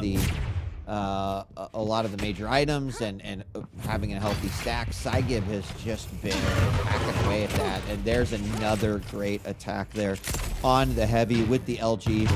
He's going in though, as Nosfa smells blood and does manage to get the frag. I'm sure he's going to be feeling pretty good, having at least a 2 frag lead here as we head into the final 2 minutes. Saigib going for that sneaky little shotgun blast that's not going to work out, and he willfully gives up that frag, unfortunately, in Nosfa. Yeah, but Saigib nearly has 1,000 damage done more than Nosfa. That's the problem of this game. He just hasn't been able to keep that pressure going, and Nosfa has played the better duel. So 2 minutes to go. It is definitely possible on a map like Awoken, but the number one objective at the moment for Nosfa is keep that control line. He hasn't had enough items. 4 heavies and 6 megas. It's not a lot. He's not. The rail exchange happened again. I think Nosfa is getting a little bit more willing to kind of go toe and toe here, knowing that he's got this 3 frag lead. He's still got to be very, very careful. Oh my gosh, I was going to say good positioning there with the LG, but Saigib with that jumping rail. So this game's not over yet, buddy. 1 minute left to go, and Saigib really has to turn it up here. Did have his opponent very close to rail range. And now Saigib can bring back 2 frags in just a couple minutes. Well, there's one. He's wanting to answer yes on this. He's going to get himself a heavy for that. Grabs more rail, rearms, and is going to try to go in this last minute and try to find a frag to tie it up. Yeah, he knows where his opponent is. He's got time now to hold out for this next item. He doesn't even need to. If you can push the advantage here, Nosfa stealing away the light. Hasn't got the injectors. He's had to pop that. 30 seconds to go. Nosfa trying to set a trap here. He realizes roughly where his opponent is. There's a big rocket from Nosfa setting him up. Saigib on the chase with the Ghost Walk down if he needs it, but Nosfa, oh no. Going hard. They're going to have a fight here. We do have Ghost Walk popped as a lot of that damage was coming out. Going to come out of the teleporter. He just needs a couple more shots, and he does manage to get it with 2 seconds left on the clock. We're going to overtime, 5-5. Neither player going into this sudden death with much of a stack. So these next set of items are going to be crucially important. Nosfa did pick up that Mega, but the Heavy is going to be up soon. And there we have Nosfa laying it on with the LG. Unfortunately for Saigib, he just doesn't have the right weapon out. He takes a lot of damage right there. And GG, Nosfa barely winning that one, but does manage to pull it out there. It was a nice comeback by Saigib. Unfortunately, wasn't able to close the chapter on that one. Yeah, he did everything he could have done, and like mechanically, he had a better game throughout. At the end, he had to throw everything he had to get that frag utility-wise. All of his stack and ability went into that, and it was just too much with the pressure off the spawn. But you just have to reflect, you know, all of these great shots, as we talked about time and time again, he wasn't able to use that to convert it into map control, to convert it into item control. It was great shots from risky positions and then forced to chase up after his opponent picked up the items. And so it just shows you, you know, having the better aim isn't everything. You have to then have the full package if you're going to win a map. So really well played by Nosfa to keep that composure, you know, and stay in this set. Super close towards the end, and that awareness to chase up when he knew limitations of what Nyx had in overtime, that was pretty key as well. Yeah, that was a nice frag there in the final seconds to take us into overtime. But the overtime was pretty short-lived, ZSX, because Nosfa pulls it back. I wonder how different that would have been had either of them had a stack going into that sudden death. But given how close the frag was to the clock hitting the timer, that just wasn't going to happen. But you mentioned the damage early on, and that was really it. You know, Saigib was playing, I think, a much better long-range, mid-range game, but Nosfa was capitalizing a little bit more on the opportunities that presented themselves. So, you know, had Saigib been able to clean up a few of those, right? He had that early exchange where he landed the 3 rails, but Nosfa slipped away. That could have been just another frag that could have been added to the scoreboard. But that's how Quake happens. So you just got to roll with the punches. You could also see the clear strategy playing out in the scoreboard from Nosfa's point of view. Almost all of his damage, 2/3 of it, 3/4 of it, was from the LG. He just wanted to pick that Anarchy. He wanted to run at his opponent when the Ghost Walk wasn't up and just continually bully and chip away at that health pool. Whereas, you know, Saigib was playing a fairly balanced game, but mainly a rail-based game. So Nosfa's strategy played out. Take the items, run at my opponent, use my stack, use my speed, use my inject, rinse and repeat. Work like a charm. Corrupted Keep is up next. As we mentioned, Nosfa is going to be returning back to BJ in the meta here to see how the dual wield will fare against the Dire Orb. And we've seen some pretty cool stuff with Ranger and the Dire Orb in this particular matchup. You know, you get the right spawn and you can kind of squeeze out both major items at the beginning. Sometimes just a burst of damage right there off of the bat. We'll see how this will work, but I'm wondering if you know, Nosfa might be able to close it out here just by using the power of that dual wield. LG's obviously been prioritized by both players, a little bit more so over in Saigib's camp, but here we go. I'm sure another fast-paced game in front of us. Yeah, Saigib needs to just concentrate on the items more, get that timing up, particularly on a map like CK where you can get locked out for large periods of the game, and it's a miserable existence without an item on this map. That rocket launcher noise is like, it's horrific. Like there's a rocket coming your way. You ready for it? Both players kind of chilling here a little bit. Saigib thinks he knows exactly where his opponent is, does land a rocket, but Nosfa with a good recovery rocket of his own. It actually puts Saigib in a pretty terrible spot. Nosfa grabs that light armor, will get the Mega yet again, and so far pretty chill for a map start here on Corrupted Deep. Nosfa looking for an opportunity, sets up a trap. Dire Orb, I don't even know what happened to that Dire Orb there, but the wall, man, it got messed up bad. There is some perfect. Melted, yeah. Not the best start for Saigib. We've seen some funky orbs today, and that was just another one to add to the list. And it definitely feels bad when you use it and nothing happens, because you're like, what the hell do I do now? That was what the situation Saigib was in, but he had to recoup, put himself a heavy off the spawn. There's another orb that just went through the legs of Nosfa, I believe, so he got nutmegged and lives to fight another day. I like it. That's good. Yeah, and we saw that dual-wield LG come out and do its job. So I think that's kind of exactly what we were expecting Nosfa to do as he sneaks in and steals away that Mega. Nicely done, as he does take a lot of damage, but cleans up with the machine gun. And now the dual-wield LG yet again into the heavy machine gun. Nosfa very, very low, but he still manages to pick up another frag, and he has not given Saigib any room to maneuver at all in this map. No, and similar to the advice we were giving in the intro, I think Saigib needs to try and concentrate his fights, his combat on the major item pickups, because at the minute it just seems a little bit chaotic in no man's land. Gets himself a frag on the board now, so can slowly build back into this, but yeah, definitely try and contain the chaos to the items at the very least. Yeah, getting that heavy after the frag, pretty important. We'll see if he can control Mega here as he steals another light. Now his opponent's waiting down below for him. Nosfa, he just went a little bit too late. 1 second earlier, and maybe he would have been able to steal that away, but unfortunately Nosfa knew exactly what his opponent was up to. He positioned himself nicely, puts another frag on the board. 1-5 now as we're just 3 minutes into this matchup. And Saigib is going to try to come back hard on this one with a stack, but what will he be able to do? LG out, does a lot of damage there. No armor stack at all. He's going to keep on, but as we've seen many, many times before, heavy machine gun can be very effective on this map, but a nice rocket from Saigib. He manages to close that gap just a little bit. Going to put some pressure on here. Coming out of there, the heavy is up. Dire Orb up to the top ridge, doesn't hit, but allows him to continue the chase. The shotgun blast, though. Oh my gosh, it was that moment where you just, you know, you need to hit that one rocket, but every single one of them whiffs, and Nosfa somehow picks that one up. I don't know how Nosfa got that frag with a straight face. That was daylight robbery. There it is, though.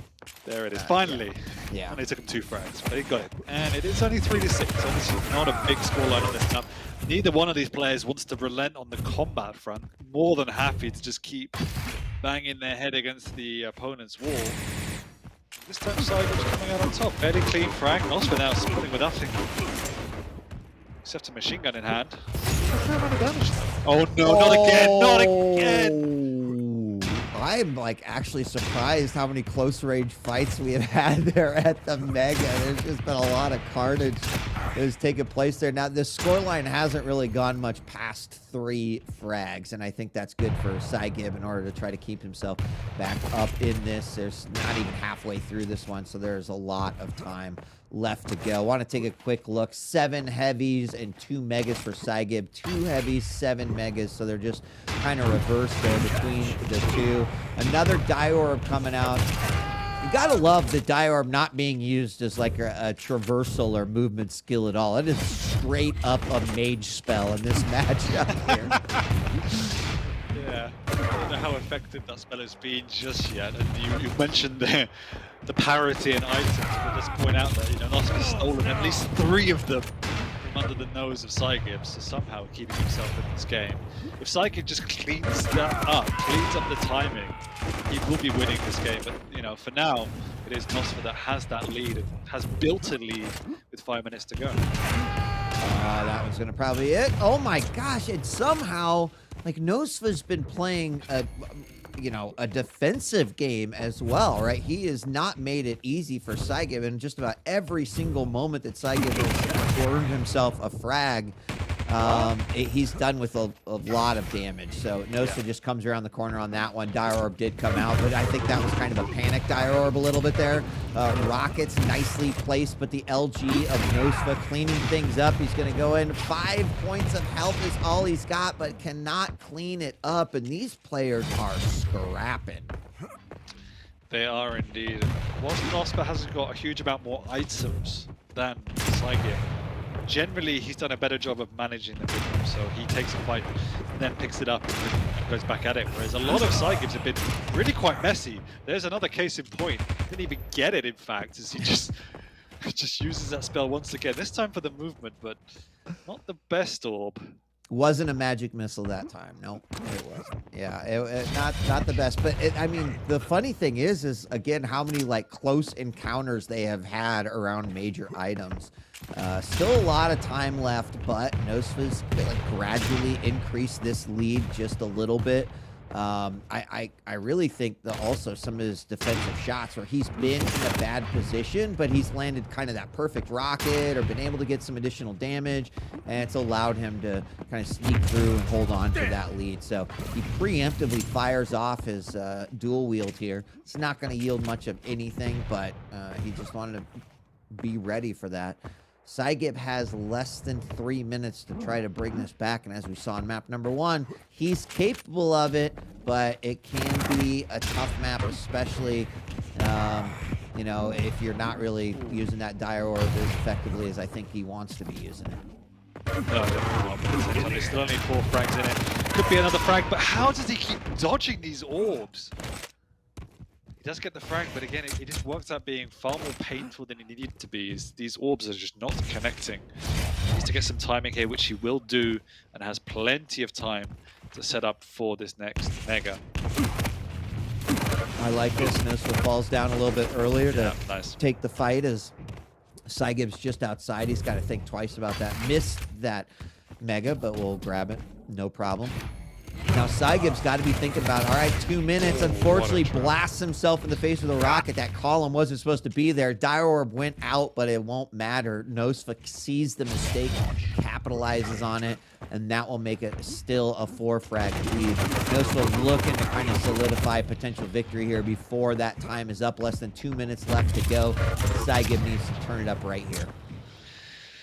Yeah, absolutely. And one of the other big factors has just been Nosfa managing, managing the mid-range fights much better. Huge use of the heavy machine gun, which makes sure that Saigib is generally in a much weaker position when they're taking these close-range fights. As messy as they are, one of the reasons Nosfa often gets out on top in this chaos is because his opponent's weaker because of all that efficiency. So that's been nice from a Nosfa point of view, and also one of the reasons why you pick a BJ as well, because if you do see your opponent exposed, you can just get double the damage. Yep. Yeah, and that's exactly how Nosfa's played this one. You know, in most cases, we typically talk about, oh, the utility of Ranger, it's great, right? He's got a lot of utility with that Dire Orb, but unfortunately, it just really hasn't come out here for Saigib. Whether it's a Nosfa's dodging or it's just Saigib's inability to kind of hit that. Oh, there we go. It's like, shut your mouth, Wheat, right now. Let me show you what a real Dire Orb looks like. And there we go. So a small victory in what will ultimately be a loss here for Saigib. There's not many times where I watch a match. Yeah, he's pissed. There's not many times where I watch a match and I genuinely feel a little bit of sympathy for somebody where you're like, all right, I get you. This was pretty shit. I'm sorry for that, because there was so many times where he was doing the right things. It was just not working, you know? Everything was right except either the execution or Nosfa doing something funky, like jumping underneath his feet on an item or something wacky. Yeah. So I do feel a little bit of sorry for Saigib there, but I think Nosfa, in terms of strategy, he definitely just played it cleaner as well. He did. He did. You know, started off early with that dual wield LG kill. There it is right there. He had him trapped up at the top of the statue. Wasn't much he could do there. But then the number of fights that took place around the Mega that, you know, I don't know that anyone could have predicted some of those, how some of those would play out. But each player kind of throwing some traps out, like hiding in the back hallway, dropping on top of it at the last moment. Sometimes it worked out, sometimes it didn't, but it still made for a somewhat entertaining game. Of course, Nosfa will win the series 2-0, but we're going to go on to see how this third map will play out. We're going to go to Insomnia, and now Saigib just needs to be Mr. Bully here with this Scale Bearer and see if he can, you know, not let Ison basically zone out. And I don't know, that'll be a big issue, but we'll have to see how this will play out. Interesting matchup, to say the least. Yeah, it is, and I think as you pointed out in the intro, we have seen everything from that's pretty cool from Scale Bearer on this map to, oh god, what is happening? Because it's a pretty funky champion and it's a pretty funky map, and it plays out in some weird dynamics. But there are definitely good utilities. You know, you can use the bull rush very effectively, pretty much on both major items to get in and out fairly safely. There's some strong choke points that you can just bully your way in through, and it's still a very fast champion when played well. And so despite the geometry of the map, you can traverse it and manage those choke points and play a fast game. So there is definitely logic there, but it's still a Scale Bearer, and it's still pretty awkward to play and watch. I mean, it will really come down to how and when that bull rush is activated. You know, we've seen some pretty hilarious, like cue the Benny Hill theme music as Scale Bearer just like runs right past, and there could be those really weird hallways where it's like there's not much you're able to do at that point. I think ultimately it's going to come down to how Nosfa is going to use that turret. Like, what is the plan for that? Is there a specific area of Insomnia that he's hoping to capitalize on? You know, early on, before they made some of the changes, people found out, hey, I can literally just camp here. My opponent can't get a railgun, and it makes it really hard for them to try to get some control back. Once the map changes were made, kind of eliminated that. But what we have seen a lot of times is, right, get a champion, have a strategy in which you hope to get those first few victories in the fights that you have, and then just kind of control from that middle area still. A lot easier said than done, obviously. We can sit here and say, oh yeah, it's so simple, just do that. But in execution, we'll see how that'll play out. Yeah, definitely. And I can't remember who picked first on this map, but obviously the Ison has some good utility against the Scale Bearer alone. And I can imagine situations where the Scale Bearer is running into a corridor to try and pressure something, runs into a turret and is just kind of stuck. You know, that could be fun. Right there you go, exactly what I mean. Like, exactly what I mean. How do you take that kill with a straight face, Nosfa? Come on. All right, well, stop predicting the future here, because exactly. I mean, you know, what do you do when you have a scale run? Just throw the turret down right in front of yourself, and then perfect. But Saigib bringing it back, nicely done. I think Nosfa had the right idea. I'm going to go ahead and like try to control this area here, but Saigib was there. And look at this, Saigib bringing 2 back after a kind of, you know, again, failed bull rush and kind of, I don't know, just playing around by Nosfa. But Saigib bringing it back. Let's see if he can hold on to this control. Yeah, and there's also some fairly comical areas you could just camp out, like hide out and just bull rush stealthily from behind. It turns into an absolute clown fiesta sometimes, but that's why I love this champion. This time, though, Nosfa does get out. The planned sneak attack from Saigib did not work. Not enough points to sneak just yet, and is on the ropes with regards to stack. Yeah, and this is, I think, where you could really start to see some of the potential weakness that could come by going with a scale. If you try to prioritize that long-range, mid-range game, and your rail is on, oh my god, nice shot from Nosfa there. He tags Saigib on the way out, but Saigib's hurt bad. He does pick up that Mega, but the rail beautifully done by Nosfa. And that's really how I feel like you've got to attack this champion matchup here on this map. No. Ring around the rosy, pocket full of posies, and a rail to the face is what that scale bearer got as Nosfa picks up his third frag and holds on to the lead. He got Ole'd twice in one bull rush. That is quite impressive. And there you go. That's a great use of the turret. Even though the bull rush is numb, it would stop the bull rush and keeps him trapped. It means if he wants to pressure in, he's trapped himself. But somehow the Tri-Bolt continues to rain down pain. I thought that was a perfect play from Nosfa. The Saigib comes out on top somehow.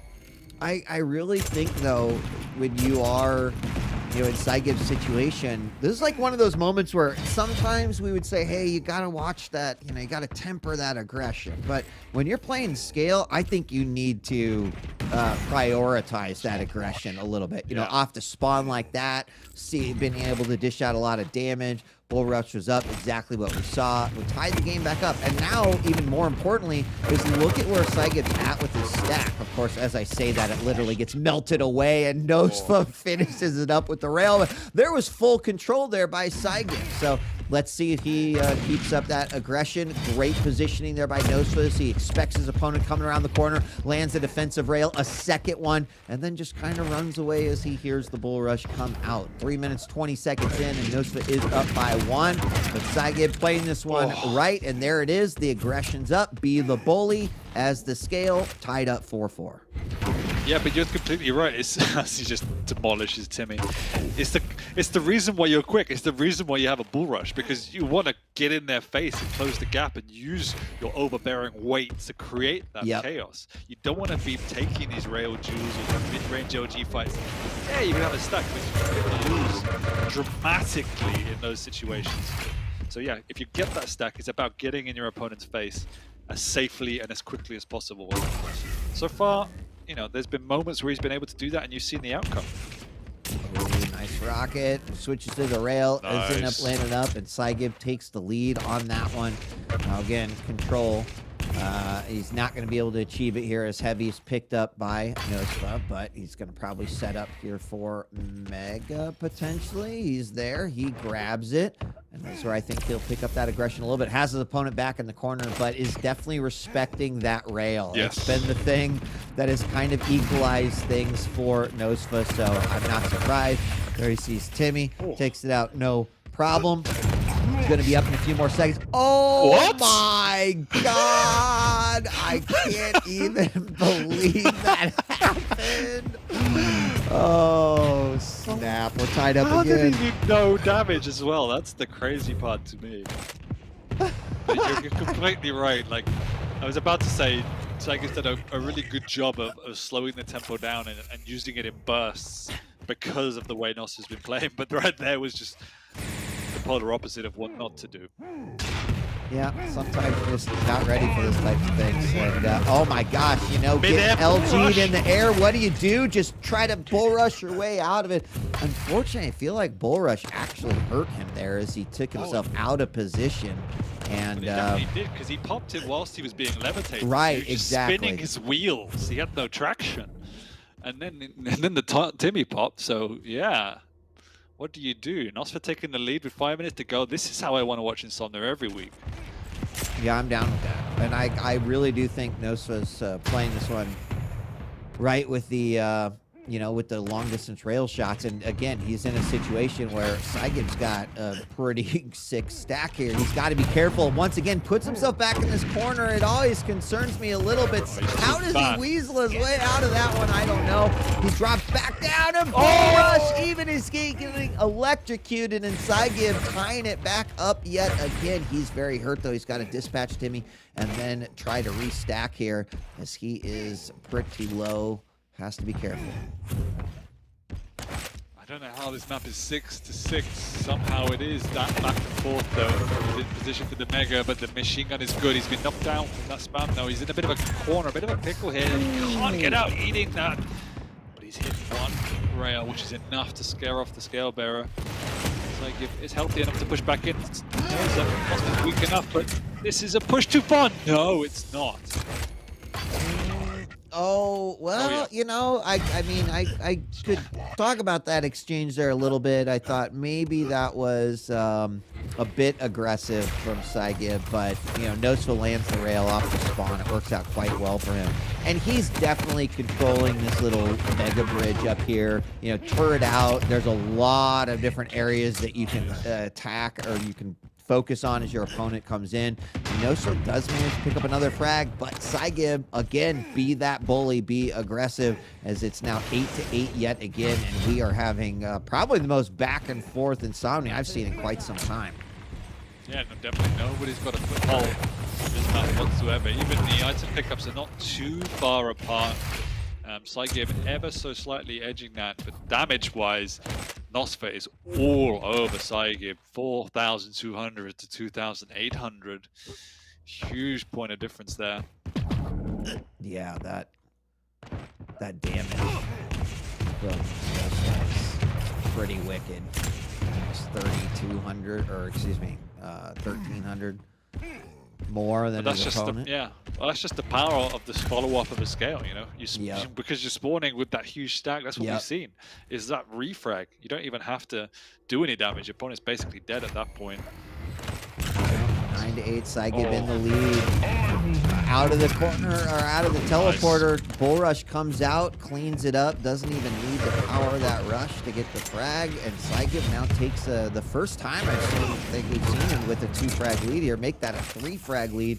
So he wants to clean this up and make it a 2-1 series. Yeah, this is really hard as a comeback now, as you've rightly pointed out. We haven't seen this extension of the lead because of how chaotic it's been, because of the way in which Saigib's playing that scale bearer. And so Nosfa has to do something pretty magical. It's difficult on the Insomnia because you can force these close combat fights. Another match where you can play the distance game, you could potentially force that comeback, but this is very much like Veil, where you trade time and time again. I feel like both players are a little off on that timing of the heavy, which just turned into a comedy show a little. Oh, man. Oh, no! Oh, we didn't do that. Well, you know what? A gauntlet bag right there is what we got. Saigib with a solid 4-frag lead in the final minute. He is going to be able to take this one out. I think Nosfa had the right idea in his strategy. Saigib, though, using the power of this champion to kind of be a little bit more present in those fights and bully your way in. And we're going to probably be finishing up here. 20 seconds. Probably unlikely here for Nosfa, as he's just trying to hit his rails, and that's going to be it. Doing the dance on the jump pad. What? He climbed the wall? That is like some alien shit. So I'm not sure how this interaction, but if Scale hits Timmy, does it, like, his What? momentum stops? That's like the worst nightmare scenario. Like, I'm definitely safe here, and it just scales up the wall and chases you. Yeah. Wow. Wow. Well, there you go. 13-10.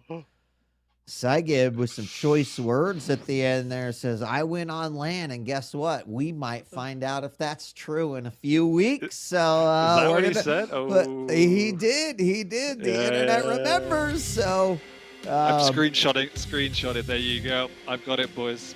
we'll see how that will play out. But yeah, take those take that energy, take that into the finals with you, gentlemen. We're going to be excited to see how both of you perform there. Good games to both, but it is going to be Nosfa who takes that series 2-1 for our first featured match. Nosfa will hang on to his number 12 spot. Don't think that really moves him up in the grand scheme of things, but he gets to maintain that position headed into the championships. Yeah, and in spite of the teabagging, it was still a Nosfa victory in 2-1, so he can feel good about that. You know, have to respect the scale bearer and Insomnia. It's definitely an awkward pick. It makes you change the way you want to play. You can't just camp on those stroke points because he will blow right through. So Yeah. the Ice had tried. We saw moments of magic from Timmy, but ultimately, the stack and the speed. Saigib loves scale bearer anyway, so all of that combined meant he was able to bring the chaos. But otherwise, really well played by Nosfa. It was pretty close overall, so I'm sure both players will feel comfortable in their position. Yeah, agree. And that'll be it for both those players heading into the final matchup. So, you know, they can breathe a sigh of relief. They can just start focusing on playing in the championship, which is just a few weeks away. And we're going to be moving to our next featured matchup here shortly. Yeah, I mean, we're just going to have to speak to some of the admins and hope these two meet to see if that prophecy from Saigib comes true. But as you say, we are going to be moving on to our last match, which is going to be Zeniku versus Wenger in the Battle of the Maestro Boys, and it will be a good one. So we'll see you in a few minutes.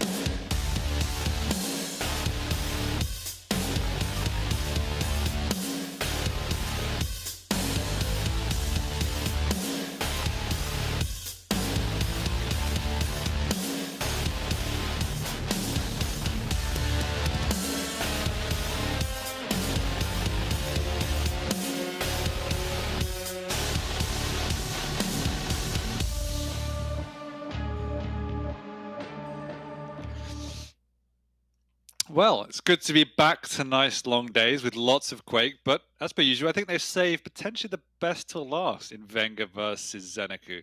What's your take here, Wheat? I mean, my take is that I hope that this is the bloodbath that I think that it could be. You definitely have two brawlers going at it here.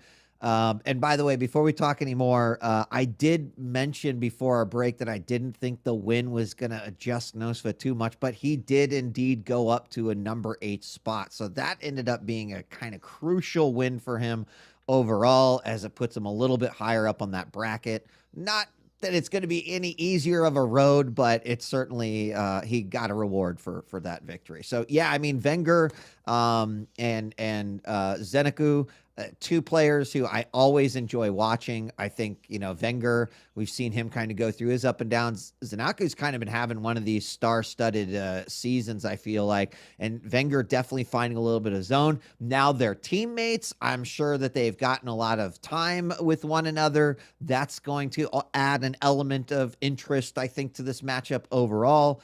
And once we take a look at the picks and bans, I think that the story will really start coming out. But what I hope we get is two players playing their style, and ultimately that means we get a pretty fast pace and game with some intense displays of Quake. Yeah, I mean, I did speak to Wenger earlier in the day. He said, I'm third, nothing matters. So this match is no F's given. It's going to be about having fun and seeing what works. And so he told me to expect fun and experiments. I don't know what that means, so I'm sure we'll find out over the next 30 minutes. But let's have a look at the picks and bans, and that might actually bring to light what he meant in his cryptic messages to me on Discord. So we have Deep Embrace, no experiments here. Strong and Pika up against the Ranger. I still can't get over Zeniku's picture. It makes me laugh every time. And then we have Insomnia from Zeniku, where he picked a DK. I think you mentioned you saw a DK on this map a little bit earlier as well, but we don't see it an awful lot. Yeah, it was Kilson who played it, I think. Yeah, so maybe he enjoyed what he saw from there, and he's picked that himself. And then Blood Covenant. He's decided, the madman, to play the Visor into a slash. Yeah, if Zeniku opens with a slash, he goes, it's fine. It's fine, guys. I got the answer. It's Visor. I don't know about that one. I mean, yeah, Visors have been another one of those champions that it's an interesting pick, right? I think if you're going to prioritize a long mid-range rail game, Visor works out well, and that wouldn't surprise me too much. But against a slash, like that's a tall order for sure. So how that one is going to play out, I don't know. Definitely interested in game 2, the Insomnia, the DK versus the Nyx.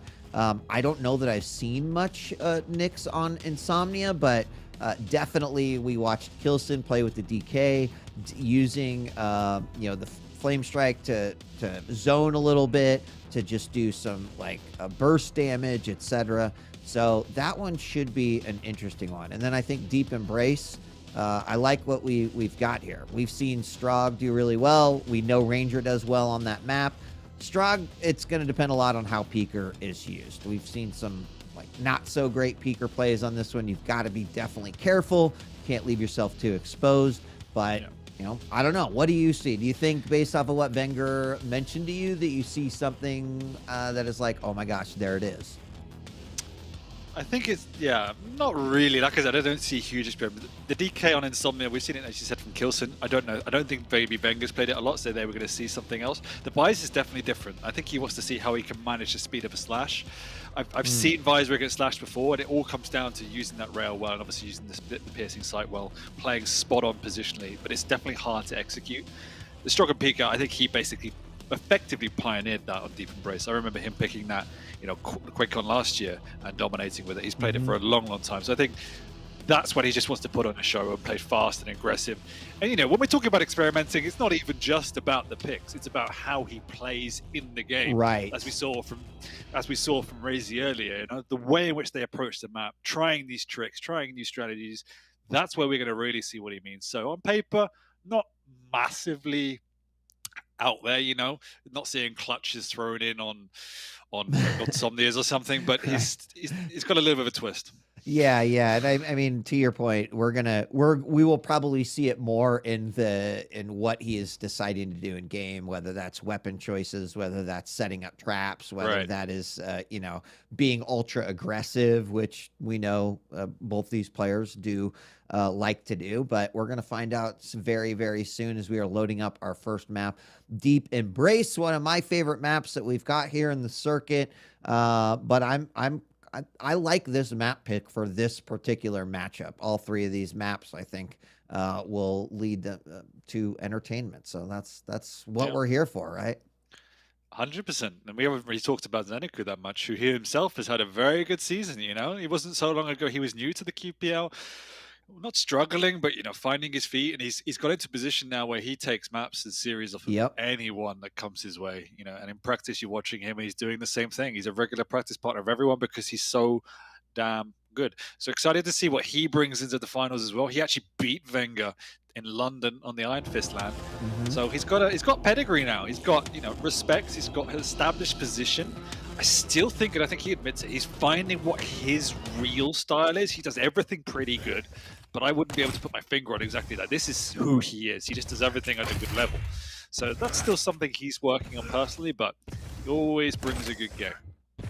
I like what we've seen so far here from Wenger. He did not prioritize immediately going to the major item, the Mega, but instead grabbed himself the weapons that he felt like he needed and then left off with a little bit of delay there. Used his peeker to try to get some information. Doesn't really yield much, but now has an idea where his opponent is after not seeing him.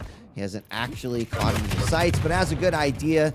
Finds him at the heavy, as that Mega is going to be up here shortly. Did that delay pay off? I don't know. He's got to be careful here. He may not be able to sneak in and grab it, or if he does, it would be at a cost. Rail does come out here, but Wenger's going to have to give that up and change up positioning.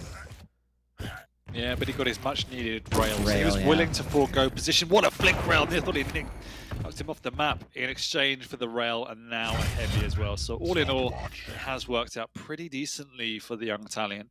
Got himself a position up top as well, given he did hit that great rail.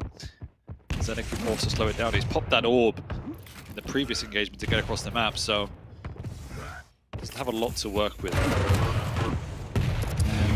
Jumping up to the top, LG comes out, peeker to try to get some more damage, but after realizing his opponent actually backed into the other room, he just went ahead and sacrificed it. Nice rail again, as he is definitely keeping his distance. It looks like both players will swap their major items. Now, actually, Mega's up, hasn't been picked up yet. Wenger has an opportunity to take full control right here. I think he's being apprehensive about it because he's not sure where his opponent is at, but there's going to be a huge delay now on that Mega. Got to be careful as he grabs it. Doesn't want to get hit off the map, but he does grab it clean. A little bit of tri-volt damage, tickling him a little bit, and now he's set up to grab the heavy again. And this is where I would be scared if I was Zeniku. You realize that your opponent now has pretty solid control. You know that they've got a 6-stack, and that means you've got to be hitting those rails like you did right there. One coming out as well for Wenger. He throws Peeker out, and things are kind of equalized after that. So good play by Zeniku. Yeah, he's being an absolute menace, you know, playing this low ground, playing these cheeky angles. He's actually catching Wenger off guard more often than he himself is. And he's worked himself into a good stack. He could even contest this heavy if he wants to. He's got the orb up. I don't imagine he will. He's just quite happy to sit on this mid ground and play defensive. So long as he hits some exit damage, more or less on the same stacks. Yeah, I mean, that's where that importance of grabbing the damage and minimizing what you take. Zeniku gets LG down. The rail can't clean him up. Does Wenger know he just needs to throw a little bit of something out? A nice read on the Dire Orb as his opponent went for with the Mega. I liked the thought of it, but unfortunately the execution didn't really play out for him, and Wenger picks up another conversion frag to make it 2-0. I think he orbed into the water. He overshot. Oh, did he? Yeah. Okay. That's what I saw. Okay. So either way, it's a 2-0. So a low-scoring start. Nevertheless, it is an action-packed start. Zeniku, though, playing ultra defensive, and you can see the respect from Wenger, unable to break the walls of Zeniku cleanly a lot of these times, which has prevented the snowball effect just yet. But the problem with the way in which Zeniku is playing, obviously, is if he doesn't connect with that exit damage, that's when he's in trouble. We saw it off the previous heavy. Wenger managed to escape, got a lot of lightning gun damage, and then it was a matter of time and forced Zeniku into almost desperation mode. And Wenger is just rotating both major items with pretty much perfection. Dude, Wenger's hit some just wild flick rails in this matchup. Really, really amazing stuff. As he does grab the Mega and then heads back over. Nice rocket through the floor. And he is just continuing to do a lot of damage here. Doesn't matter that, you know, 12 with a shotgun. You hit several of those and he's going to be doing some big damage. Oh, out of the teleporter. Wenger almost paid for that one, but a quick spin around in that shotgun. Wenger puts 4 on the board. Zeniku getting across for his second Mega of the day. Only his 4th major item pickup, so you can see where the problem lies. It's just in the control. It's no fault of his own. He's definitely tried. He's just been unable to break the stranglehold of Wenger. There we go, up again. Nearly hits him through the grate. That would have been a spectacular shot from the Italian. We get to see the defensive play from Wenger, which is also second to none. Good rail from Zeniku, but unable to get up top. You can hear the rocket jump coming, but the connection isn't there, and he actually knocks him off. Nicely done. That was a good chase by Zeniku, playing the long range there. Nicely done. He, unfortunately, is very, very low. Needs to be careful. Wenger knows it. LG out. Easy pickup for him. His reward is that heavy, and Wenger keeps that 4 frag lead. But like to see kind of how Zeniku's thinking about trying to bring this one back. Still got to be careful, though, as I don't think he actually has a rail right now. He doesn't, so Zeniku's in a rough spot. He throws out the orb as a misdirection, but it doesn't work out. Oh my gosh, beautiful follow-up frag for Wenger. And amazing. It's so nice when it comes off. It's so nice and clinical. Yeah, just so nicely done. You play that middle area, hit every single one of his rails. Right now, shooting a 62% rail, 15 to 24 shots hit. His damage significantly higher, almost 1,100 points higher, and has clearly held on to control here, as he has way more major items than Zeniku does. But Zeniku's not giving up and continues to put the pressure on. Question is whether or not he can actually bring back a 7 frag lead here on Deep Embrace. Yeah, and that's assuming it doesn't get any worse. If he's not touching the items, he just does give himself a Mega. It's going to be worse, but that's been the most impressive thing. Obviously, some great shots coming out, but just the calculated plays by Wenger. Because he's created these angles, he's created this damage, as well as maintaining control and keeping position.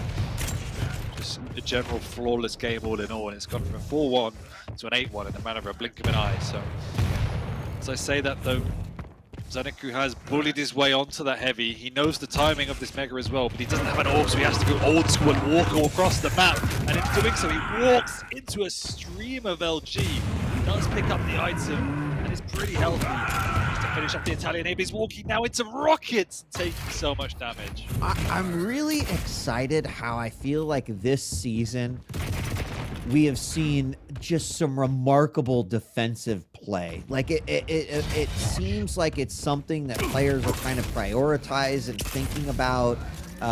Right, defensive rockets, defensive rail, defensive tribal, even LG in some cases. But we've really been seeing some remarkable play in that regard over the last few weeks, and it's been great. So Zeniku does manage to pick up 2 more right there, making it now a 5-point game.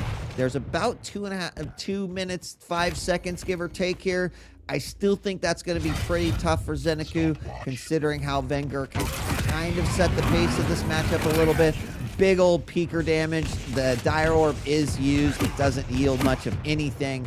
And now Wenger is just kind of wasting additional seconds on the clock here, and that is to his advantage. No, that's a good point. Like I don't think we've really seen that much use of the Ranger skill set compared to the Strong and Peaker. Seen some good peakers to use the slide. But as I say that, it doesn't even matter. You know, Zen is forging his way back in. He hasn't got a lot of time, but the momentum is there. He's got the timing and the rotation, and that perfect split that Wenger built for himself is now Zeniku's to keep hold of. So if he continues to do this, looks like his perfectly possible. We've got about a minute. I'm going to use that die orb to get on top of that Mega. And then, of course, some rocket jumps to try to get around. Nice read on where Wenger is, but Wenger with that sixth sense, that Spidey sense, realizes that his opponent's probably jumping down and firing a rocket at him, immediately stops. It completely whiffs him, but these two are definitely scrapping here in the final minutes. Both players super low. And again, this benefits Wenger a little bit more than it does Zeniku, and there it is. He cleans it up with the machine gun. 9-4. Going to be pretty tough to come back from that one. But interesting display, and I think does kind of set a precedent for what we might be seeing here in the next two maps. 100%. Wenger made that very scrappy, but all in all, you got to respect Zeniku in this one. He was under huge pressure for so much this map. You got to think back when he had 3 major items 4 minutes in or something ridiculous like that. And yeah, he kept it close. He played defensive. He played smart. Didn't let the scoreline get away from him. And because of that, he had a big opportunity to get back into this set. It was just a little bit too much. He had to take some risks he maybe wouldn't have wanted to. Considering how hard Wenger was hitting, got to be surprised at how close it was overall. Yeah, it hasn't been a good Dire Orb day, has it? It really... God, no, it really hasn't. There's not many noteworthy moments that I would want to recapture, but another Ranger game that was a bit of a miss in the history books. Yeah. And actually, I really did like the situations in which Wenger did use Peeker. You know, I think, obviously, like, yeah, Peeker, you know, you do damage, you shoot your little laser beam at it, you blow it up in their face. But even he, at the beginning of the map, using it to prioritize information is just another kind of, you know, acceptable utility use that I think comes in really handy, especially on a map like this. Like, as the map progressed, I think Zeniku held on to it quite nice, handled Peeker just fine. But I do like how that was used by Wenger, so. Yeah, and I think, you know, the ability element of the game is something that's always going to keep increasing in skill set. It's new for a lot of Quakers that didn't come from that background. It's something that is so difficult to perfect because there's so many elements of Quake that are fast-paced and ever-changing. It's impossible to use things perfectly, but we're definitely seeing, as time goes on, more and more effectiveness from all champions and all abilities. It's difficult to get it right all the time, but when it works, you can see how game-changing it can be. So we talked a little bit about it, but we're moving on to Insomnia, where Wenger's going to be on Death Knight and Zeniku will be on the Nyx. And this is like one I think to keep an eye on as you think about going into the championships. And again, we are going to be seeing the entirety of the map pool in a lot of the matches that will come about. So, right, is Death Knight the new preferred meta in this case? We've seen Kilson, #1 seed, now grab it. Wenger now using it. I don't know. I'm not saying yes or no either way, but I think we're going to at least to see how Wenger is thinking about it, and can that compete with the, you know, potential utility of Nyx? I think so. As I mentioned earlier, like, if I had to relate this to one map in the current pool, I'd say Veil and Insomnia have similar dynamics. Like lots of choke points, a little bit of versatility, obviously Veil with more so, but you know, these heavily contested areas that favors champions you can bust through in, and Death Knight offers you that. You know, you're going into, say, the mega area, your opponents in the vicinity, you can just completely eliminate the whole area and they have to skedaddle. Same for the scale bearer. So this is why these champions have a good amount of utility. There's more angles, there's more control you can have, but yeah, Death Knight offers that, and the chaos factor is always important because we've seen in the past when some people get control of Insomnia, when particularly at the start of the season when opponents weren't too clued in on dynamics, it was difficult to break that. At least Death Knight gives you that chaos factor if you're out of control, where you can just turn things on its head as well. And we are live here on Insomnia. We're going to be looking through the eyes of Zeniku as we kick off. He grabbed himself a rails, got an LG, so he's ready to rock and roll. Wenger did grab the Mega, where Zeniku got the Heavy. And we will see how this one will play out. So definitely, you know, Ghost Walk can be used aggressively, can be used as a get out of jail free card. And as both players come around the corner, Ghost Walk's going to walk right through those flames. Couple rockets hit. Zeniku takes the better of that exchange at first, it looks like, but Wenger's still okay with his stack. So he is just going to slow it down a little bit. And I think Zeniku is definitely thinking about this map in terms of positioning two great rails. And that will give him the opportunity to potentially run the map as he pleases. Yeah, worked his way up. And counter rail is huge as it evens things up completely. Wenger will have his flame strike up now if he needs to use it, but he's actually lost completely his bearings. Does pop the flame strike, but it actually doesn't do anything in the context of things. Stole away the Mega though, so now Zeniku is very, very weak and ends up committing suicide anyway. Oh. I mean, that was the right play from Wenger. Just apply the pressure, equalize it a little bit. Wenger now looking for a conversion on that frag, but so far, nothing. Some great rail. I mean, I like what I'm seeing out of both of these players so far, even though Zeniku should be at 2-0.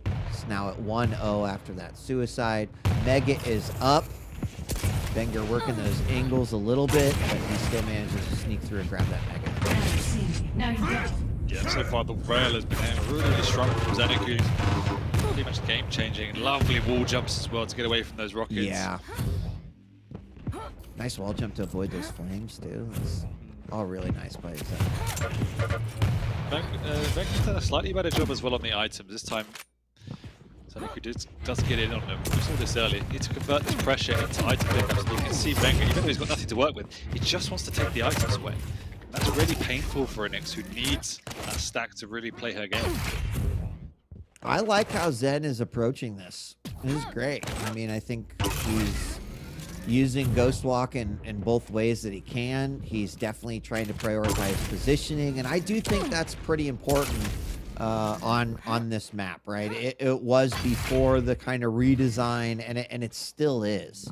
I especially Zeniku using the teleporter right here in the Mega Room is kind of a way to shift between floors in a safe manner. I do think on the exit of that teleporter, you have some pretty good angles that you can hit. So his 2-0 lead's looking pretty good right now as things slow down just a tad. 7 minutes in. Oops.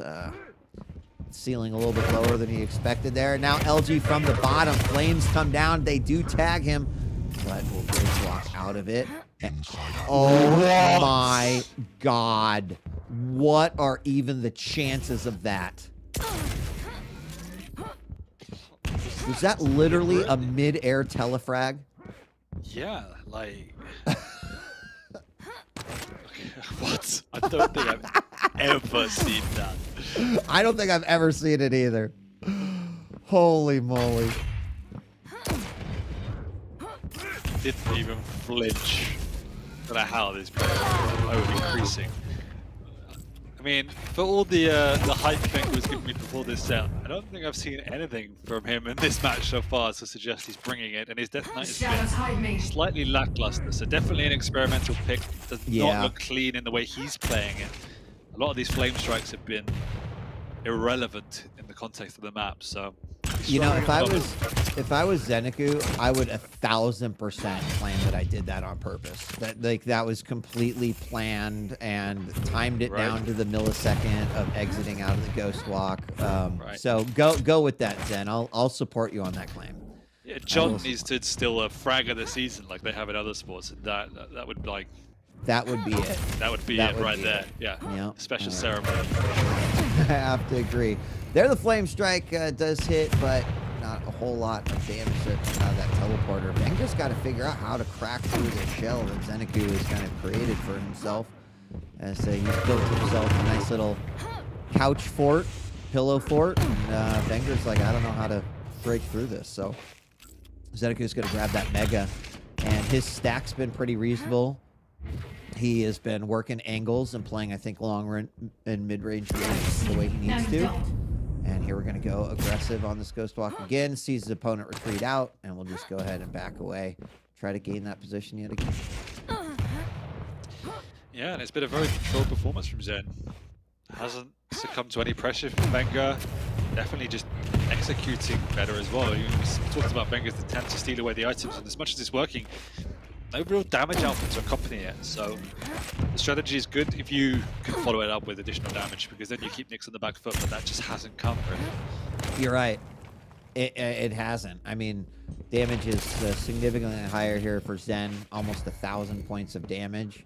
And I think it also kind of plays into the whole drive-by strategy that he's kind of got here, right? There's another great example. Here's his opponent down below. You've got the position in the middle. You can hit a weird rail angle like he just did, making it even that much more difficult for Wenger to try to figure out how he's going to take control here. But the clock is ticking away. It seems like we're only a couple minutes into this one, but we're almost 6.5 minutes in, and Zeniku's sitting on a pretty impressive 4-frag lead. Ooh. That was a good use of it. Oh, not again! Oh, so close. Get a repeat. It would have been nutty, but it's not to be. Instead, Wenger kills himself. It's been a pretty tame game compared to the last something we had that week. It has been an interesting one to say the least. It makes me really curious how Insomnia is going to play into things at the finals. I think that there will be a lot of players that are going to have to prioritize some games on this one in order to not just it be a loss leader for players. I think this is one of those maps that in the PPL finals for season 3, it could absolutely make or break some series. Yeah, yep. Seen that before, not to the same degree, but back in the day when I can't remember the name of the map anymore, the Pillar City that no one wanted to play except Sparty. They were some dark times. But this is definitely much more coherent as a map, very good to watch, but still a lot of players, Quake players being stubborn, have refused to adapt to it yet. And players like Zeniku, who do seem much more comfortable, could be something they rely on.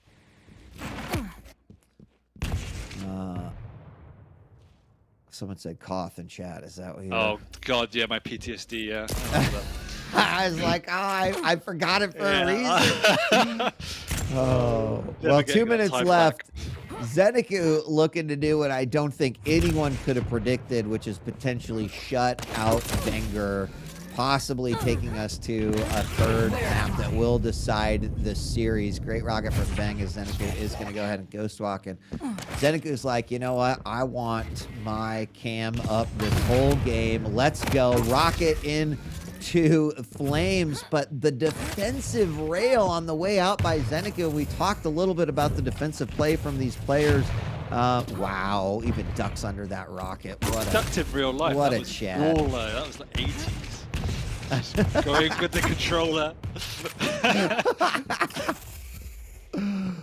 Oh, and in the final minute, the question now becomes, will Zeniku shut Wenger out? And was this experiment successful for Wenger? No, he dropped the Mentos in the Coke, and then he put it in his mouth, and it didn't turn out well. So I don't know. I don't know. I'm gonna flame him on this one after this. After all the hype he's been giving me all day, this was a bit of a letdown for a Death Knight of all picks. But you have to give it up to Zeniku. He's played disciplined. He's played control. Yep. He's prohibited all of that chaos that Wenger wanted to bring. So also it just shows you, we know how powerful Nyx could be, but when you play this map, you can constrain that and keep in a good rhythm. So it's definitely been a bit of a learning, I would say, from a Wenger point of view. Yeah, and maybe it has more to do with the matchup versus Nyx herself, but I was not like overly impressed by any means by what we saw here with the Death Knight. The Flames didn't do much. Utility of Nyx was way better. And we've got Zeniku taking this map, which will mean we're going to go on to the third and final map to determine the series. And that's going to be Blood Covenant, the Visor, coming out against the Slash. Yeah, this is the one we picked out as a bit more of an anomaly, Zeniku picks the slash, and then the response is a visor. Now there's definitely logic there. I've definitely seen it done. I've definitely seen it win, but it puts a lot of pressure on your shoulders as the visor to play positionally perfect, because there's the frag again, because you're so reliant on having information and controlling that slash. We saw it earlier when Avec was playing, I think it was Avec CNZ, Avec playing the Galena, and he played perfectly to win that one against the slash. But I don't think that Wenger will have it as easy as that. At least with the Galena, you can build that overstack up, and you got that utility permanently. Yeah. If you use your piercing sight and you get nothing from it, what do? You don't have anything left. Yeah, I think that's it. It's gonna, I mean, you've got to be hitting every rail. Your rail actually has to be your ability for the game. So we'll have to see. And, you know, I think what that last map and this series so far has really told us that we are in for a pretty exciting finals, right? I mean, has there been a point in which some of the top contenders are as close as they are ever in QPL? I think, you know, in fact, I haven't even heard the statement in a while, like, oh, it's getting boring. Rapha wins everything. He's going to win it. It's like, it's not the case anymore. And I mean, I'm sure Rapha wouldn't like me to hear me say this, but that's gonna make for a very exciting finals where the possibility of upsets are around every single corner. 100%. And we talked about it a little earlier. I think going into it, Rapha's not top of the league, but I think he still goes in as favorite just because for sure, pedigree, right? But then Kilson is a close second, if not a joint first favorite. And it can go either way. I give the edge to him, but even still, then you've got people like Raisy, who is for some reason always in the finals, still chasing the tail, sitting in fourth. Wenger, the previous champion, chasing their tails. And then even behind them, a whole host of players who can at least upset the best, if not take it further. You know, Maxter, Zeniku, to name another one. All of these players who have taken series off them, and all they need to do is in the finals, and then suddenly the whole final is upset. So especially when you're bringing it back to land. Right, even more exciting. Yeah. So it's gonna be an exciting event, an exciting few days. I don't comment usually very often on that, but I do like this Nick skin that Zeniku is rocking. It's gone. You missed it. You don't pay attention to these things, Dan? Come on. Fight. All right, let's kick it off. It's going to be the decider between these two. It is Wenger versus Zeniku. Wenger on the visor, Zeniku on the slash. And let's see how these two match up. I think Rail's going to be big decider here in this matchup, but we'll have to see how it goes. We'll see. Again, this is more than possible for a Zen win. And if anything, I give him the slight favor with this champion, and that would be an upset. But as we heard, Wenger's out here to test, to experiment, to have a little bit of fun. I don't think I've seen that just yet, so let's see what he's got up his sleeve with the visor. And that's all credit to Zeniku. He's the one that's put his stamp on this map and made it very difficult for Wenger to play the game he wants to play. Yeah, I'm kind of really curious to see how his strategy or the approach is going to play out here. Right, so far, I feel like he wants to be the trapper. He is not moving around a ton, looking for those long-range rails. There he finds one, but takes one of his own. Prioritizing the upper levels. Of course, as I say that, he drops down, grabs the heavy, and then goes through the lowers.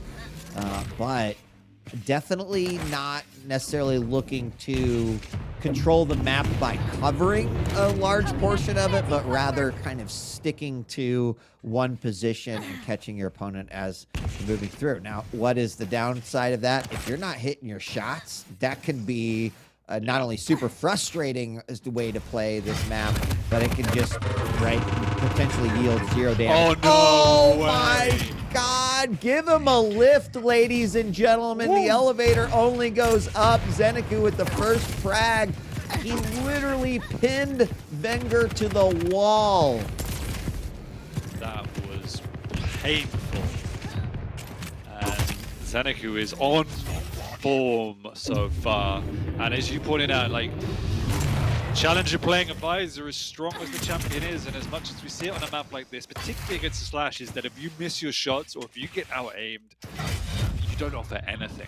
And that is the problem. It feels incredibly strong if you are out-aiming your opponent, but particularly with the piercing sight, it feels like you have a ton of vision, but then you just don't have that X-Factor comeback mechanic if it doesn't go your way. And at the moment, that's what we're seeing as Zeniku once again connecting with more and more shots. Wenger goes up, but he just gets melted and exploded. I mean, I feel like Zeniku is out to make a statement in this third map.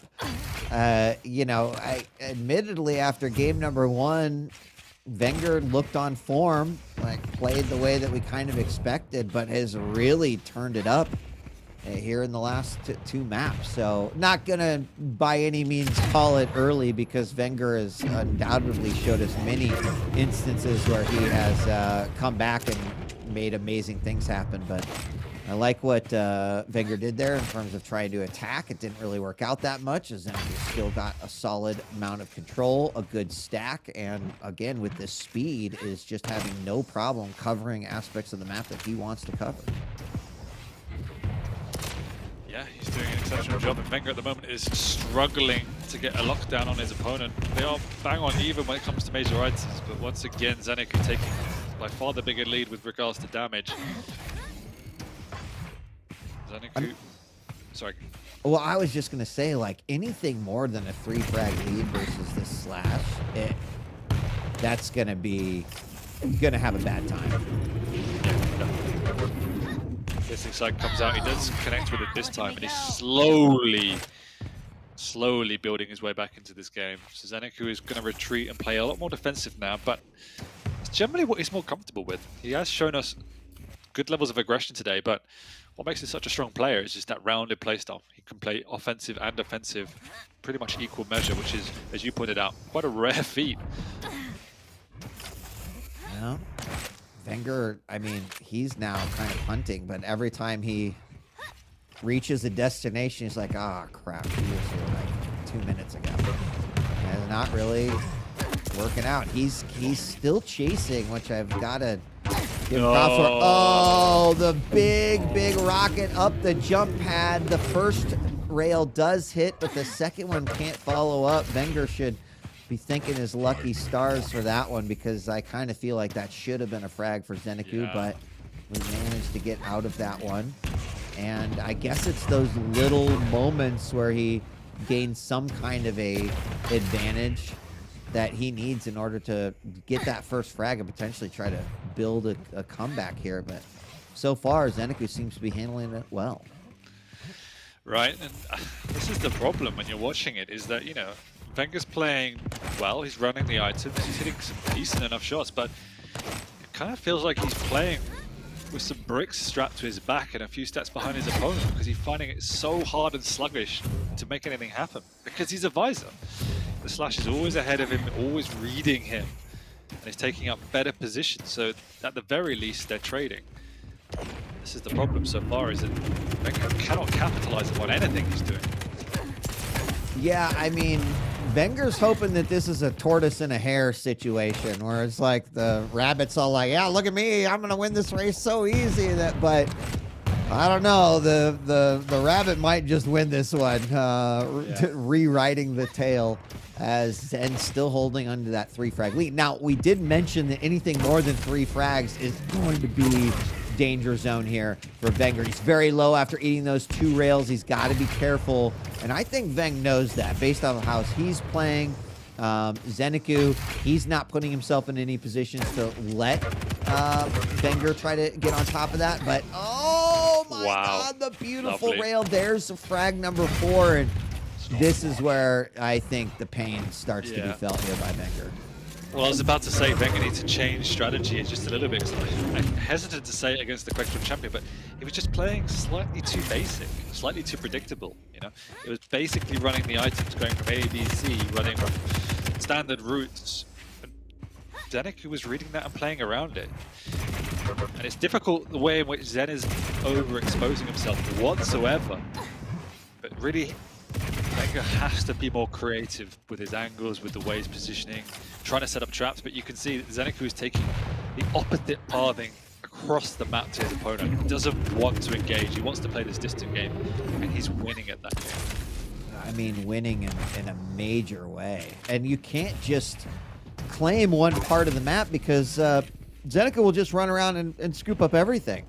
Exactly. You get in a bad fight, you have no stack, that lead gets larger. Everything is just working out in Zeniku's favor. And on top of that, he's hitting good shots. His positioning is quite fantastic. And, you know, it's hard to see where there is a avenue for success here for Wenger. Yeah, I mean, there really isn't. It comes down to, we said it time again, and it's a boring phrase, but hitting more shots. Unfortunately for Wenger, his statistics are quite low for his normal brain, if you will. But that's also in part because Zeniku's not giving him those options, giving him those free angles. Everything is hard fought. Yeah, and at this point, minute and a half on the clock. This is where, you know, you turn into a cross-country runner and you just start running to hold on to that lead, even with vision up, even with getting those perfect, you know, spawn reads. That 4 frags would be next to impossible to pick up here because of the slash. So, you know, I don't know what Wenger was experimenting with here totally in this series, but, you know, I hope whatever it is, it prepares him even more for the, you know, QPL finals. Yeah, no, 100%. Like we said, you know, the Visor is not an off-meta pick. The Visor is a good pick. The Visor is a difficult pick against the slash when you're picking it into the slash. That's when we had a big question mark over it, whether that was him experimenting in some way. But if he wanted to try anything in the game, Zeniku did not let him. This was Zeniku's show, the way in which he controlled the map, how calm he was. Just his awareness is he's just top notch at the moment. He's playing great Quake. And to top it off, he's hitting harder than I've seen him hit pretty much ever. And that level of consistency was something that was always a question mark. So he's going to be scary in these finals. Really is a dark horse. I agree. And I mean, if the results aren't good enough for you, keep in mind that, and there is Wenger picking up his first frag here, but with 10 seconds, that's impossible. I mean, Zeniku has out-damaged Wenger significantly in the last 2 maps. So it's quite impressive. Congratulations. 100%. Yes, to Zeniku to take that one 1-5 on that last map for the 2-1 victory. That's a big win going into the finals. Well, we also have for the finals all of these kind of micro battles as well, like Inception Quake. We not only have the leaderboards and the standings, but we also have who is the best Maestro player. You know? Yeah. And Zeniku might dethrone one of the Golden Boys. And we'll see what happens. You know, Garpy and Hello are gone. So, you know, who's next? Maybe Wenger's going to be kicked for poor performance. Who knows? But really well played by Somehow I doubt that, but really well played by Zeniku. He definitely surprised me. Obviously, I know he's a great player, but today was, irrespective of whether it meant anything or not, it was definitely another level from what I've seen from him, and that's full credit to how hard he's committed to the cause here. And it shows not many people, A, beat Wenger, but B, make him look quite useless, particularly in that map. Yeah, that's quite a feat. And I wouldn't take that as any indication as to like how the finals might play out, right? Both players and a lot of the players at this point know what they're getting into. They know what they've got to do over the next several weeks as they march towards the Season 3 finals. But as we've kind of mentioned over the last few weeks, I don't know that we've ever had a season where there is such a little gap between the skill sets and some of the matchups that we're seeing. It really is going to come down to how much are people preparing over the next couple weeks. Are you prioritizing, you know, putting some extra hours in on Insomnia and maybe even bringing something to the finals that would be that might be surprising. I don't know. There's a lot of risk in all of that. It might just be like I'm bringing my normal tool set and I'm going to make sure that I'm, well aimed, in a good mental spot, and ready to tackle whatever's thrown my way. Yeah, it's going to be good. Going to be in Romania. Going to get to see you again. First time since, QuakeCon 2017. Well, yeah. I've grown a little. I've got a bit taller. Maybe I don't know if age has shrunk you or anything, but we'll see. I'm looking forward to it. It's been a long time coming. I have. I did like the way that this season played out, and instead of kind of watching two regions go head to head for a while and then have them clash, right? We've gotten to see the whole story kind of play out with all of the players, and I think that it's not only allowed some players to excel and showcase some skill sets and that we haven't seen before, but it makes it for an even more exciting trek into the finals. So. Seems like it'll just be right around the corner, and it basically is a few weeks away, and we're going to see who will be the Season 3 champion. I cannot wait. Me neither. So thank you, everybody. Thank you, Thank you, chat. Thank you, the players. It's been a long season. 17 weeks, 18 weeks crammed into 17. But we're nearly there. As we said, we've got just under 4 weeks to go. August 18th to 21st, if I'm right. Does that sound right to you? That sounds right. That sounds right. I don't know. So you can check it, but that sounds right. That will be right. And we will see you there for the QuakeCon finals. Thank you, everybody. We'll see you in a few weeks.